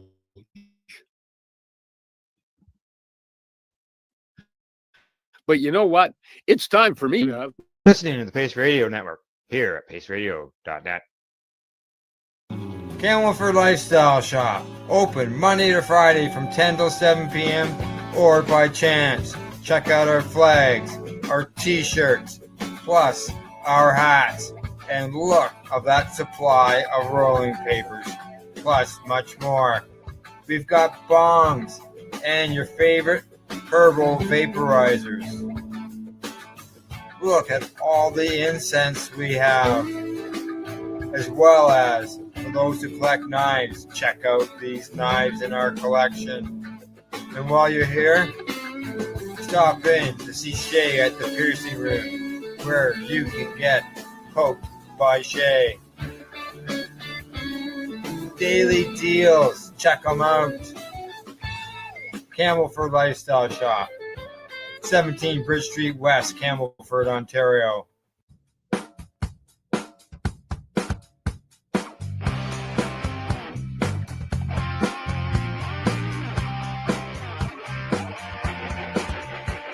I'm having an awesome day, and I'm gonna make sure it stays that way. I'm having an awesome day, and I'm gonna make sure it stays that way. Limestone City Hydroponics is Kingston, Ontario's hydroponics shop. Take your growing to the next level and create the optimal environment with a tent kit, or maximize your yield with an ebb and flow flood table kit. Either way, Limestone City Hydroponics has more sizes and options to fit your needs. Are you looking for the power of the sun that adapts to your budget? Then look no further, as they have professional grow lighting. They have indoor grow systems that are easy and cost effective, with many options to fit your living space and lifestyle. Cultivate your growing potential. We have everything you need to succeed. And if you can't make it to the store, they offer local delivery to the greater Kingston area. Remember, when you're looking for experts to help you grow, then look no further than the locally owned Limestone City Hydroponics, 105 Sunderland Drive in Kingston, Ontario. Call them at 613-548-0420.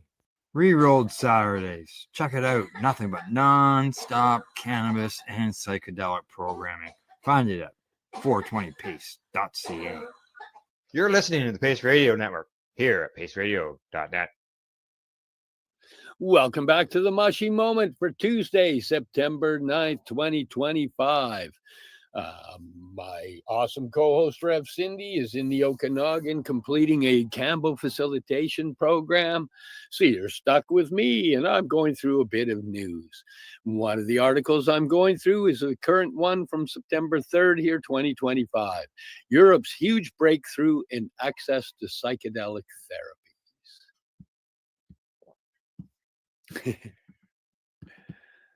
Okay, let me get back to the thing. So I'm going to start again, just, because I interrupted it.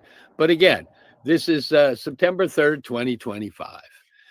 After almost 3 decades of psychopharmacological research and having treated thousands of psychiatric patients with psychotropic drugs like antidepressants and antipsychotics, Dr. Gerhard Grunder became critical of this approach.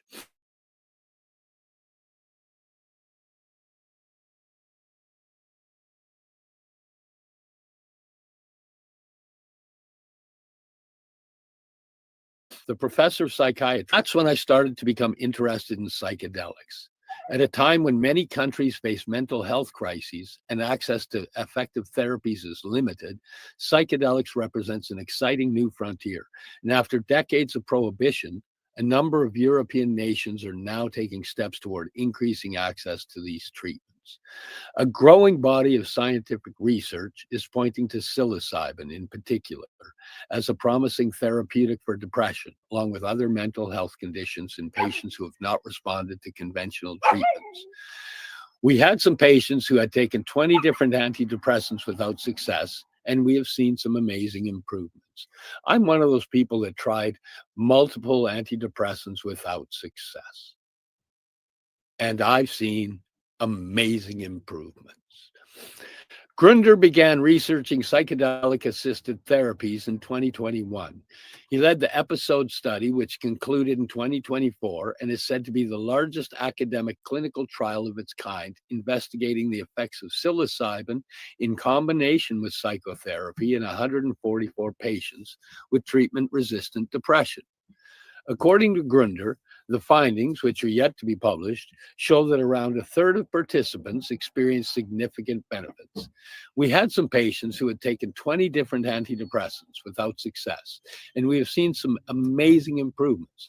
We had patients who are still in remission 2 years after the single dose, he said. I believe we had the opportunity to treat patients with second or third dose. We would really change the trajectory for them and increase the number who responded. This study, along with the growing wider evidence base, played a critical role in the approval of Germany's first compassionate use program for psychedelic therapies and mental illness, the first of its kind in the European Union. On July 11th, the Federal Institute for Drugs and Medical Devices gave the go-ahead for 2 medical facilities, the CIMH in Mannheim and the OVID clinic in Berlin, to offer psilocybin in exceptional cases to adults with treatment-resistant depression under the direction of Grunder, who made the application. While no drugs containing psilocybin have been authorized for medical use in the EU, Germany's expanded access program permits the use of as yet unapproved therapies in patients suffering from serious or life-threatening illnesses. Now that this first milestone has been reached, other German research and medical institutions are expected to join the program. To be eligible, patients must meet strict criteria, such as not responding to treatment with approved drugs and being unsuitable for clinical trials. Even so, with around 5.3 million people in Germany living with depression and around a third of cases thought to be treatment resistant, demand is expected to exceed supply. While the program currently allows for up to 200 patients, there are already over 100 on the waiting list, and the 2 facilities will only have the capacity to treat around 50 people in the first year. Now that this first milestone has been reached, however, other German research and medical institutions are expected to join the program. I think within the next 12 months, we will have more sites in Germany that can treat patients, Grunder said. Then we might see up to 500 patients, but this is still still a small number compared to the demand. Building the real-world evidence base. Compassionate use programs cannot replace approval of psychedelic medicines such as psilocybin, Grunder said, and there is still work to do to integrate these therapies into the standard treatment of mental illness. However, the developments in Germany are likely to pave the way for further advances. I think our program will inspire other clinicians and researchers to start such a program in their country. Hopefully Canada starts a bunch of them here, Grunder said. Well, I said that part. I'm sure 12 months from now, we will have several more programs in Europe. Switzerland, which is not an EU member, implemented a framework for the therapeutic use of psilocybin, MDMA, and LSD in certain conditions in 2014. But the fact that prescribers there are only required to report adverse events means that over the last decade, no data on patient outcomes have been collected. Let me read that again. The fact that prescribers there are only required to report adverse events means that over the last 10 years, no data on patient outcomes has been collected. Germany's program will collect and share data on patient outcomes as well as any potential adverse effects. This is a great opportunity to gather real-world evidence for this drug in this indication to provide to the public and the authorities, Grunder said. Different countries must come together and compile the evidence that we gain through these programs, he continued. We get more evidence every year, and this will lead to more compassionate use programs in different indications, and probably with other psychedelics, like LSD. With Germany being the European powerhouse, we can hope that these developments will have a knock-on effect. His European colleagues agree. Professor David Nutt, a leading neuropsychopharmacologist and chair of the British charity Drug Science, told Filter that the program would massively accelerate work with these important drugs. I think they should be calling them medicines myself. But Dr. Anschlag, the charity's acting CEO and head of research, said the real world data it provides could be instrumental in informing future policy change. With Germany being the European powerhouse, we can hope that these developments will have a knock-on effect in terms of legitimizing psychedelic medicine more widely in Europe, Schlag told Filter. The collection of real-world data will be essential for this, and German researchers now have a unique opportunity to systematically collect, analyze, and share high-quality data and to impact future policy making. The United Kingdom, while no longer a member of the EU, has in the past followed in Germany's footsteps in drug policy reform, notably legalizing medical cannabis in 2018, a year after German lawmakers did the same. In August, the government's Home Office accepted proposals, but forwarded by the Advisory Council for the Misuse of Drugs to remove the requirements for a license to research Schedule I drugs such as psilocybin and MDMA. According to James Bunn, a legal and regulatory consultant in the psychedelic sector, while it's not clear yet what wider impact this will have, the move should make it easier to conduct vital research. And that's the best thing. Take them off of the schedules so people can do the research. Because when they're Schedule I drugs, it means they have no medical benefit and you're not even allowed to do studies. And that's bullshit. A lot of these have massive medical benefits and they should be being studied like crazy. We're going through a mental health epidemic through the whole planet right now. So let's get this rocking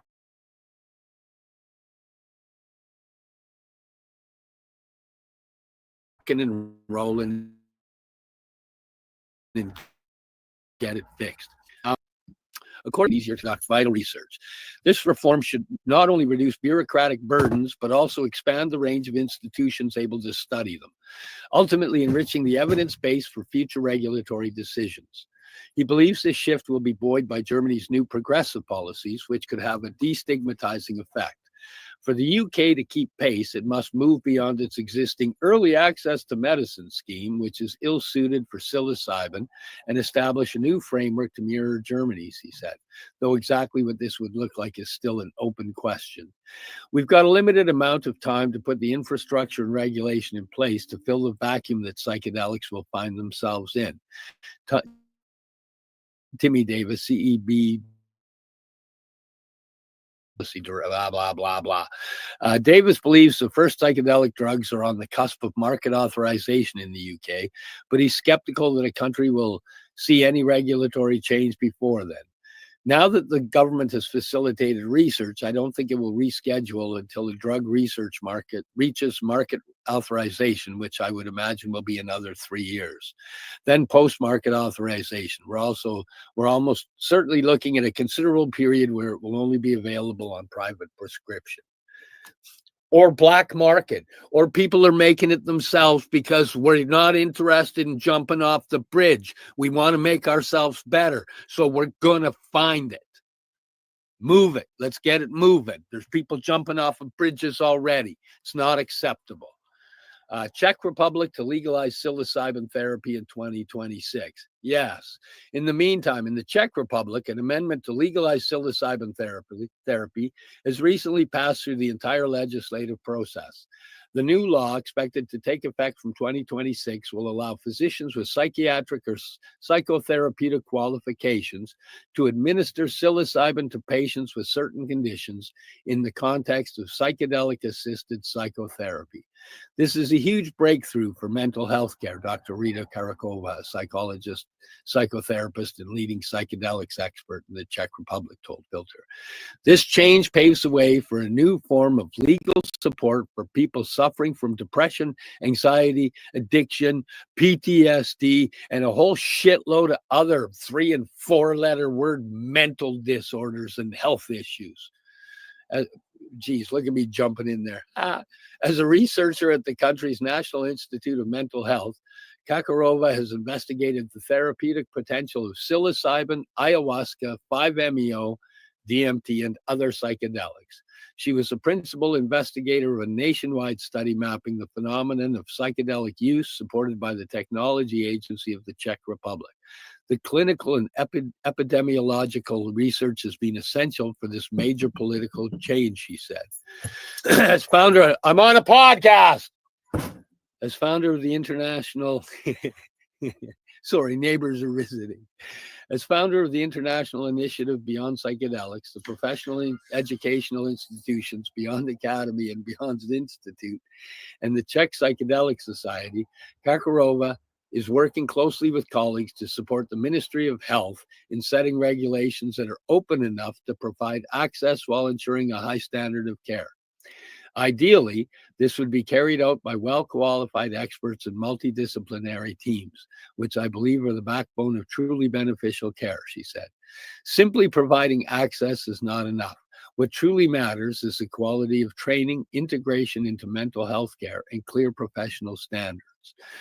In the Czech Republic, we have already set up professional training programs combining medical safety, psychotherapeutic depth, and human-centered care.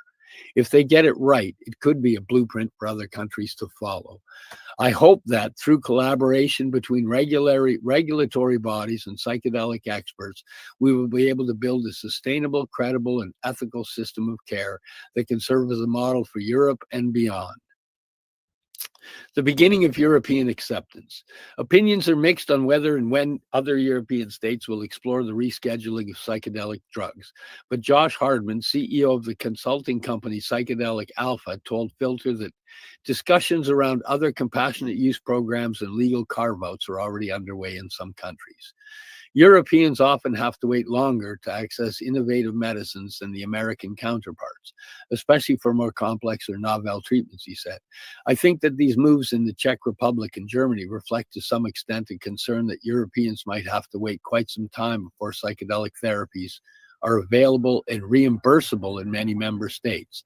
I would be surprised if other European countries followed suit in the coming years.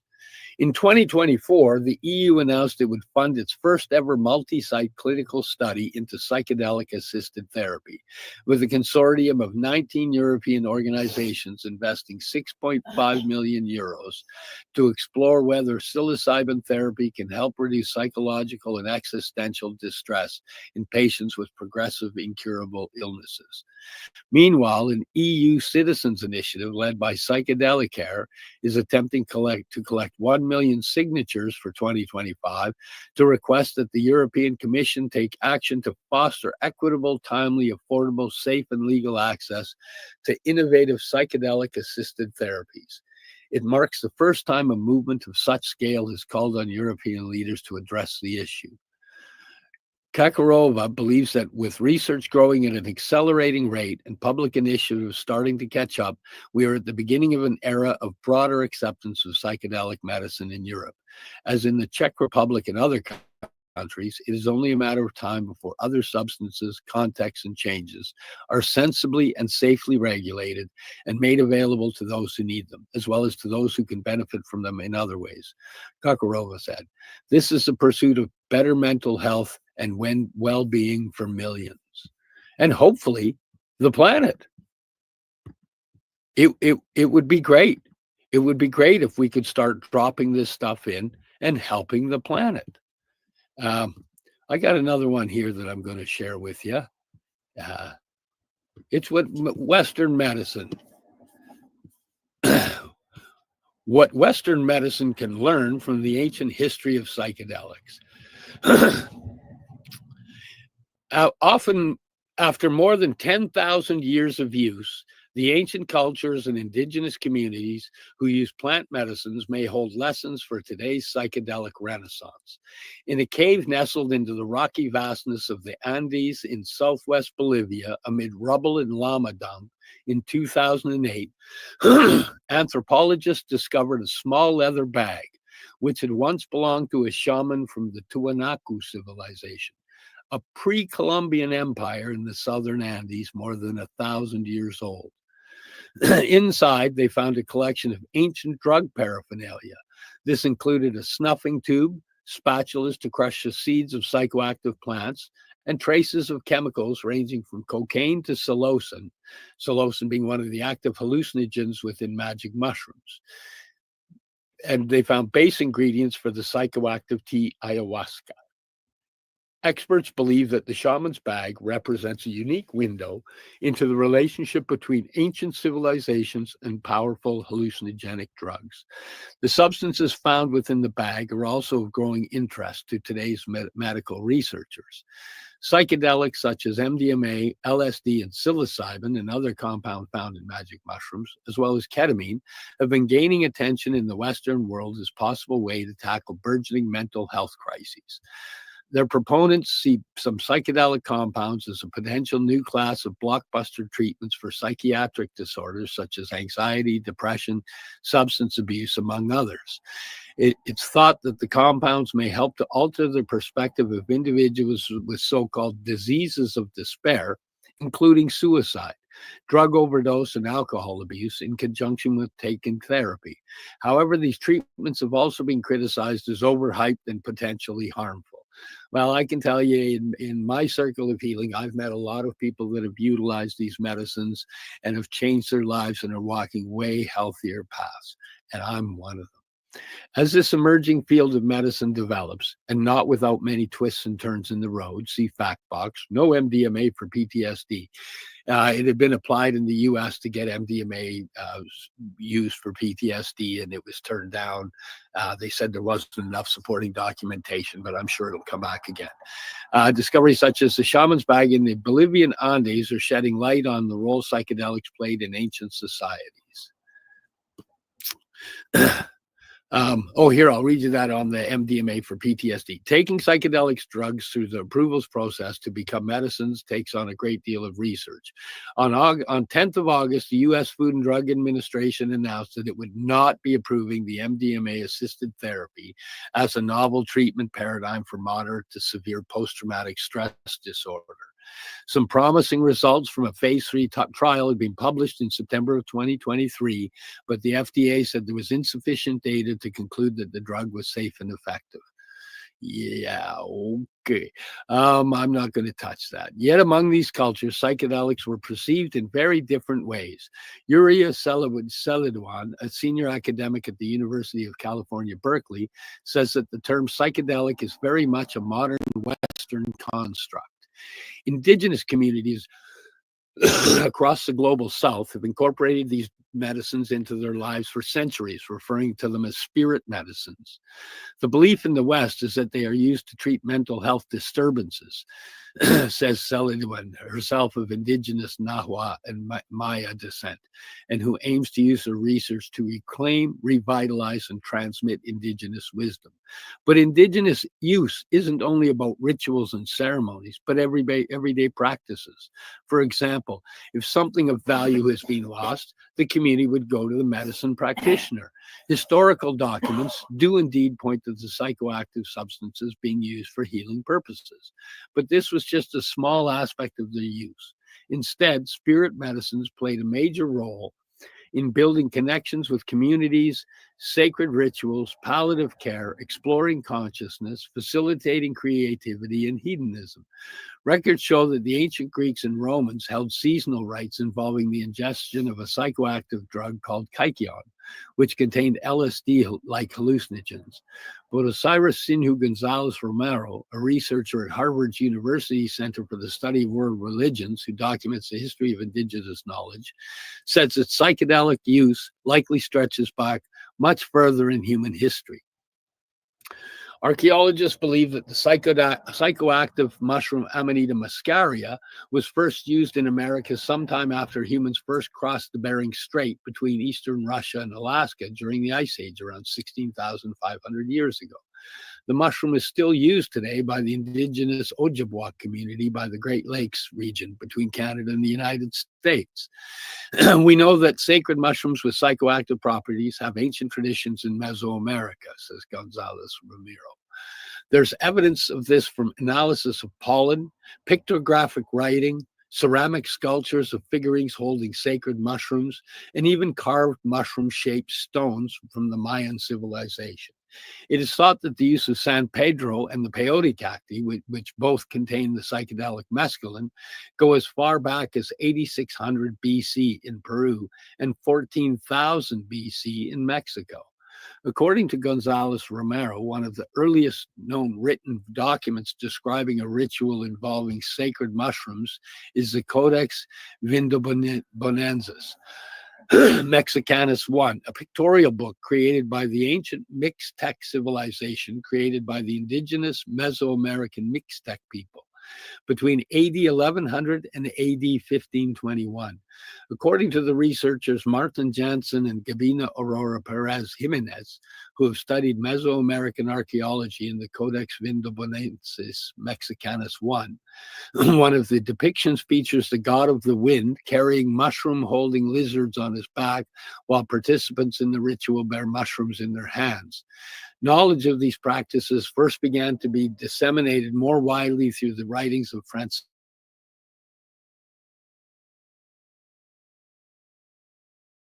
Franciscan friar called Bernardino de Sahagún, who spent decades following Spain's colonization of Mexico. Albert Garcia Romeo, professor in psychedelics and consciousness at Johns Hopkins University School of Medicine, says that the Sahagún described Aztec rituals involving psilocybin containing mushrooms in the 1520s, followed by what modern day practitioners might call group therapy. He, de Sahagún, wrote that they would use these mushrooms in ceremonies where people would dance, sing, and weep. And then in the morning, they would talk about their visions. But Celadwin says that for Western society to fully appreciate why indigenous communities have long valued these ceremonies and held these substances in such regard, it requires understanding the very different belief systems for interacting with and interpreting the world around them.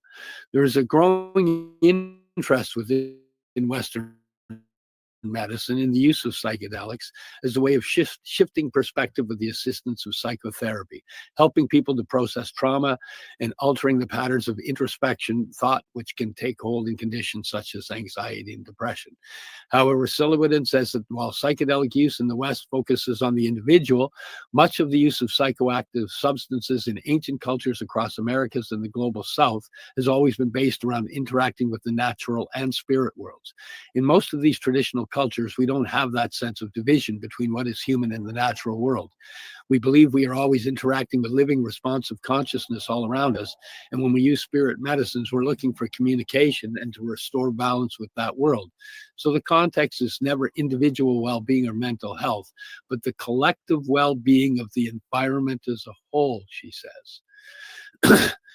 Garcia Romeo agrees, saying that among the indigenous communities in the Colombia, Brazil, and Mexico, psychoactive substances are used to communicate with their ancestors, access other realms of being, and gain information about the world around them.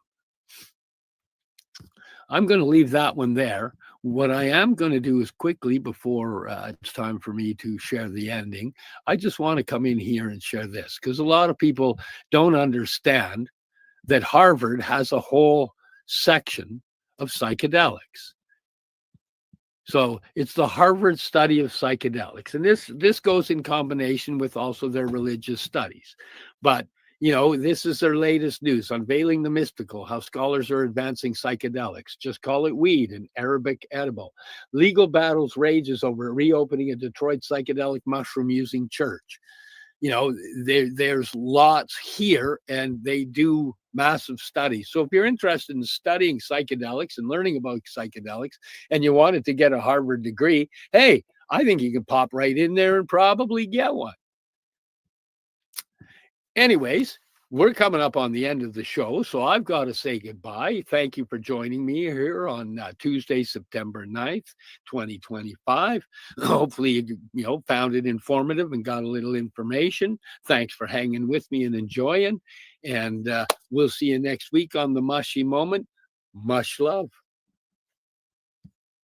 You're listening to the Pace Radio Network here at paceradio.net. The opinions of the individuals during this broadcast are their own and may not be the opinions of their group or other organizations they may be involved with. All medical advice during our broadcast is not a medical opinion and should be checked with your medical physician. Enjoy the buzz of legalization with Campbellford Lifestyle Shop. From lights to plant nutrients, books, consumption accessories, and more. We've got all your basics to grow or consume cannabis. Visit our info center or take a look at our piercing services and body jewelry, now available in-store through Campbellford Lifestyle Shop. 17 Bridge Street West, Campbellford. Limestone City Hydroponics is Kingston, Ontario's hydroponics shop. Take your growing to the next level and create the optimal environment with a tent kit, or maximize your yield with an ebb and flow flood table kit. Either way, Limestone City Hydroponics has more sizes and options to fit your needs.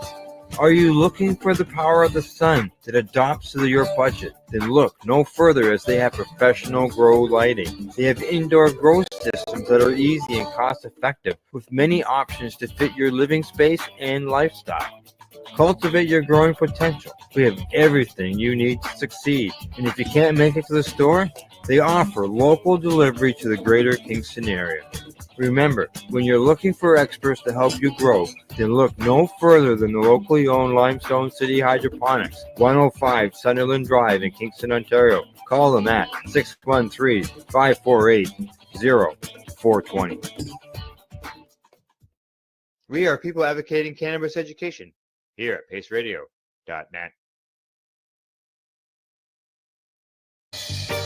You're watching the 420 Pace, found at 420pace.ca. Stay tuned. We'll be right back after this toke.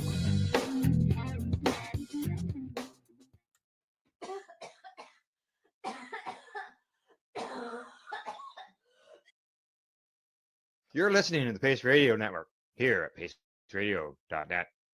The views expressed by the individuals during this broadcast are their own opinions, and they may not be the same as those of their group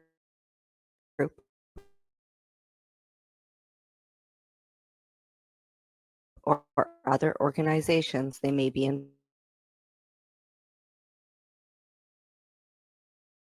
involved with. All with your medical. Roll one up, let's take flight. Bass hits deep, ride the night. Smoking sound, it's paradise. High vibes, only feeling right. High vibes, let it flow. Deep bass, watch it glow. Dub hits, rock and roll. We light it up and take it slow. Moonlight beams through the haze, blunt burn slow, lost in space, no stress here, just let go. Dr. High sets the show. Yeah, we vibing, we riding. Welcome to the High Vibe Session.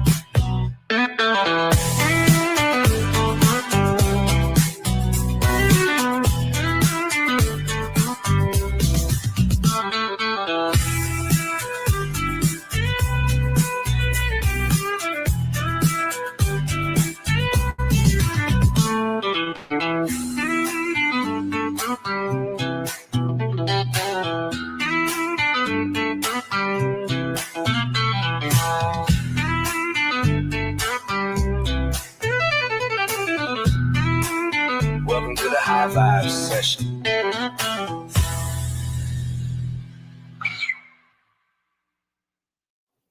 Hey, CanFan, how are you? Welcome to High Vibes with Dr. High. I'm so glad you're stopping by tonight.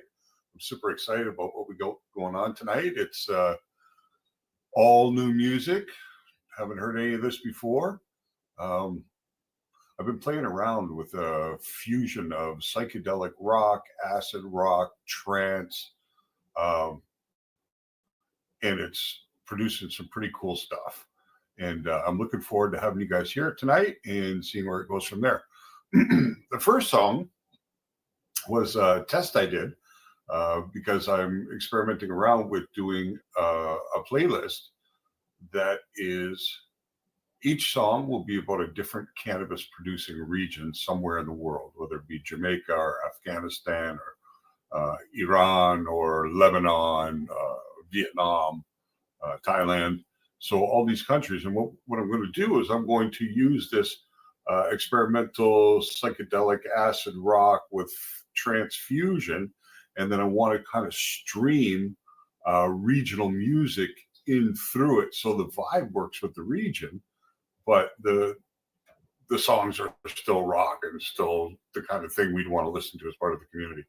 So the first song, The Hashashin's Flame, is one of these songs. It was a test I did, but it turned out so good, I wanted to make it the first song you guys heard tonight. So here we go, The Hashashin's Flame. Let's get it on.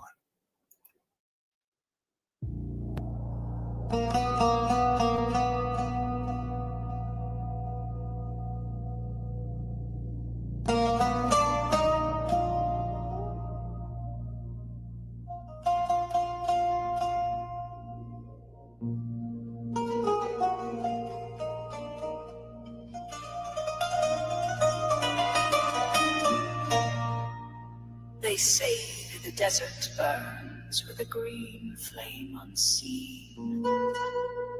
Only those who inhale can see.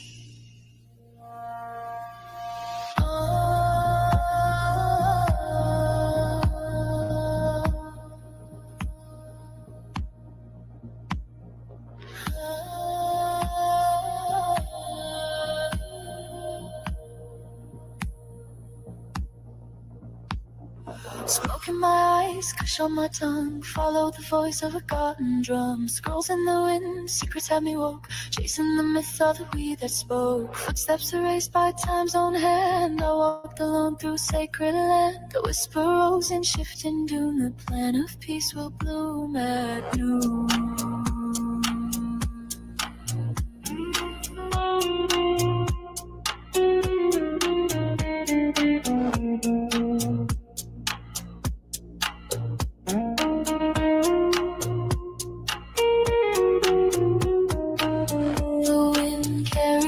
The scent, no book had me. And in the hash I saw the flame. Hashashin's flame burning in my mind, lit by the leaf where the old ones shine. Desert of silence, sky so wide, one deep hit and the veil divides. Smoke in my soul, open up the gate. Truth ain't in books, it's the breath you take. Drift through the herb, awaken high. Let the sacred green we amplify.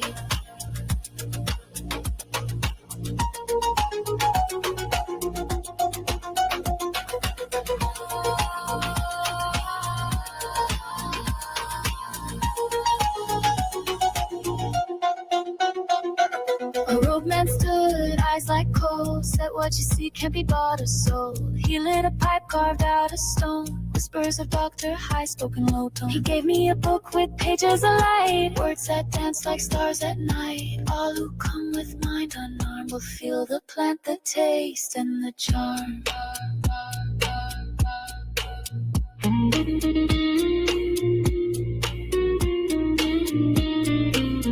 I opened my lungs, forgot my name, and saw myself stoned inside the flame. Hashish and flame burning in my mind, lit by the leaf where the old ones shine. Desert of silence, sky so wide, one deep hit and the veil divides. Smoke of the soul, open up the gate. Truth ain't in books, it's the breath you take. Drift through the herb, awaken high. Let the sacred green weed amplify.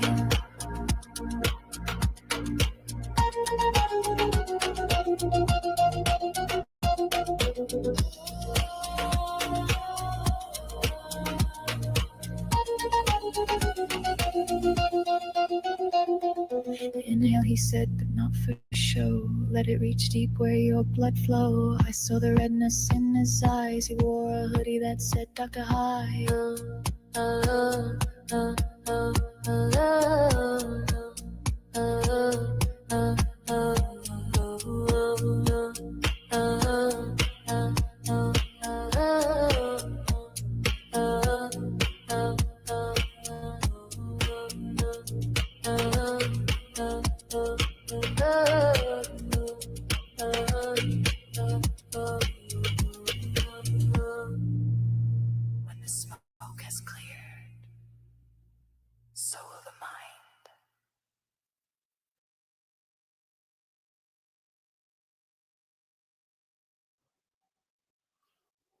How'd you like that? The Hashashin's Flame. That song is so cool. That you need to listen to in the car, up loud. That would be awesome in a club. That would be great at a festival. Just love it. All right. So High Vibes is about education, advocacy, entertainment, all those things. Now, we all know cannabis has tremendous potential for many, many different use cases. And one of those is addiction. And this next song is called Smoke Over Whiskey. And it's a man's story of getting off the bottle with the help of our favorite plant, with the help of cannabis. It's got a really catchy little riff to it. It's a good little rock song, and I think you're going to love it. Smoke Over Whiskey. Let's go.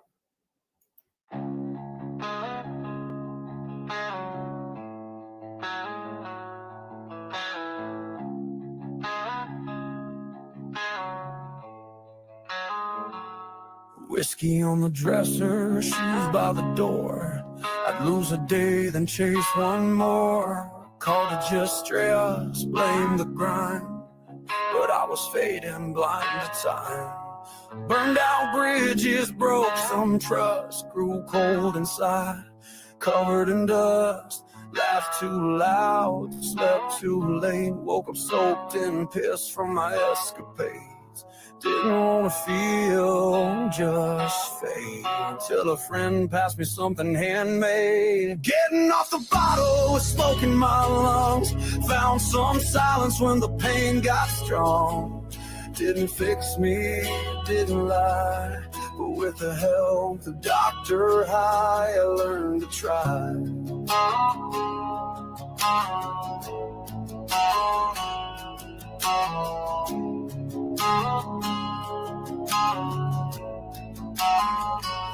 The first hit didn't blow my mind.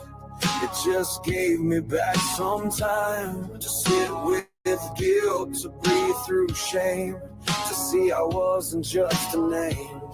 Now the bottle gathers dust while I rebuild something I trust. With joints and a bowl, my worn out shoes. Trade regret for something true. Not a saint, not even clean. But I wake up and face the screen. Getting off the bottle with smoke in my lungs. Found some silence when the pain got strong. Didn't fix me, didn't lie. But with the help of doctor, I learned to try. I learned to try.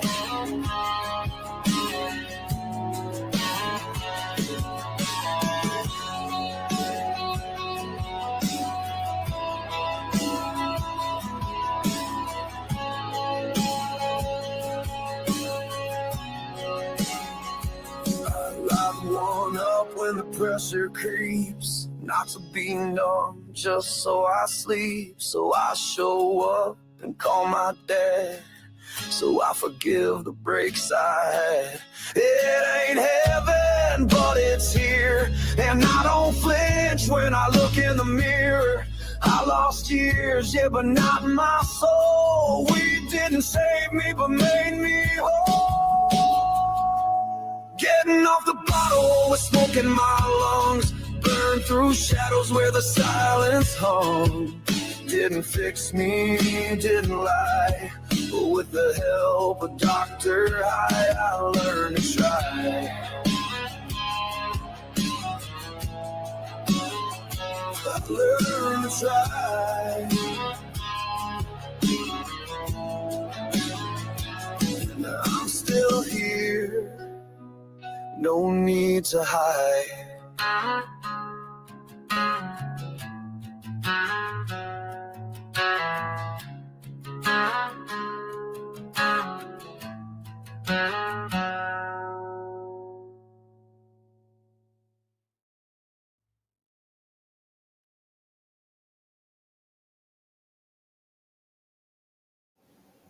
Smoke Over Whiskey. A very interesting song with a great message and a good story. You know, if you're suffering from addiction, can't hurt to try cannabis to help ease some of that pressure. You know what I mean? To start finding a way back. Yeah, I love that song. All right. So I know a lot of you stoners out there like me, around my age, you know, 50s, 60s. I know that I have quite a few younger people actually that listen to music according to the demographics. So it's pretty cool, but it doesn't matter. If you're a stoner, you know who Pink Floyd is. If you're an older stoner like us, you know what Sgt. Pepper's is all about. So as I try to create this music, I try to fuse things together and figure it out to make new types of sounds, things that we've not really heard, you know, different kind of songs. So I wanted to do a little bit of acid rock with a surreal twist. So this is the result of that effort. It's called Third Lung, and it's pretty fucking cool. Enjoy.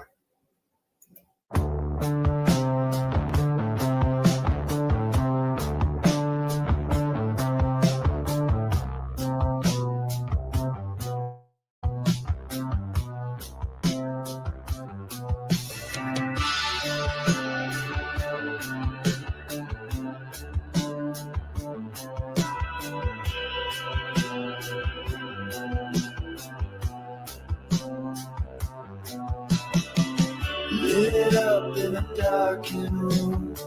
Same couch, same beat, same doom. But the smoke curled into shapes I knew. And the ceiling pulsing, breathing blue. Clock ticked backward, phone went mute. My fingers hummed in chords, not truth. And I felt it knock my chest. Something deeper, take the breath. I grew a third lung in my mind and started breathing thoughts in kind. Third lung, black sun, I can't tell what I've become. Dreams drift down the walls I made, but Dr. I've blown my face. I walked through doors that weren't there, held conversations in the air. A fish spoke French from my ashtray.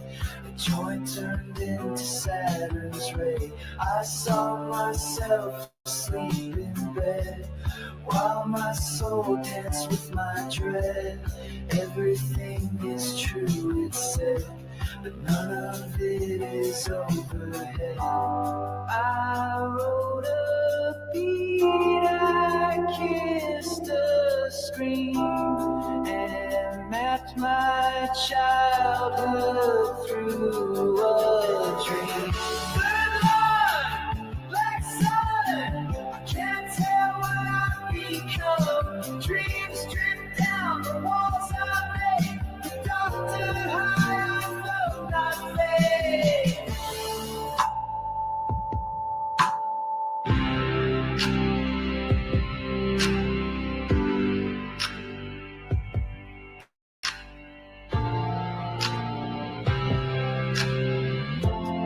I woke up, maybe not quite. The mirror blinked, the toaster by. Everything hums a little wrong, like time forgot its song. I wear my hoodie like a shield, talk to birds that never yield. And when I smoke, the truth returns. The third lung hums, the cosmos burns.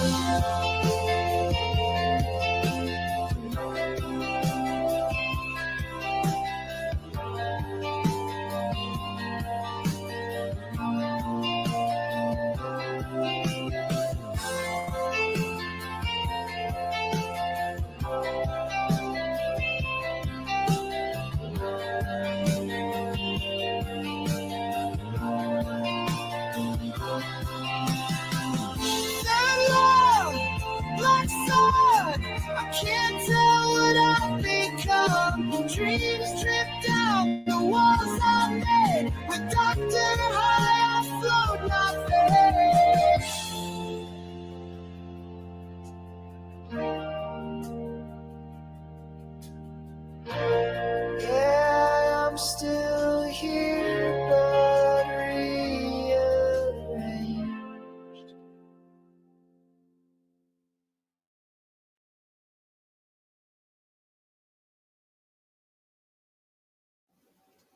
Third Lung.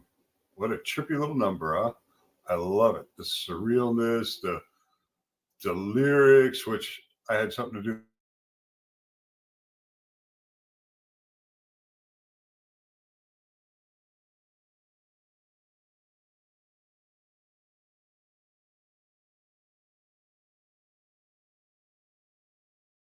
with for sure. Stone quality. I mean, that's another Dr. High brand. It's phenomenal. It's really an incredible song. I've listened to it at least 100 times in the car, in the house, in my headphones at work, just over and over and over again. And it's just amazing, amazing, amazing. It's called Leaf and Flame. And I think if you love music and you love cannabis, you're going to love this song. So let's listen to what I think is the best yet from Dr. High, Leaf and Flame. Let's go.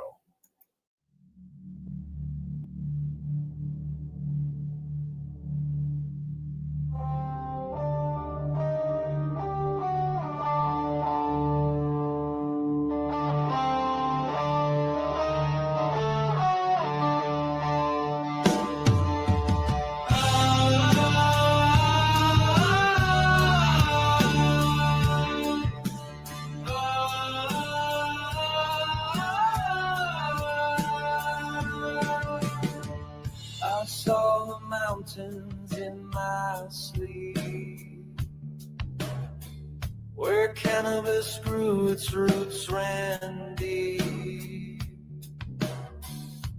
Voices called in winds unknown, climb the path but not alone. No map, no gear, not a spoken word, just stars that glimmered and visions that stirred. They said a sacred leaf still burns up there, lit before the world could care. I wasn't high, not yet.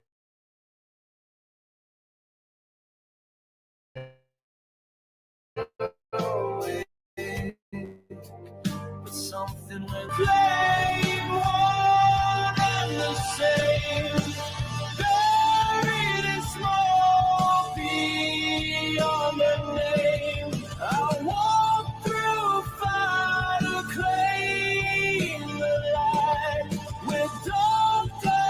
High as my guide through night.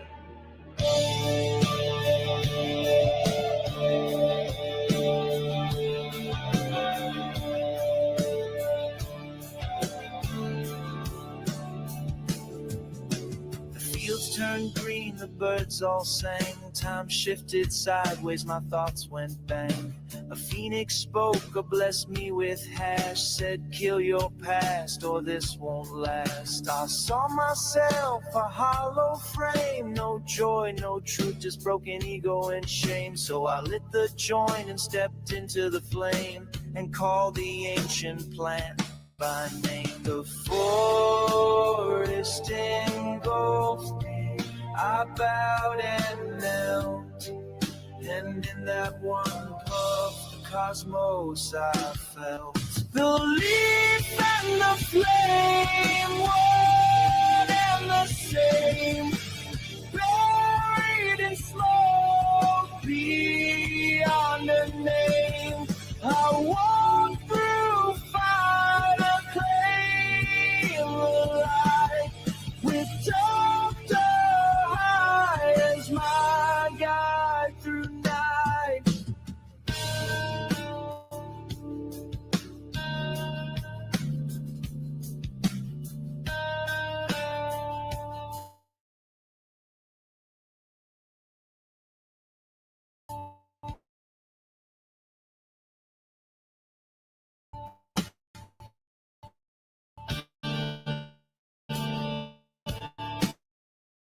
Of lies that were told, I found weed and now I'm not the same. I found peace in its claim to fame. You can now find it in a store. We need to unlock access still behind the door. But if you walk where dreams ignite, belief will find you in the night. The leaf and the flame, one and the same, buried in smoke beyond the name. I walk through fire, claim the light, with Dr. High as my guide through night. Yeah!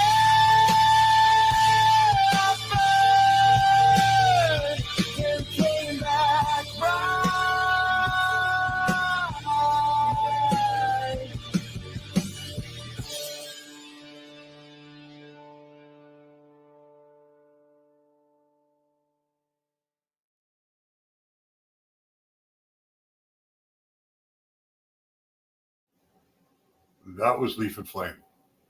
I don't know what you thought of it, but it blows my mind. Wow. I have listened to that so many times and never get tired of it.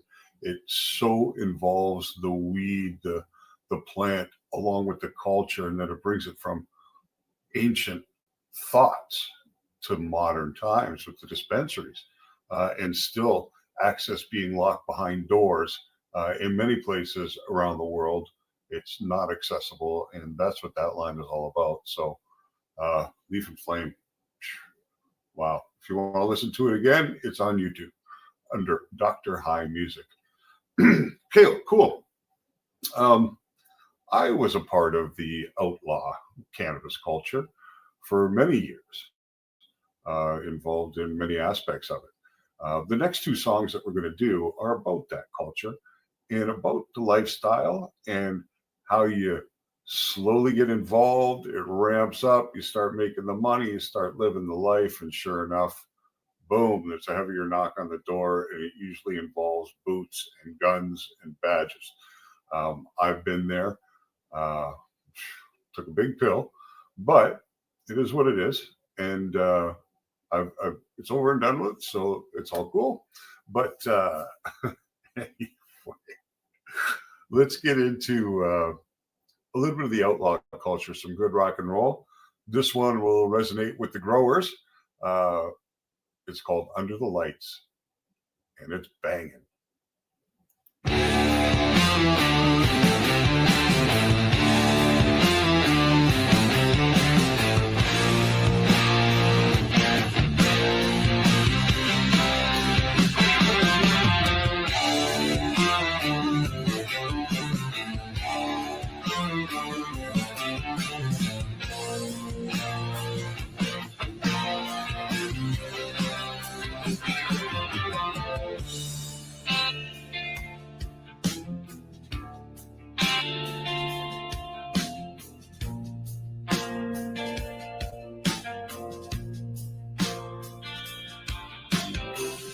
Built it slow, brick by brick. No flash, just sweat and money thick. Out past town where roads fade away, I found a place where my plants could play. Under LEDs and mountain sun, I grew what healed, hurt no one. A Dr. High hoodie stained with soil and sweat. A life not allowed but no regret. The world below could chase their fame. I just fed the roots without any shame. Under the lights, I made it grow.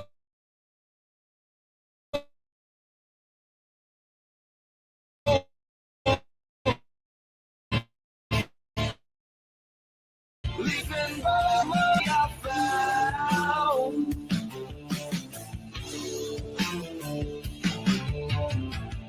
Word got out, demand got bold.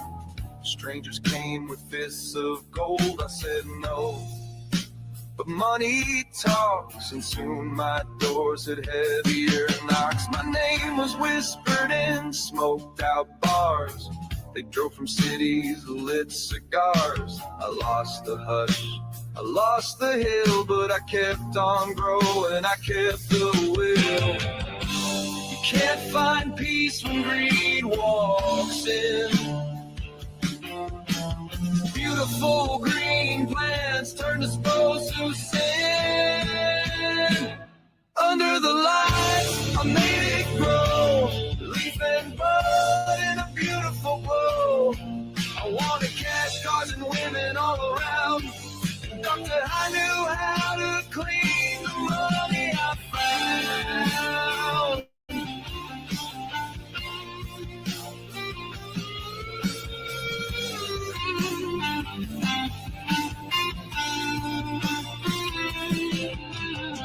Walked to boots and blue flood beams. Saw my dream ripped apart at the seams. They took the plants, they took the distillate jars. They can't reach the cash hidden under the stars. I lit one right there on the hill as they ripped me rights against my will. A few seeds fell from my sleeve. I grinned and turned to leave.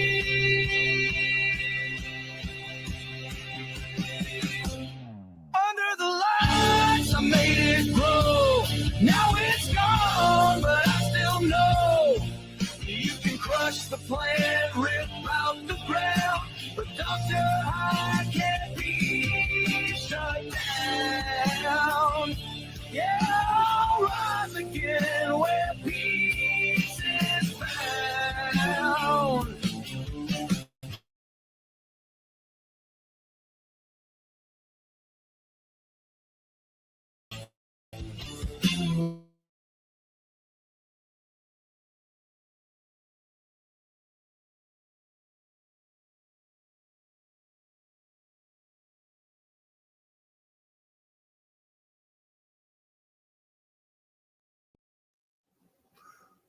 Under the Lights. That's good rock and roll right there. You got to love it. And I'll let you in a little secret. There are some autobiographical bits within that song. I'm not going to tell you which ones pertain to the life I used to live, but there is definitely some resemblance there. All right. I have some resemblance with the next song, too. This one's called 2 Pounds and a Prayer. We've gone from the grower side of the outlaw culture. This time we're going to go to the runner, the smuggler, the person moving pounds here and there. For the bigger players, it filters down. So this one's for the runners and the smugglers, and it's called 2 Pounds and a Prayer. And like most criminal ventures, it ends in misfortune, but it's a good story. So let's have some fun. Here we go.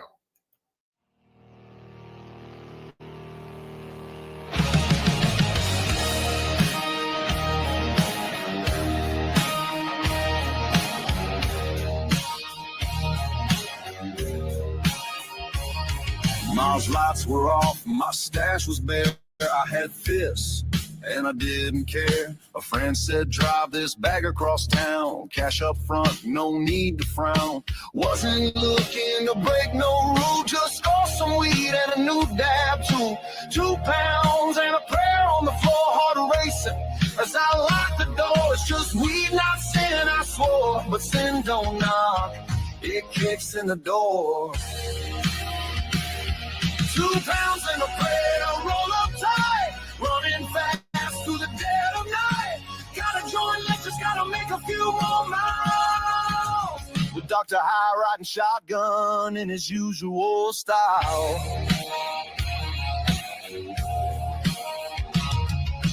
5 drops turned to 50 fast. Strains named like the OGs from the past. Money thick, stash packed full, Zaza loud. But danger lurked under a dark black cloud. Got a call from a man with gold rings. Said move more, you'll want big things. I hesitated, lit my joint. In that moment I missed the point. The higher I climbed, the more I shook.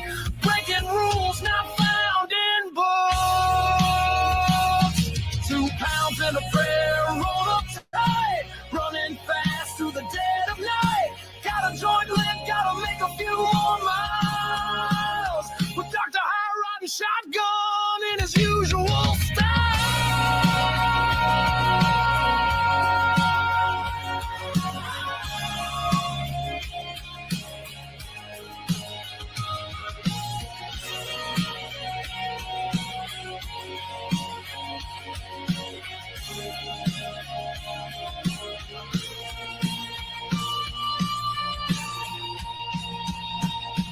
Blue lights flashed by the diner sign. I tossed the bag, but bought me no more time. Face down on gravel, cuffs too tight, but I grinned cause I knew I still had rights. They said, boy, your life's a waste. I said, nah, maybe you just need a taste. Lit my last one with a shaky thumb and whispered, high is where I'm from. 2 pounds and a prayer, now it's done. Took the risk just to feed someone. Got a sentence coming blood on my fire. Protect the high riding shotgun. All the while, wow. Yeah, I'm proud, but I'm high in style.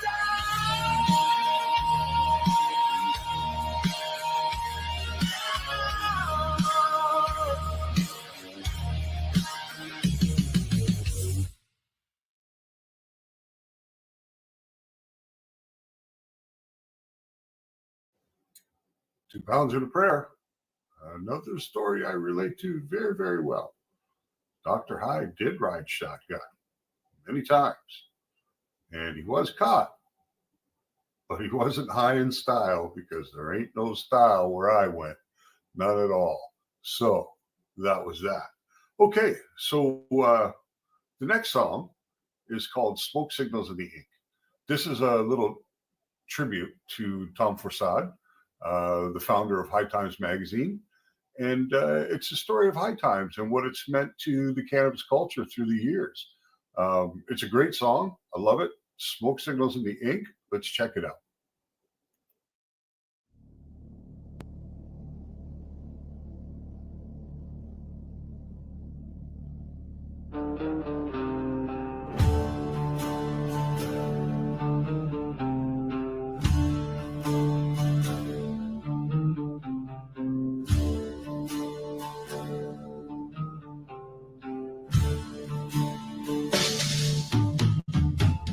'74, behind the veil, a scribe who smoked said truth to the tale.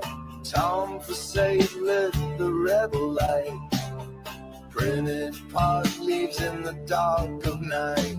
He saw a culture battered and bruised, who sadly knew the plan could not be used. It had to be praised, held high and true. So it built a pulpit before filling the pews. Folded pages, bold and wise, cannabis text in a paper disguise. Smoke signals in ink, undercover divine. High Times called the path in the margins of time. Not just a magazine, it was a beacon and a spark, keeping cannabis lit in a world of dark.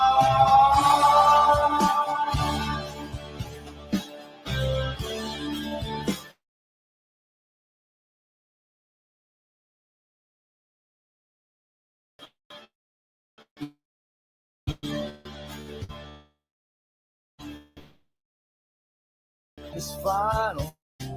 The torch stayed lit in the longest night. The DA pressed hard with fear, but the voice still rose clear year by year. A strain review, a freedom song. High Times kept the spirit strong. Beneath the fold, behind the glass, they chronicled the weed and a green and a black. Smoke signals in ink, undercover divine. High Times called the path in the margins of time. Not just a magazine, it was a beacon and a spark, keeping cannabis lit in a world of dark.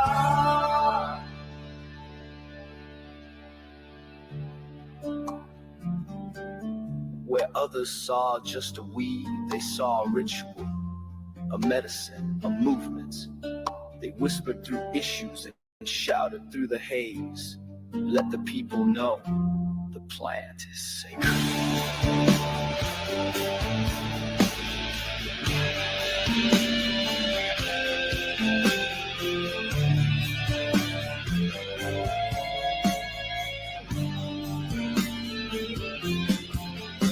Every leaf life with potential, every puff with a chant, every reader a seeker of the ancient plant. From high priest growers to suburban teens, they spark the dream from behind the scenes. Then came the cup, Amsterdam haze, a movement disguised as judgment days. From bongs to splits, from rights to law, they published pictures that left stoners in awe. Now dispensaries line the street, but they were there when it wasn't so sweet. A rebel's chronicle, glorifying the smoke, still rolling loud with every smoke signal. We still turn the page, high times wrote freedom to every age. More than a mag, it's the sacred drum beat, the gospel of the weed we read on repeat.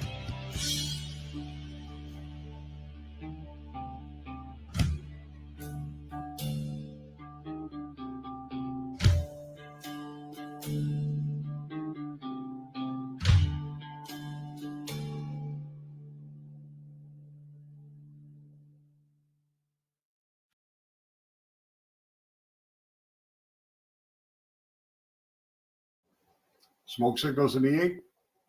My tribute to High Times. Hope you liked it. Pretty cool.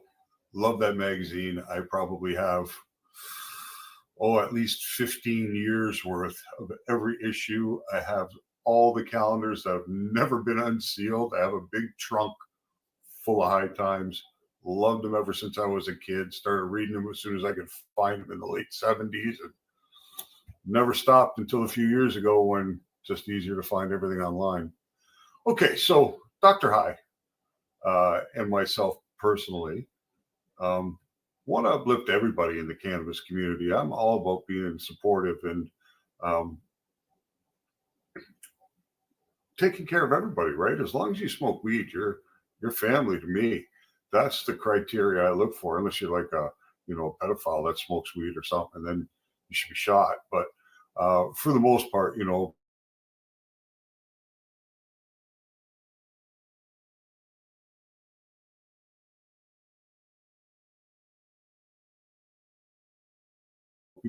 that smoke weed, and it's a rougher life for them, occasionally in different situations and things like that. So this next song is about a woman who finds her empowerment and her peace through the inclusion of cannabis in her lifestyle.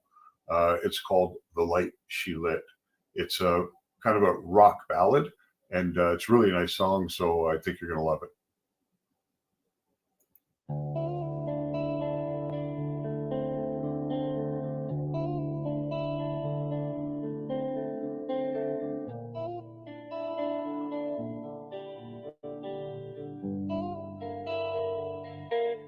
Told her to shrink, to soften the bed, to speak when spoken, to break and bend.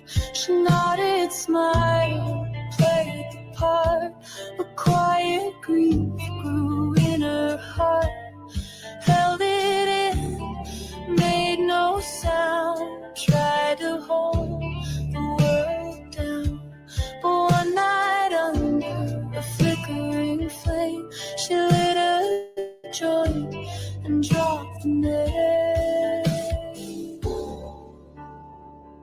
Not a sinner, not a saint, just a woman with restraint. And this is the life she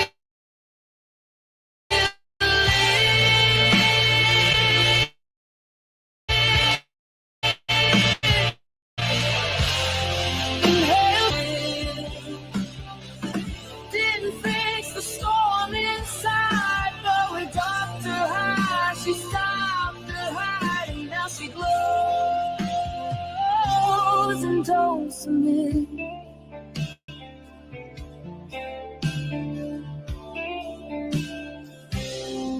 Now she walks in slow, bold steps, No more rushing, no regrets. They still call her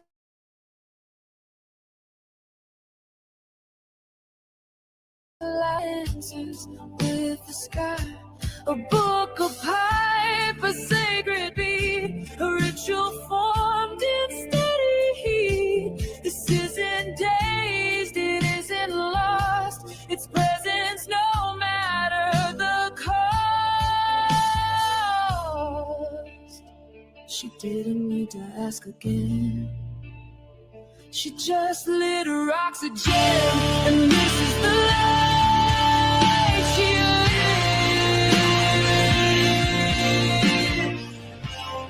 Inhale truth, exhale quit. Didn't fix the storm inside, but with Dr. High, she stopped the hide, and now she glows. And don't submit.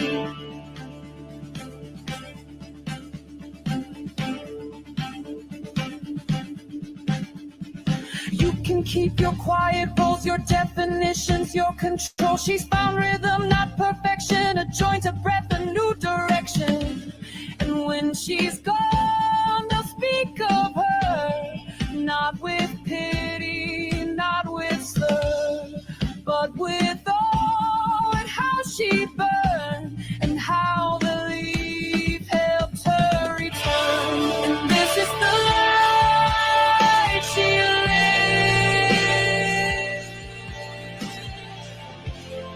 Inhale truth, exhale quit. Didn't fix the storm inside, but with Dr. High, she turned the tide, and now she shines and never quits.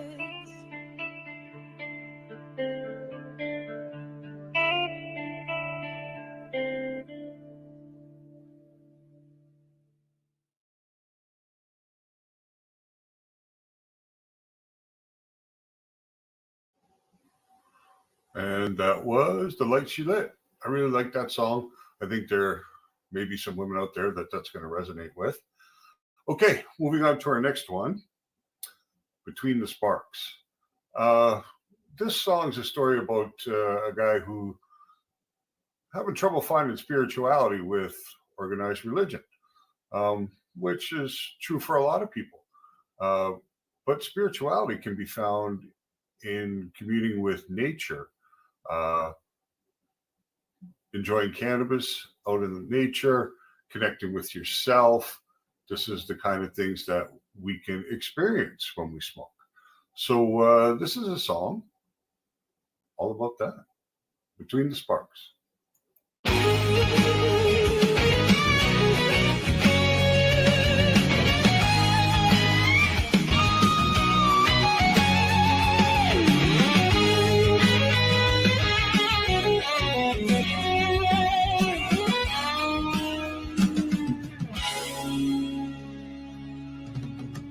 Never fought in the preacher's woods.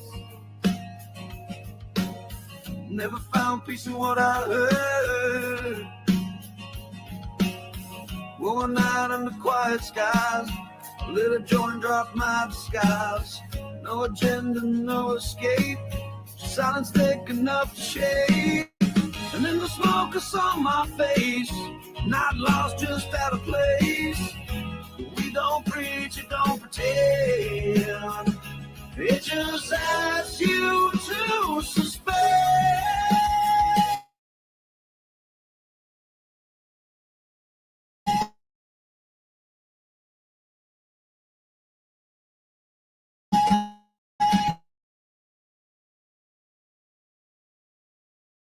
Inside with Dr. High, I learned to ride.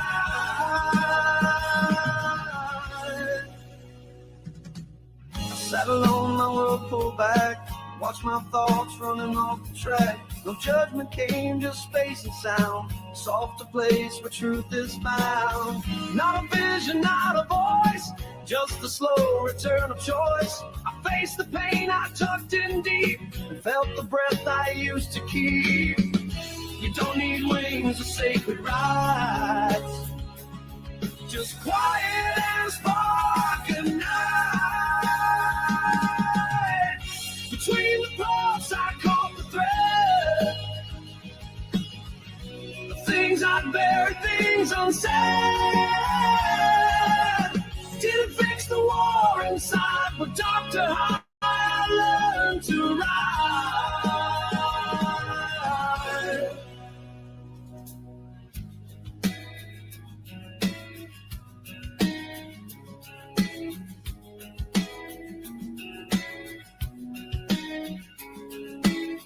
Now I like one to reflect, not to run, but to connect with the version of me still alive, the one who doesn't just survive. I don't need to name the why, I just show up and get high. And in the smoke I always see a glimpse of who I'm meant to be.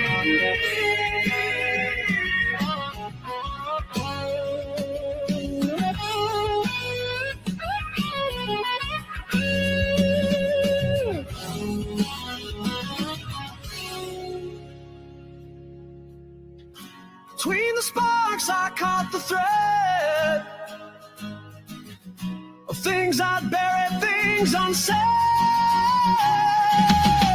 Didn't fix the war inside, but Dr. High I learned to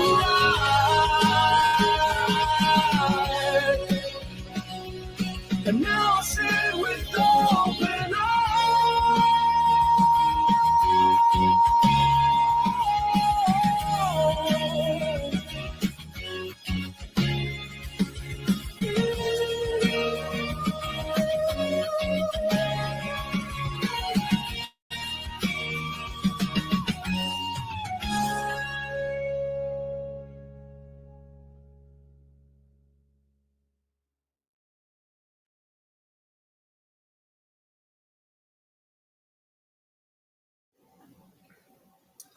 There it was, Between the Sparks. And that's going to lead us to our last song of the night, Purple and Pine.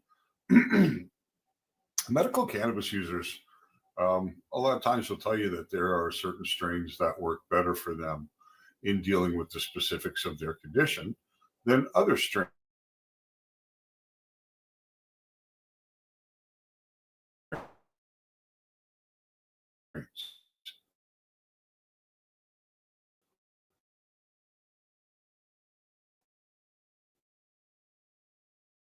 And I mean, that would make a lot of sense, right? Cannabinoids, a specific condition. So that's why it would work that way. Now, this last song, Purple and Pine, is a song about a gentleman who's found that the best way for him to combat his current condition is to smoke Purple Haze and Pine Tar Kush. Those are his two strains that help him get through the day. Purple and Pine, here we go.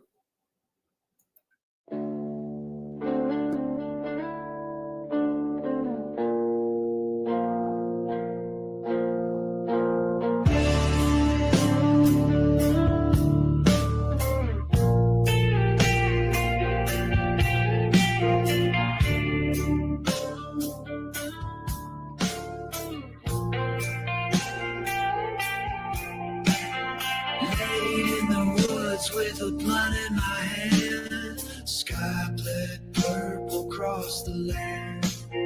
Pine tar kush on my tongue, earth in my chest, each pull deeper than the rest. My eyes went red, the world turned slow, to leave some secrets I used to know. Lit another, the green took hold, whispers turn to threads of gold. This ain't a high, it's a home I find, where purple kush dreams and pine unwind. Pine for my peace, purple for flight. One keeps me grounded, one sets me right. The forest speaks when the smoke curls wide. I walk alone with Dr. High by my side.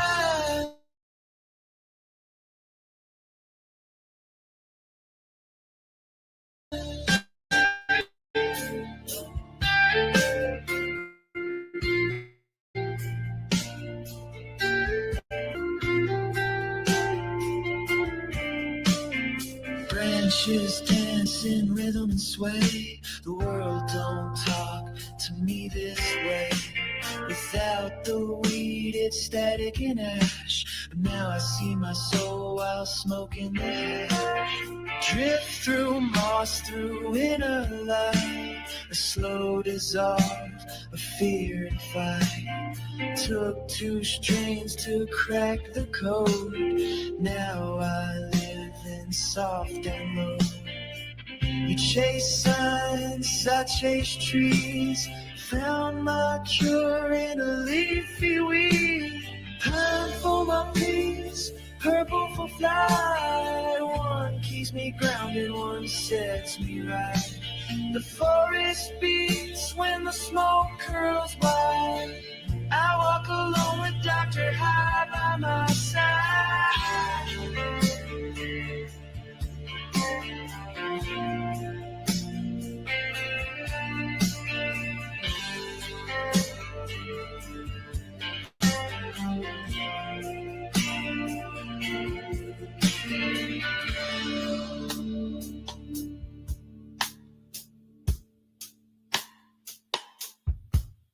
Dark high hoodie zipped, my pen in hand.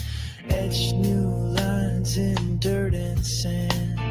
Pine tar kush made sense of all I lost. Purple haze showed me it wasn't the cost. I'm not out here to escape. I'm tuning into a higher plane.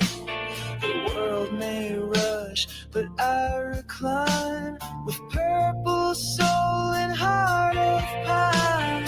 Pine for my peace, purple for flight. One keeps me grounded, one sets me right.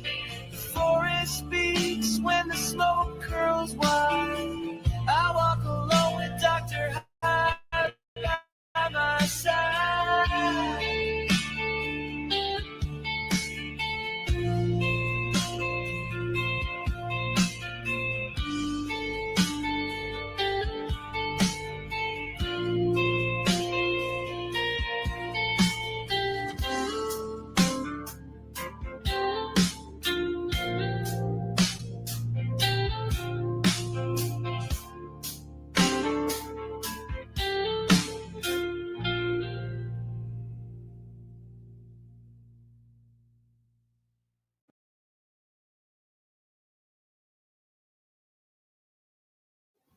Well, there it was, Purple and Pine. Great little number to end the night. Can fam, I want to thank you for taking your time out to hang out with me. I really appreciate it. You know, I make this music for you guys to enjoy as a way to connect with the community, to develop my relationships and my network. And I just want to, you know, share what I do with you guys and work with you to help break the stigma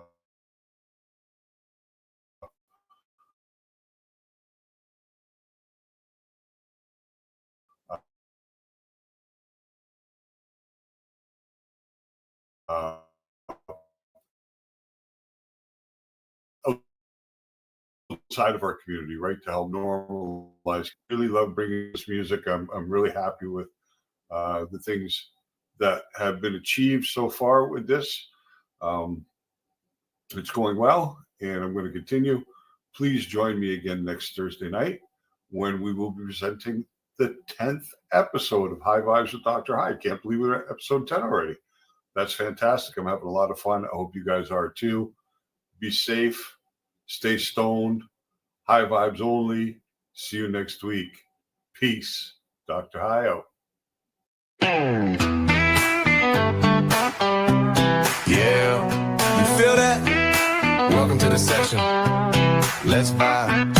Roll one up, let's take flight. Bass hits deep, ride the night. Smoking sound, it's paradise. High vibes only, feeling right. High vibes.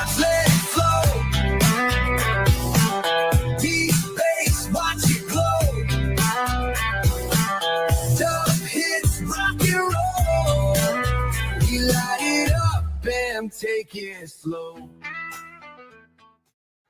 Dr. High is a Pace Radio Network content provider. You're listening to the Pace Radio Network here at paceradio.net. The opinions of the individuals during this broadcast are their own and may not be the opinions of their group or other organizations they may be involved with. All medical advice during our broadcast is not a medical opinion and should be checked with your medical physician. Enjoy the buzz of legalization with Campbellford Lifestyle Shop. From lights to plant nutrients, books, consumption accessories, and more, we've got all your basics to grow or consume cannabis. Visit our info center or take a look at our piercing services and body jewelry, now available in-store through Campbellford Lifestyle Shop, 17 Bridge Street West, Campbellford. Limestone City Hydroponics is Kingston, Ontario's hydroponics shop. Take your growing to the next level and create the optimal environment with a tent kit, or maximize your yield with an ebb and flow flood table kit. Either way, Limestone City Hydroponics has more sizes and options to fit your needs. Are you looking for the power of the sun that adapts to your budget? Then look no further, as they have professional grow lighting. They have indoor grow systems that are easy and cost effective, with many options to fit your living space and lifestyle. Cultivate your growing potential. We have everything you need to succeed. And if you can't make it to the store, they offer local delivery to the greater Kingston area. Remember, when you're looking for experts to help you grow, then look no further than the locally owned Limestone City Hydroponics, 105 Sunderland Drive in Kingston, Ontario. Call them at 613-548-0420. We are people advocating cannabis education here at paceradio.net. Stay tuned. We'll be right back after this toke.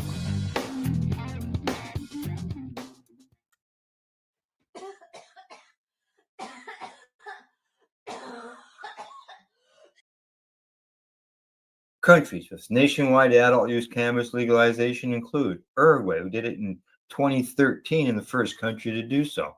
Canada in 2018, Mexico in 2021. And it was legalized country in 2021. Luxembourg 2023. But they do have limited home growing and consumption there. Thailand, first Asian country in modern times.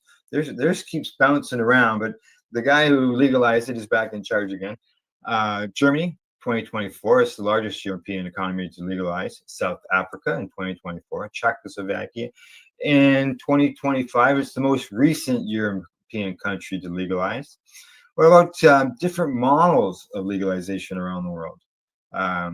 Commercial models such as Canada and U.S. states, licensed businesses can produce and sell. There's homegrown only in South Africa initially. Personal cultivation is allowed, but no sales. In Malta and Spain, they've got cannabis social clubs. In Uruguay, initially, they had state monopoly and government controls production and distribution. And Germany has a hybrid system with different models that are combined. Now, countries with decriminalization, but not full legalization. Portugal, they did this 2001, and not only cannabis, but they did that to a lot of drugs. Spain, cannabis social clubs operate in the gray area there. The Netherlands, which might surprise some people, thinking it's legal there, but not quite yet. It's tolerated, but they're doing pilot projects right now. Jamaica, small amounts allowed there. They say that Georgia, legal to possess and consume privately. Argentina is decriminalized for personal use. Ecuador, limited personal possession allowed. And Chile is private consumption and cultivation allowed. Countries with the strictest cannabis laws. These are the places that you do not want to go to for cannabis holidays. Singapore, trafficking cannabis can result in a death penalty. Saudi Arabia, severe punishments, including death for large quantities. Malaysia, death penalty possible for trafficking. China, harsh penalties, including life imprisonment. Japan, stigma, criminal penalties even for small amounts. South Korea, testing citizens who return from legal countries. Ooh. And the United Arab Immigrants Zero Tolerance, including for CBD products. So those are some of the places you don't want to go to, as well as places that you do want to go to.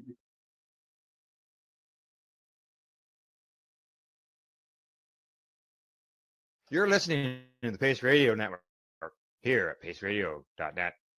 The views expressed by the individuals during this broadcast are their own opinions, and they may not be the same as those of their group or other organizations they may be involved with. All medical advice during our broadcast is not a medical opinion and should be checked with your medical physician.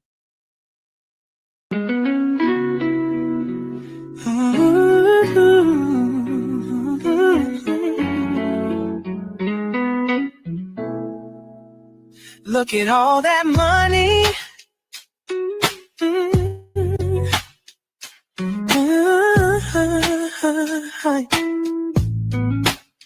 Look at all that money. Yeah, the money that they've spent. Take another look and take some time for him. Don't cut trees for paper, 'cause it hurts the environment. Stop deforestation, yeah, it's time for him. Well, an acre of hemp makes 20 barrels of oil. No need for pesticides to poison all our soil. People got no food, they got no clothes, they got no rent. Well, it's time for hemp.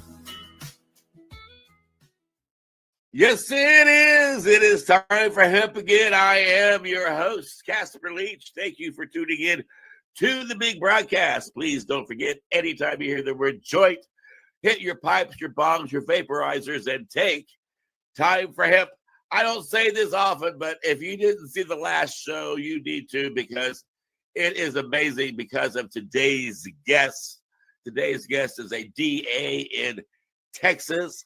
We're going to be bringing her on as we bring on my joint host, but I can certainly tell you she is an inspiration, and she puts me to mind to people like Gatewood Galbraith, Peter Criss, founder of Law Enforcement Against Prohibition, and he organized a group of police officers and lawyers and judges to stand up against prohibition, and this DA would fit right into that crowd. But anyway, before we get there, I want to say hello to our joint guests today. We got 3 joint guests that we're going to start passing it around with my first joint host, Al Bird. Hey, Al. Hi. Hi, guys. I hope you're back for the second half of this interview we're doing here. And but what Casper wants me to do now is sell my book. Go ahead, put the book up. There we go. Al wrote a book. It's called For Country and Cannabis. And it's very heavy on the history of medical cannabis in the country, who did it. It's very much, I'm a 24-year retired Navy officer, and we have a concentration of information in that book that relates to veterans and their use of cannabis and why. Anyway, it's a decent book. And one of our guests today, we only have one, is a Army brat. I think she said Army. We'll check that out. So we have Casper's ex-Army, I'm ex-Navy, and we got an Army brat. But the guy that I'm going to introduce now is not even an American. He's not. He's one of those Canuck people. But we love him. Yeah, Canucks, I think they call them up that way. Anyway. He's got a great sense of humor. My friend, my Canuck friend, Al Graham. Hello, guys. Hey, good to talk to my American friends here on time. And I usually listen to you on your radio station. Yes, paceradio.net. You can find us. We're people advocating cannabis education, and we not only talk cannabis, but we also talk psychedelics, and we also have content providers on our network, including Time for Hemp, that broadcasts every Friday morning at 10 a.m. Woohoo! And I tell you who else you should be playing on your radio station. Some great music from Mad Dabber 710. Hey, Mad Dabber, Welcome to our groovy little party here. What's up, everybody? How y'all doing? Thank you for having me. You do some great music. Tell people about your music, dude. Thank you very much. Yeah, I play guitar, I sing, I rap. I play with a bunch of members of P-Funk and Motown and the band Maruga Cosmic Boogie. I'm also Bridges from Booker and Bridges Delight. We were named Top 25 Funk Albums of 2021 with our album World Jamdemic by Funk and Stuff Magazine. Just signed with 1836 Entertainment, so shout out to those guys as well. Woo-hoo. And you can also catch me every Sunday night from 11 p.m. to 1 a.m. Central Texas time with Sundays Free with JJB on KZSM LP 104.1 San Marcos and KZSM.org. And doesn't he have a radio voice? Huh? He does. I was just thinking the same thing, Al. You know, Justin, it might behoove you to take over some kind of big, large radio conglomerate sometime and just make it your own. I don't know. Anyway, you are in a state called Texas, and I mean, if you want to go and get a pack of cigarettes, you might as well just pack a lunch because everything's an hour drive or more. And so that means this lady down in West Texas, if you all were this like Indiana, it'd only be like a 20-minute drive, but where you're at, West Texas is quite a distance. But Sarah Stogner, our joint guest today, whoa, is a DA in Texas and has a lot of courage to stand up and tell the world how important it is to take time for hemp. And Sarah, you have been an outspoken activist long before you came into the cannabis movement. Am I correct on that? Yeah, I've been ruffling feathers for quite a long time. And you're not just telling the naked truth, you're telling the naked truth, right? Right. I am telling the naked truth. People Google me. There is a semi-nude video of me out there riding a pump jack to raise awareness on problems we were having with oil wells. Oh, and So what was you those have- problems? This lady has fun causing trouble. How cool. How cool. Good trouble. Yeah, good trouble. That's right. The good thing you're a DA, you know your laws so that you can keep yourself from being behind bars for too long anyway. Yeah. that is- Right. Well, yeah, the subject here, folks, is Texas and THC, a compound of cannabis, one of maybe 300 or 400. We don't really know them all yet. That doesn't mean they're bad. There's 300 compounds in a tomato. And I'm not doing anything weird down here with my hand. I have a golden retriever who's scared to death because there's a thunderstorm there. So one thing I'd like to bring up, Sarah, yeah, we're old. We can say anything. Where was I? Yeah, in Texas, they're I having didn't even notice until you said something. And now I can't. Well, you know, we try to make this a fun show along with education. We've been known to. Oh well. So THC in Texas, they don't want any. See, and I'd like the Texas to understand something about that compound. Yes, it is psychoactive. That means it is one of the compounds. Cannabis is the only plant in the world that can cross through the brain's blood barrier. The brain's blood barrier keeps out everything that the brain doesn't want. The brain barrier is porous to cannabis because inside the brain are somewhat like 50,000 receptors for cannabis compounds, including THC. Now, let's do THC, the compound. There's a lot of talk about, the THC levels are way up with what they were. Yeah, or they can be way down. The growers now can control the different genetics of these plants and pretty much get whatever you want. So what do you really want if you're a medicine user like I am and like these guys are? What we want is not a trip. We're not on some sort of psychedelic trip of some sort. We want a friggin' medicine, and we want it to do what we want it to do. In my case, it's deal with post-traumatic stress bullshit and a hell of a lot of pain. It's different for everybody. But in the THC level, you have another compound, which you all heard about, called CBD. It's a great compound. It helps with pain. It helps with all kinds of stuff. But if you've got a THC level of 10 in your plant, and you've got a CBD level of 10 in your plant, that negates the psychoactive activity of the THC. So just having THC in a plant does not make it psychoactive. It makes it psychotropic. Psychotropic means that the good stuff in the plant gets through that brain barrier, gets into your brain with the 50,000 receptors, and does good things for your endocannabinoid system. But again, in Texas, they don't even seem to know there is an endocannabinoid system. So what I'm getting at again as a veteran is I'm worried about the veterans in Texas. There's something like 1.4 million of them. And I think it's the fourth highest veteran state in the country, third in there. It's a lot of vets. And if you take that THC out of there, you're doing irreparable harm to these men and women. Leave them alone. Just take this law and stick it someplace. It's unnecessary. It's illogical. It's immoral. What the hell's wrong with you? The lieutenant governor, what's his name? He's a fool. Dan Patrick.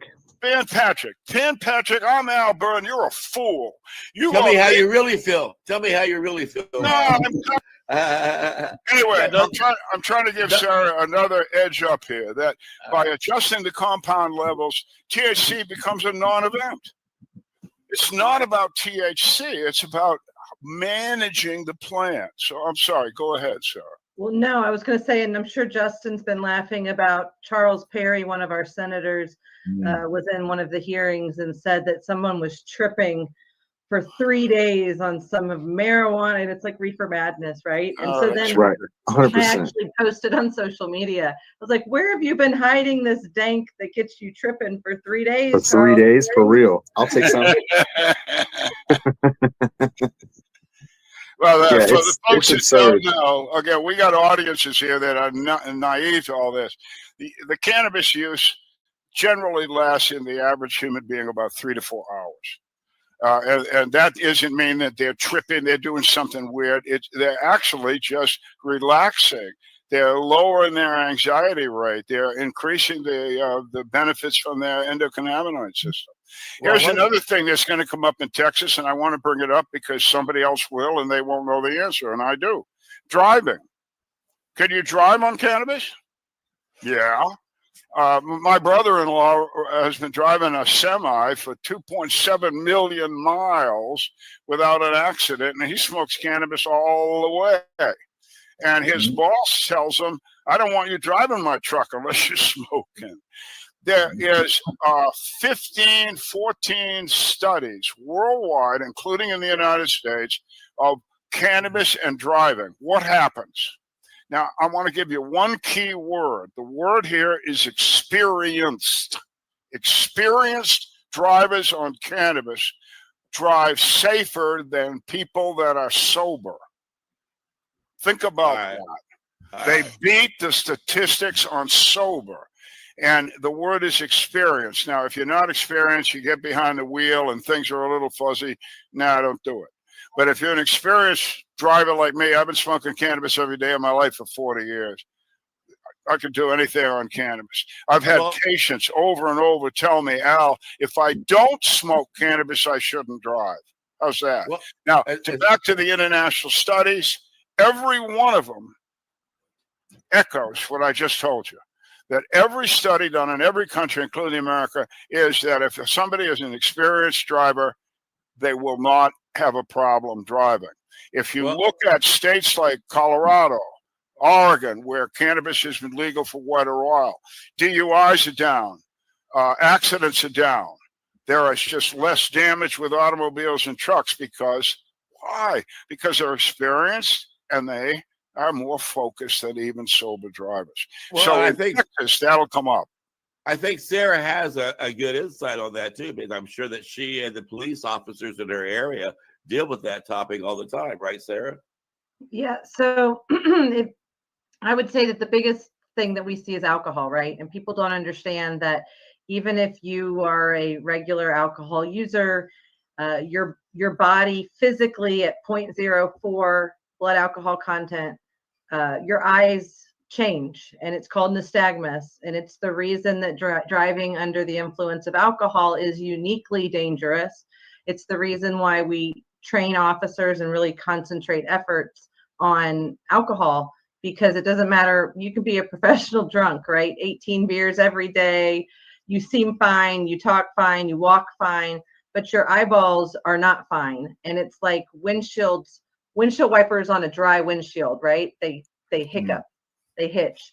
And so your eyeballs do that when you've had drinks, and it's biological and physiological, and you can't fight it.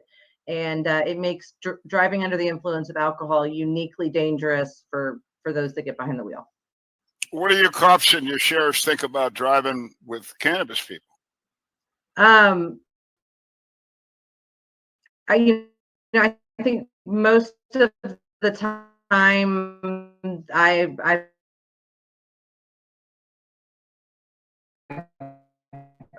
yeah. For sure. And is that sheriffs or police or both, or what? State I mean, police? right. I mean, typically if somebody's getting pulled over and they're smelling something, right, then they'll do a search. And I think that it shouldn't be necessarily PC anymore. I don't think it's necessarily probable cause, because you can't tell if it's hemp or marijuana, as they like to call it, right? Doesn't State versus Steelman, isn't that case law that got rid of that, being able to use the smell of cannabis for search and seizure? I don't know. I need to look that one up, Justin. I'm still learning, right? I mean, it's so not an issue in my jurisdiction, where as long as you're not driving around, like we worry about the sand haulers that are high on meth and up for 3 days. Oh yeah. No, just is correct. The law court has ruled that smell is no longer a justification, and a lot of it was just because it's what you said. How do you know it's not? First of all, illegal. There's a lot of legal patients, and how do you know it's not hemp? So it makes no sense. Well, here's one thing I do know, Justin and Sarah. I don't understand how your politicians who love money, who love tax dollars, and who want to preach about jobs in their backyard are standing against hemp. It makes no sense. They are destroying businesses on every level, whether it be farming, whether it be store owners, whether it be product producers. Don't they understand that they're driving businesses underground and they're destroying the economy? The thing that Dan Patrick understands is he's getting $400,000 last year from the alcohol industry. That's what he understands. So let's be honest, Kim Paxton, Dan Patrick, they're all paid for by the alcohol industry and by the pharmaceutical companies, and they get a lot of money from big interests to vote the way they do. That's why Dan Patrick is saying that he won't even allow anything but a THC ban to go to vote. Really? What? Now, even hemp with its 0.03% or whatever, there's still THC. So how like that? So he wants to make federally legal hemp illegal in Texas. Yeah. That's what they're trying to do. And the thing that they don't understand, and I don't know if they understand it or not, but all they're doing is taking money out of our economy, because Texans are still going to consume cannabis. They're still going to consume hemp. They're just going to pay for it and get it shipped in, because Texas doesn't have the right to stop interstate commerce, because that's federal. That's above the state. That's above the state of Texas. So they can't stop the interstate commerce. So people can still go online and order their hemp products, have them delivered right to their door, and there's nothing that the state can do about it. Well, Sarah, are you having problems trying to figure out what type of laws to enforce and what the laws are and what they mean? And I mean, the way they're changing and all, they don't make. Are you able to follow what they're doing? No, not right. On any given day, who knows, right? But I think big picture, my takeaway is that the Senate is wanting a total ban. in the House, you've got a lot more different people that are involved, and at least the hemp lobby has some advocates in the House that are trying to salvage these people that have been in business for years, right? I mean, you're talking about tens of thousands of jobs, millions of dollars in revenue. I think it would probably be an unconstitutional taking at this point. Absolutely. So yeah, I think that, and again, this is a silly argument. Like, it should be decriminalized, it should be legalized, it should be, bottom line. Descheduled. Yeah, descheduled. Yeah. What about access wise?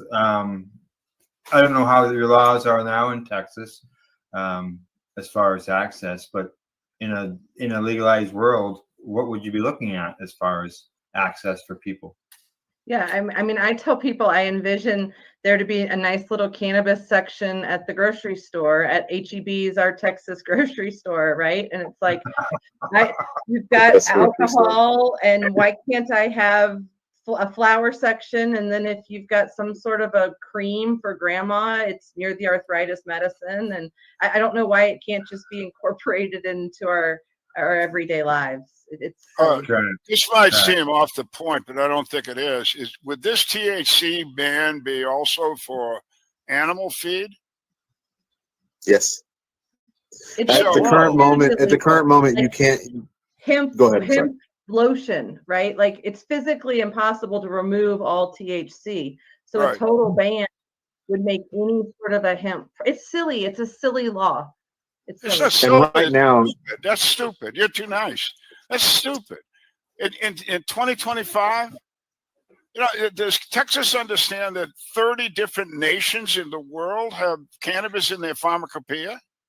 Yeah. I mean, for us, it's the federal thing is against the law anyway. If you look at the U.S. law, it says that if something is legal in the United States medically, like cannabis, in any state, then the federal law has to reflect that legality, and that's been going on for 40 years. So this whole law thing that these cops and lawyers that, again, I'm sorry, ma'am, but these cops and lawyers that decide what we as human males and females, mature men and women, can put in our bodies in private. Texas? I'm telling you. It's illegal to own more than 6 dildos in Texas too, though. So come on now. I've served with some guys from Texas in the Navy. They were super dudes, and every one of them's got to be as pissed as I am. I can't believe Texas even considering that. Your whole reputation is gone. You might as well move to Connecticut. The thing is, man, I'm telling you, like, the problem that we have here is that you have the good old boy system that's been a thing for so long that it disenfranchised a lot of the voters. And so for a while, especially with like when Rick Perry got voted into governorship, I believe he got voted in with something like 9% of the population vote, because a lot of people just didn't turn out to vote. And so that's the issue that you have. People have been so disenfranchised that they stopped voting. And so right now what you're seeing is you're starting to see this resurgence of people being like, all right, they've gone too far. Now it's time to register to vote. It's time to come out and make things heard. I mean, people don't realize, they keep saying that the Republicans deserve these 5 seats and they should be able to redistrict because it's a Republican state. Out of this, there's over 17 million registered voters in Texas. Just over 6 million of those voters are registered Republican. Over 8 million registered voters in Texas are Democrat, and I think it's like 13% are registered independents. So the Republicans are only 37% of the registered voters here in Texas. In what world does that make it their right to have an extra 5 seats? Like, it's insane. Those 5 seats need to wake up to the fact that these laws are silly. Sarah, we're down to the last few minutes. Is there anything you want to give a shout out to, you want to say or speak about? Oh man, I think I tell people squeaky wheel gets the grease, right? And so call your legislatures, email them. I think Greg Abbott vetoed during the regular session because 120,000 people sent letters and they hand delivered them, and they showed up and they said, stop ignoring us. And so I do think that the takeaway has to be that ordinary people with a little bit of common sense can't quit on the system, and you can't have the apathy take over. And we need people to run for office. We need people in, we live in a duopoly run by oligarchs, and donors are the customers, not the voters. So unless you're in the system, you can't play the game. And so we can't afford to sit out and just wait and let them totally destroy it before we get involved. And if you're living in Sarah's district, get out and vote for this woman. Keep her in office until God calls her home. You need her. You need her. Justin, I love having you on the show. Yeah. Thank you for having me. You always bring joy, cheer, and a happy spirit. And why don't you let people know one more time about your music before we say so long, farewell, bye-bye? Absolutely. You can check out the new, we just released a new LP or the EP, Living It Up, Justin James Bridges, the remastered version of Living It Up. It's available across all platforms. You can find me at jjbmusic.com. You can also find some of my cannabis music on maddabber710.com. And you can catch me every Sunday night on kzsm.org with Sundays Free with JJB. Rock on. And speaking of radio content, Al Graham, one more time, let people know how they can listen to your content. You can find us at paceradio.net, and we cover psychedelics as well as cannabis, and PACE stands for People Advocating Cannabis Education. And Al Byrne, if I want to get a copy of this book called For Country and Cannabis, where do I find it? Everywhere. Apple Books, Amazon Books, Thrift Books. They'll send it the ebook or the hard copy. It's 360 pages. It's worth every nickel. If you if you have a healthcare professional in your life, if you are a patient, you need that book. So a lot of the stuff I just brought up about diving and CBD, THC, the fact that lawyers and cops are running your medical program for you, it's all in that book. It explains how we got from nothing to where we are today, where 30 countries in the world have cannabis in their pharmacopoeia, and the United States does not. Please buy the book, spread it around.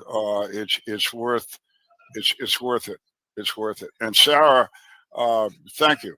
It was a pleasure to have you. It's a pleasure to maybe we can be friends into the future and work together on. And I'm at your disposal if I can help you with some sort of background or information.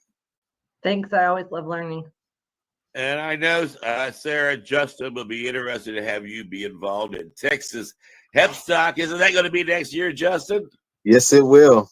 We're going to be All probably moving it to a different day to make it a little bit cooler, but it will be happening again. We're looking probably just like Portland Hempstock used to be, the weekend after Memorial Day. That's what we're looking at. Or Labor Day, I'm sorry, the weekend after Labor Day. So that's what we're looking at right now. All right, so just don't put that on your calendar, Sarah. You're going to be busy that weekend. Justin's going to want you to be part of the show. And I'll get to meet you there because now that they've dragged me out of retirement, they promised to drag me down to Texas once a year to say hello to everybody, which I'm joyful to do because there's a lot of wonderful spirits there. And Sarah, seriously, I have been inspired by your work, and I am just honored to have had you on the show. And I really hope you come back sometime in the future and help us let the whole world know how important it is to take time for him.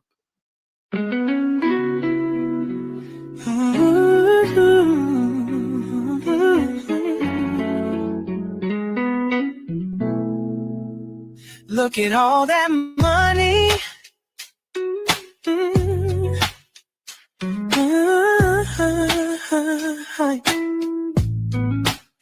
Look at all that money. Yeah, the money that they've spent. Take another look and take some time for him. Don't cut trees for paper, 'cause it hurts the environment. Stop deforestation, yeah, it's time for him. Well, an acre of hemp makes 20 barrels of oil, no need for pesticides to poison all our soil. People got no food, they got no clothes, they got no rent. Well, it's time for hemp. Throughout Earth's history, hemp has been used, no mystery. Hemp was legal to pay taxes for more than a century. Faxes, the founding fathers make sense to me. It's time to grow hemp legally. Think of all its uses. It's money that's well spent. Right now, no excuses. It's time for hemp. Sustainable green industry, that's our intent. A better place this world will be. It's time for hemp. Fuel and food and clothes and soap, housing, cars, yeah, cars, no joke. Henry Ford built a car of hemp. It's time for us to do it again. People being balanced far with Valentine as it's meant right now. It's time for hemp.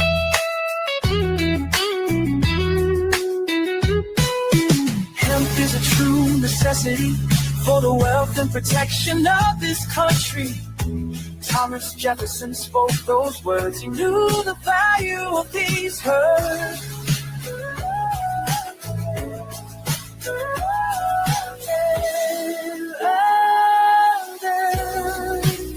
It's time to lift the hemp. It's time to make a strong step. Well, yes, we can. I know we can. We can make a difference. Yes, we can. Just like birds of a feather, we can work together and lift the hemp. Look at all that money, yeah, the money that they spend. Take another look and take some time for him. Don't cut trees for paper, cause it hurts the environment. Stop deforestation, yeah, it's time for him.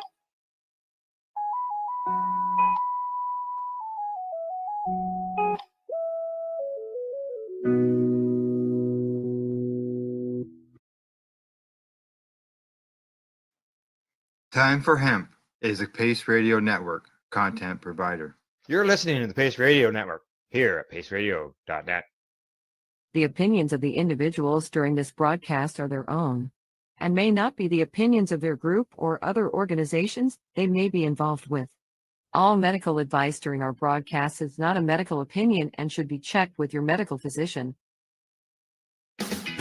Enjoy the buzz of legalization with Campbellford Lifestyle Shop. From lights to plant nutrients, books, consumption accessories, and more, we've got all your basics to grow or consume cannabis. Visit our info center or take a look at our piercing services and body jewelry, now available in-store through Campbellford Lifestyle Shop, 17 Bridge Street West, Campbellford.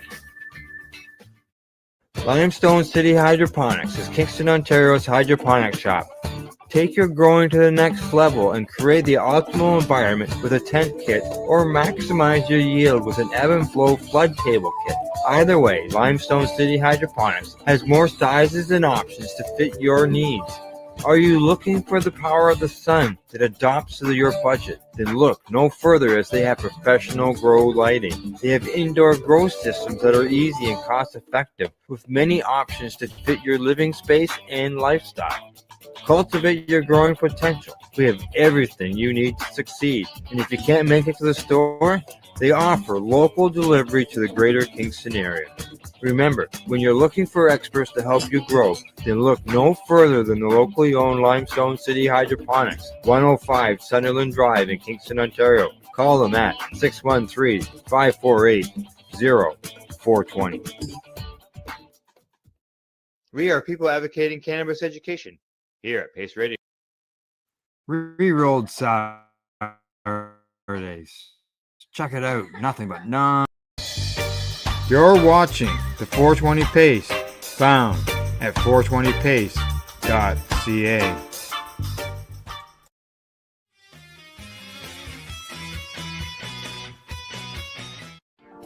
You've been watching Rerolled Saturdays. Thank you to our guests, our hosts, and our viewers. Up next, Rerolled Saturday Nighttime Edition. It gets started at 4 p.m. See you then.